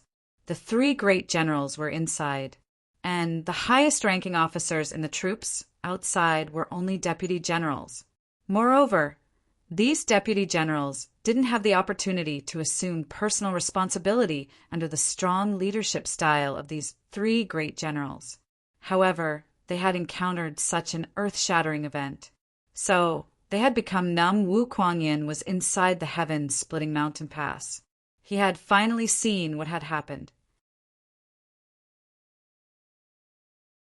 He would have been stupid if he hadn't seen what had happened. He was so happy that he jumped up and shouted on the spot, "Great General! Great General! Wu, do you want to go out of the city?" Wu Yi's expression was solemn. "Stop. Uncle, I'll say it for you, okay?" Wu Kuangyin's liver and intestines felt uncomfortable as he heard this. He raised his hand and asked, do you want to go out of the city and annihilate the enemy?" Wu Yi nodded his head vigorously. Wu Kuangyin said, "I'll say no. Do you want to ask again? Why don't you want to go out of the city?" Wu Yi nodded. Wu Kuangyin proudly said, "I'll say now. They've become a crippled army. They're done for if they don't fight. Do you want to ask again, why are they done for?" "I'll say now, they don't have food." "Do you want to ask again, why don't they have food?" "I'll say now, because of a landslide." "Do you want to ask again? Ouch." He hadn't finished speaking when Wu Yi ruthlessly kicked him. He was sent flying in the air. He flailed his arms and legs as he fell far away. Wu Yi snorted. His complexion was ashen. He turned around and walked away. "Motherfucker, you're not done yet." "I just stuttered a little." Wu Kuangyin crawled up while covering his buttocks. He flew into a rage. Wu Yi, you're a deputy general. How dare you beat up the great general? Have you eaten a leopard's gall? Ah, I'll report you to the imperial court. I'll remove you from your post and banish you to the army. He roared, but Wu Yi didn't look back. He didn't even pay attention to Wu Kuangyin. Wu Kuangyin was infuriated. He turned his head and looked at his bodyguard, who was snickering. He scolded, "What are you laughing at? What are you laughing at? What are you laughing at? You're happy to see me get beaten up, aren't you?" "No, General." The bodyguard stood at attention. "No, or you don't dare." Wu Kuangyin fiercely asked. "No, I don't dare." Wu Kuangyin was satisfied. He patted the dust off his buttocks and swaggered away. He left with a burst of laughter behind him. Wu Kuangyin curled his lips and ignored them. He thought, I don't know what's going on, but it's a good thing. Long Ao will be defeated in one more day. I have to go and look for His Majesty. At this time, on the hilltop, Chu Yang patted the dust off his body and jumped out of the pit. He twisted his waist and patted his buttocks. It seemed as if he had just done a trivial matter. He said in an incomparably relaxed manner, "The matter is done. We should also go. Wu Kuangyin will commit suicide if we don't send His Majesty to the heaven-splitting mountain pass."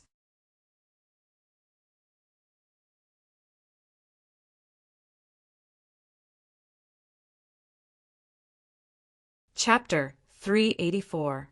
The two king-level experts' hearts were still thumping because of the big movement this time. When they turned their heads, they saw that this first grade king-level expert had already jumped up. His face was as calm as the clouds and wind. Such a calm temperament at such an age, both of them cried out in their hearts, "What a freak!" Tai Butian had already sat up. Her sleeves were fluttering as she walked over. Her expression was calm and composed. It seemed that she didn't care about the traces of cracks under her feet. "Finished?" Tai Butian asked with a smile. "Finished." Chu Yang smiled. "I estimate that Great Zhao's army will suffer some losses this time." Tai Butian smiled. "Although it won't hurt them, they should be in a very difficult situation."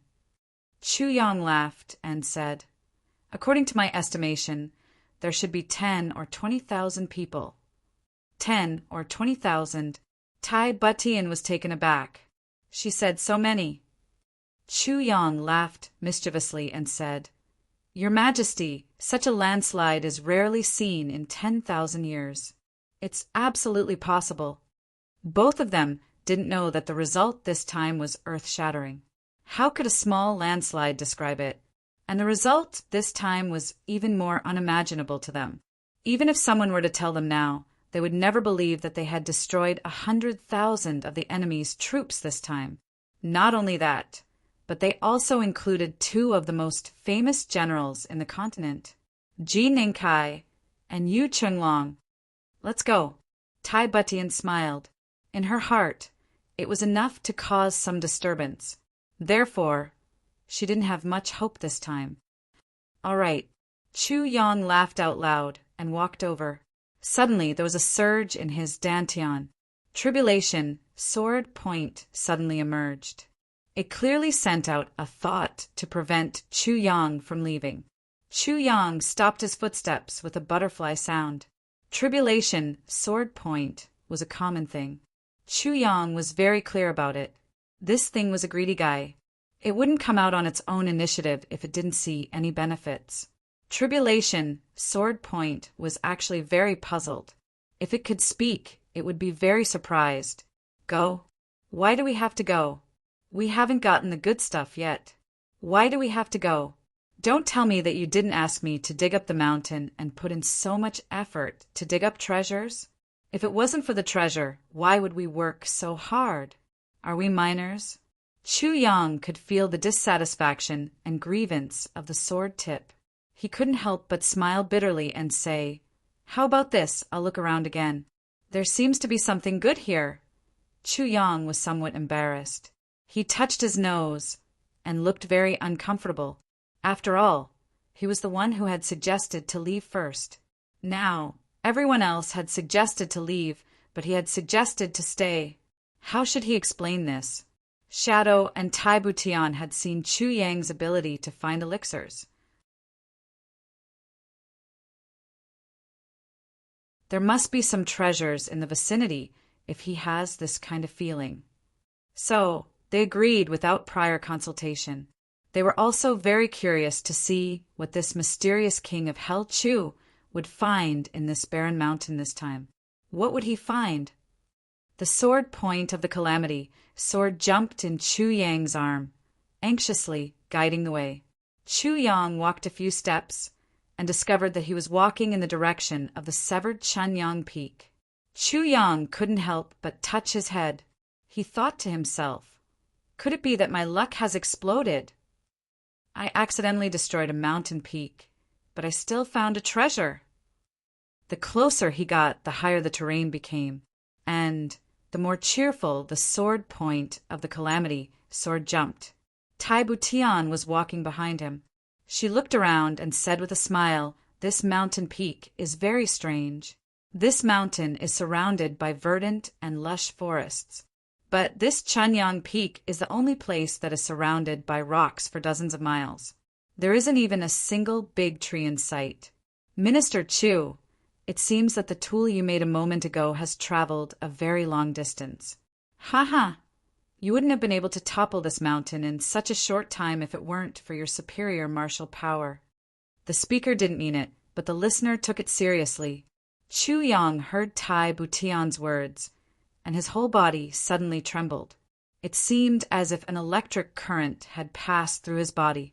His footsteps suddenly stopped. Let's go. No wonder I felt that this place wasn't normal. So that's how it is. There isn't a single tree in the vicinity.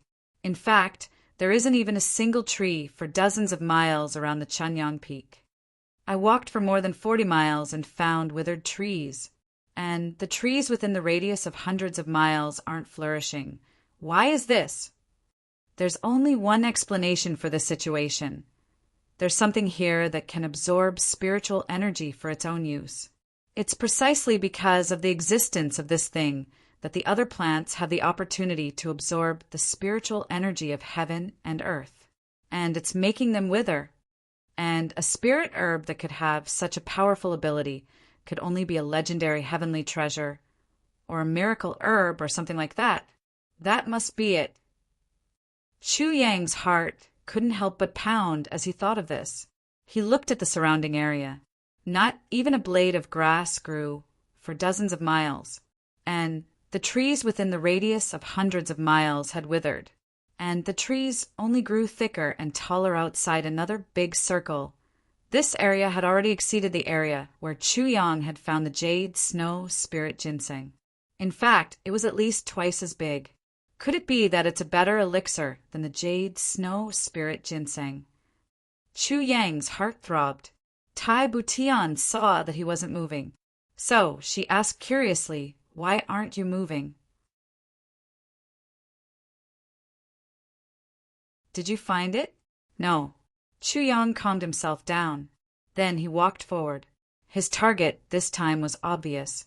It was the half-broken Chanyang Peak. Chu Yang walked closer and suddenly laughed out loud. "Look, that thing is actually cut off from the middle. This port, this TSK, I reckon this dear friend won't be able to use it in the future. This fucking thing is worse than the eunuchs in the palace. At least, the eunuchs don't have anything. And they don't have any impulses. But this thing has been cut off from the beginning. It has all the functions, but it can't be used." Tai Butian suddenly became angry. "Are you here to look for elixirs, or to act like a rogue?" The two shadows didn't know whether to laugh or cry as they watched Minister Chu spouting nonsense. Their hearts were full of helplessness. The ignorant are truly fearless. This guy wouldn't dare to be so presumptuous if he knew that Her Majesty was actually a woman. It's simply unbearable to look at. Minister Chu laughed as he finally arrived in front of the Chanyang Peak. It looked even more majestic and precipitous up close. Chu Yang stroked the broken part with a lewd smile on his face. He then said with emotion, "I'm sorry. I was careless and cut you off." Tai Butian's face darkened. She turned her head and took a deep breath. She felt that her mind was clear. She couldn't help but say, "I've never climbed a mountain, but I've heard that it's very difficult to breathe on the top of a mountain. This mountain is so high, so it must be even more difficult to breathe, right? But it's not difficult to breathe here. What's going on here? Could it be that there's an elixir here?" The expressions of the two shadows shook. Their countenance suddenly changed. What Tai Butian had said was common knowledge, but they hadn't felt anything since they had come up here. So they had neglected this point. So it seemed that the thing on this mountain wasn't just a treasure. In fact, it should be extraordinary. The tip of the sword trembled even more fiercely. It pointed directly at the broken part of the Chanyang Peak. Chu Yang took a deep breath and jumped up. Suddenly, an extremely tired voice sounded in his consciousness. From one side, diagonally down, people. Chu Yang was startled. "Petal Spirit? What have you been doing all this time? I called out to you, but you didn't respond." Sword Spirit said in a weak voice, "You're still talking. You went crazy and went head-on with the enemy. You were about to be smashed into pieces, but you fainted. Would you still be alive if I didn't help you block the attack? Unfortunately, you exhausted the spiritual power that I had accumulated for such a long time. So I had no choice but to fall into a deep sleep, so that's how it is." Chu Yang was somewhat embarrassed. "Well, I also felt strange about that night's matter. Why did I go crazy?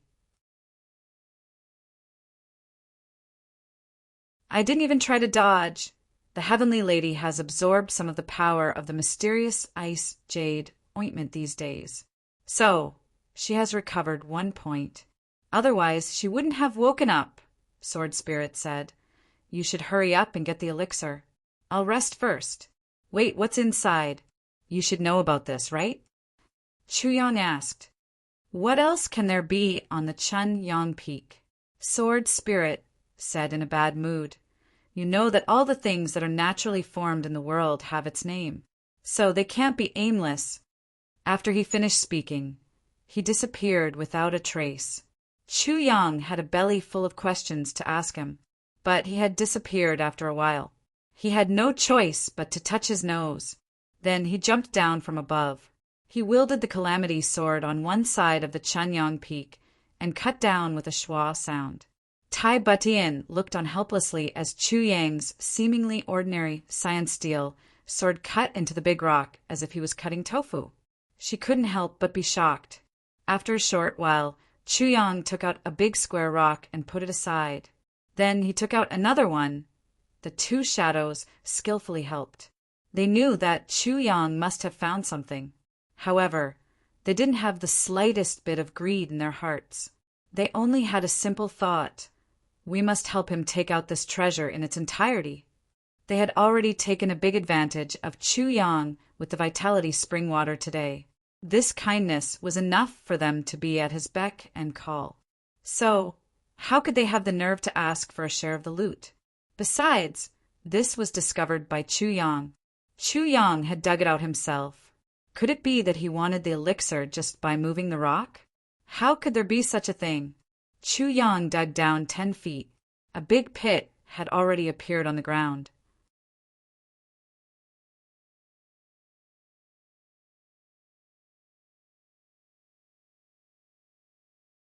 Chapter 385. Chu Yang's spirit was lifted. Looks like it's almost there. Sword Spirit said 10 feet. Now it's only 10 feet, but this is already happening. Doesn't this mean that this treasure is very awesome? When Chu Yang threw out another big stone, the two figures who were guarding the entrance of the cave clearly felt that something was wrong. The bottom of this big stone was very soft. It was so soft that it could be poked with one's finger. Moreover, it was emitting a strange heat. About an inch at the bottom of this stone had turned dark red. It was this dark red color that was emitting a copious amount of heat. This kind of heat made one feel comfortable all over. Just as Chu Yang was about to continue, there was a sudden vibration in his consciousness space. The sword spirit appeared again and said in a hurried voice, "Be careful. Everything within a radius of 30 feet will be put into the tribulation space." "Huh?" Chu Yang asked. "Don't worry. Listen to me." Sword Spirit's dispirited spirit was suddenly lifted. His voice trembled as he sighed. "I really admire your luck. You can do this. I'm really speechless." "My luck is very good?" Chu Yang frowned and asked. "It's not just very good." The sword spirit was a bit speechless. "When you first came up, you found the sword tip and obtained a part of the 7 shades cold chi. This was enough for you to not be injured under certain circumstances. Then, when you obtained the 2nd fragment of the Calamity Sword, you obtained the Vitality Spring Water as a martial master. Moreover, it was a full spring. This spring water was supposed to disappear when we took out the 2nd part of Tribulation Sword. But we kept it in the Tribulation space, which became an endless treasure trove. Then, when you chased after the enemy, you got a small part of Jade Spirit Ginseng. The sword point stole its medicinal power. This is very strange." Chu Yang said Jade Spirit Ginseng? "Yes, Diwu Qing Rose Jade Spirit Ginseng is only 3,000 years old, and there are only 2 thin pieces. But don't forget that this Jade Spirit Ginseng is very young. It's not qualified to be a real Jade Spirit Ginseng, but it's one of the most miraculous medicines in the world. It's like a newborn tiger. Even a rabbit can deal with it. But no one can deny that it's a tiger, right?" Sword Spirit explained in more detail. "Understood," Chu Yang said. "But it was this little bit of Jade Spirit Ginseng's medicinal power that combined with the other medicinal powers to form the embryonic form of the heavy pill. It was this embryonic form of the heavy pill that stimulated the Calamity Sword's desire for large spirit herbs. It was equivalent to opening a person's spiritual wisdom. Do you understand? In other words, if you don't encounter these things, the Calamity Sword won't be in such a rush. That way, even if the great medicine is right in front of you, you might miss it."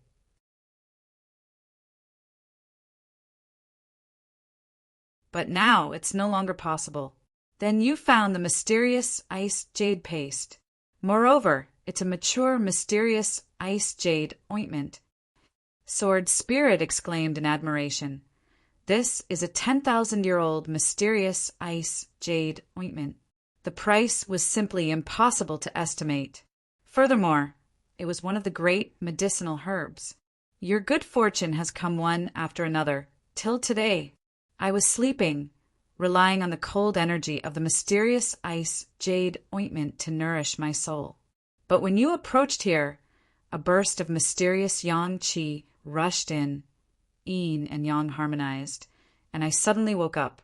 Then I discovered that you actually found this treasure. What the hell is this thing?" Chu Yang interrupted the sword spirit's chatter. He was somewhat impatient in his heart. "Didn't you say that you were weak?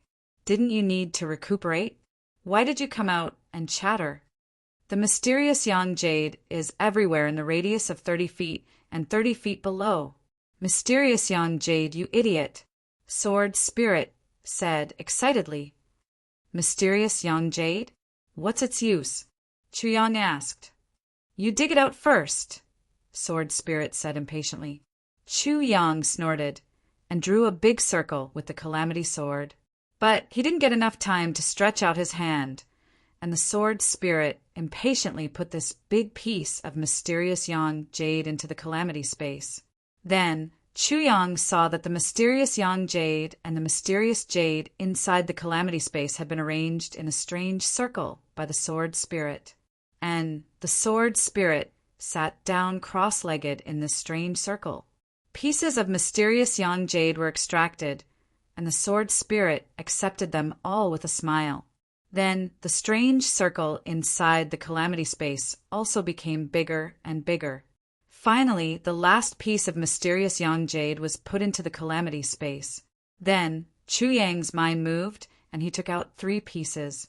The sword spirit was furious. He quickly took them back and said, "What are you doing?"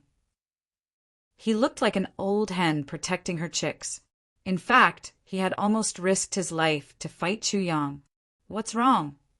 Chu Yang was somewhat speechless. He pointed at the mysterious yang jade that was piled up like a mountain in the calamity space and said, "You have so much. Take out some of it. How can someone help us? Besides, I didn't take out much. You can't be so stingy, right? Not even a drop." Sword spirit firmly controlled the calamity space. He frowned and said, "Who asked them to help us? Can't we do it ourselves?" What a joke! Chu Yang felt a headache. He realized that he couldn't take out anything since the sword spirit was controlling the calamity space. So he helplessly said, "Just this once." "Just this once?" Sword spirit suspiciously looked at him. "Just this once." Chu Yang nodded heavily. "Alas, it's a pity. This mysterious yang jade is a genuine treasure." The sword spirit reluctantly looked at the 3 pieces of mysterious yang jade in front of his eyes. Then he put down 2 of them.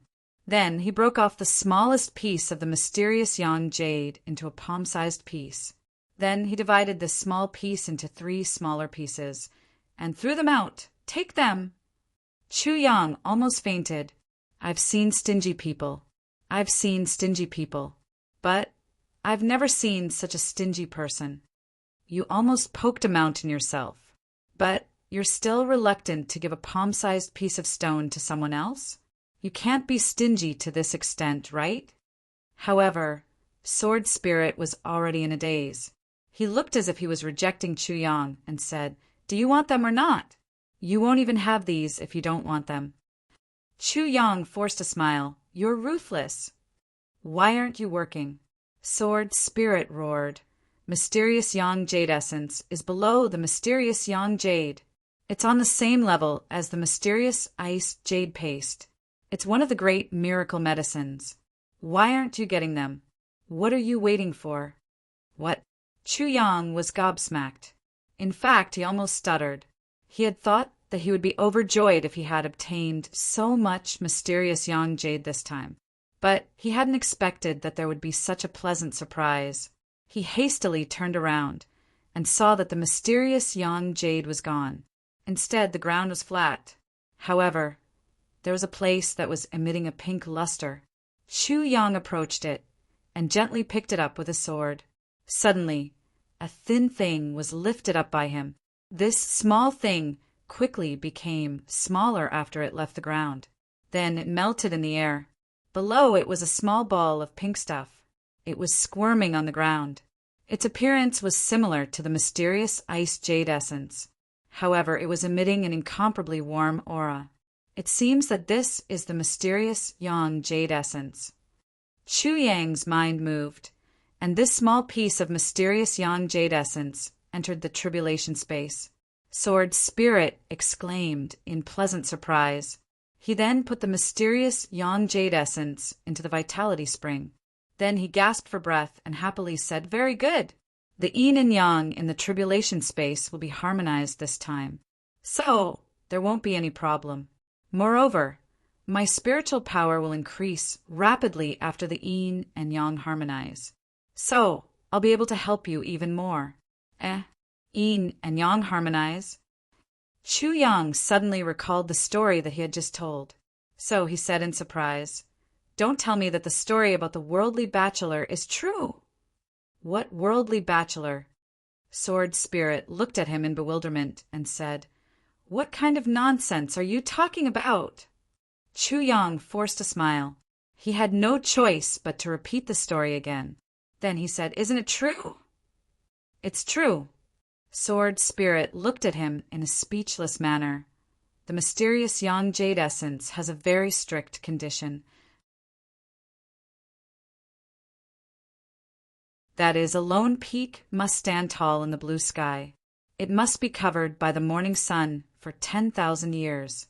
It must be connected to the pure yang energy of the blue dome of heaven. Do you understand? At the bottom of this mountain is the place where the dragon veins intersect. After a long time, after 10,000 years, this kind of heavenly treasure will slowly appear. So that's how it is. Chu Yang recalled the story. He couldn't help but laugh out loud. Then he suddenly thought of something. Doesn't that mean that this place will produce heavenly treasures in the future? After all, we haven't destroyed these dragon veins. That's for sure. Wait patiently. It will appear after 10,000 years. Sword Spirit sneered. The Tao factory opens after 10,000 years.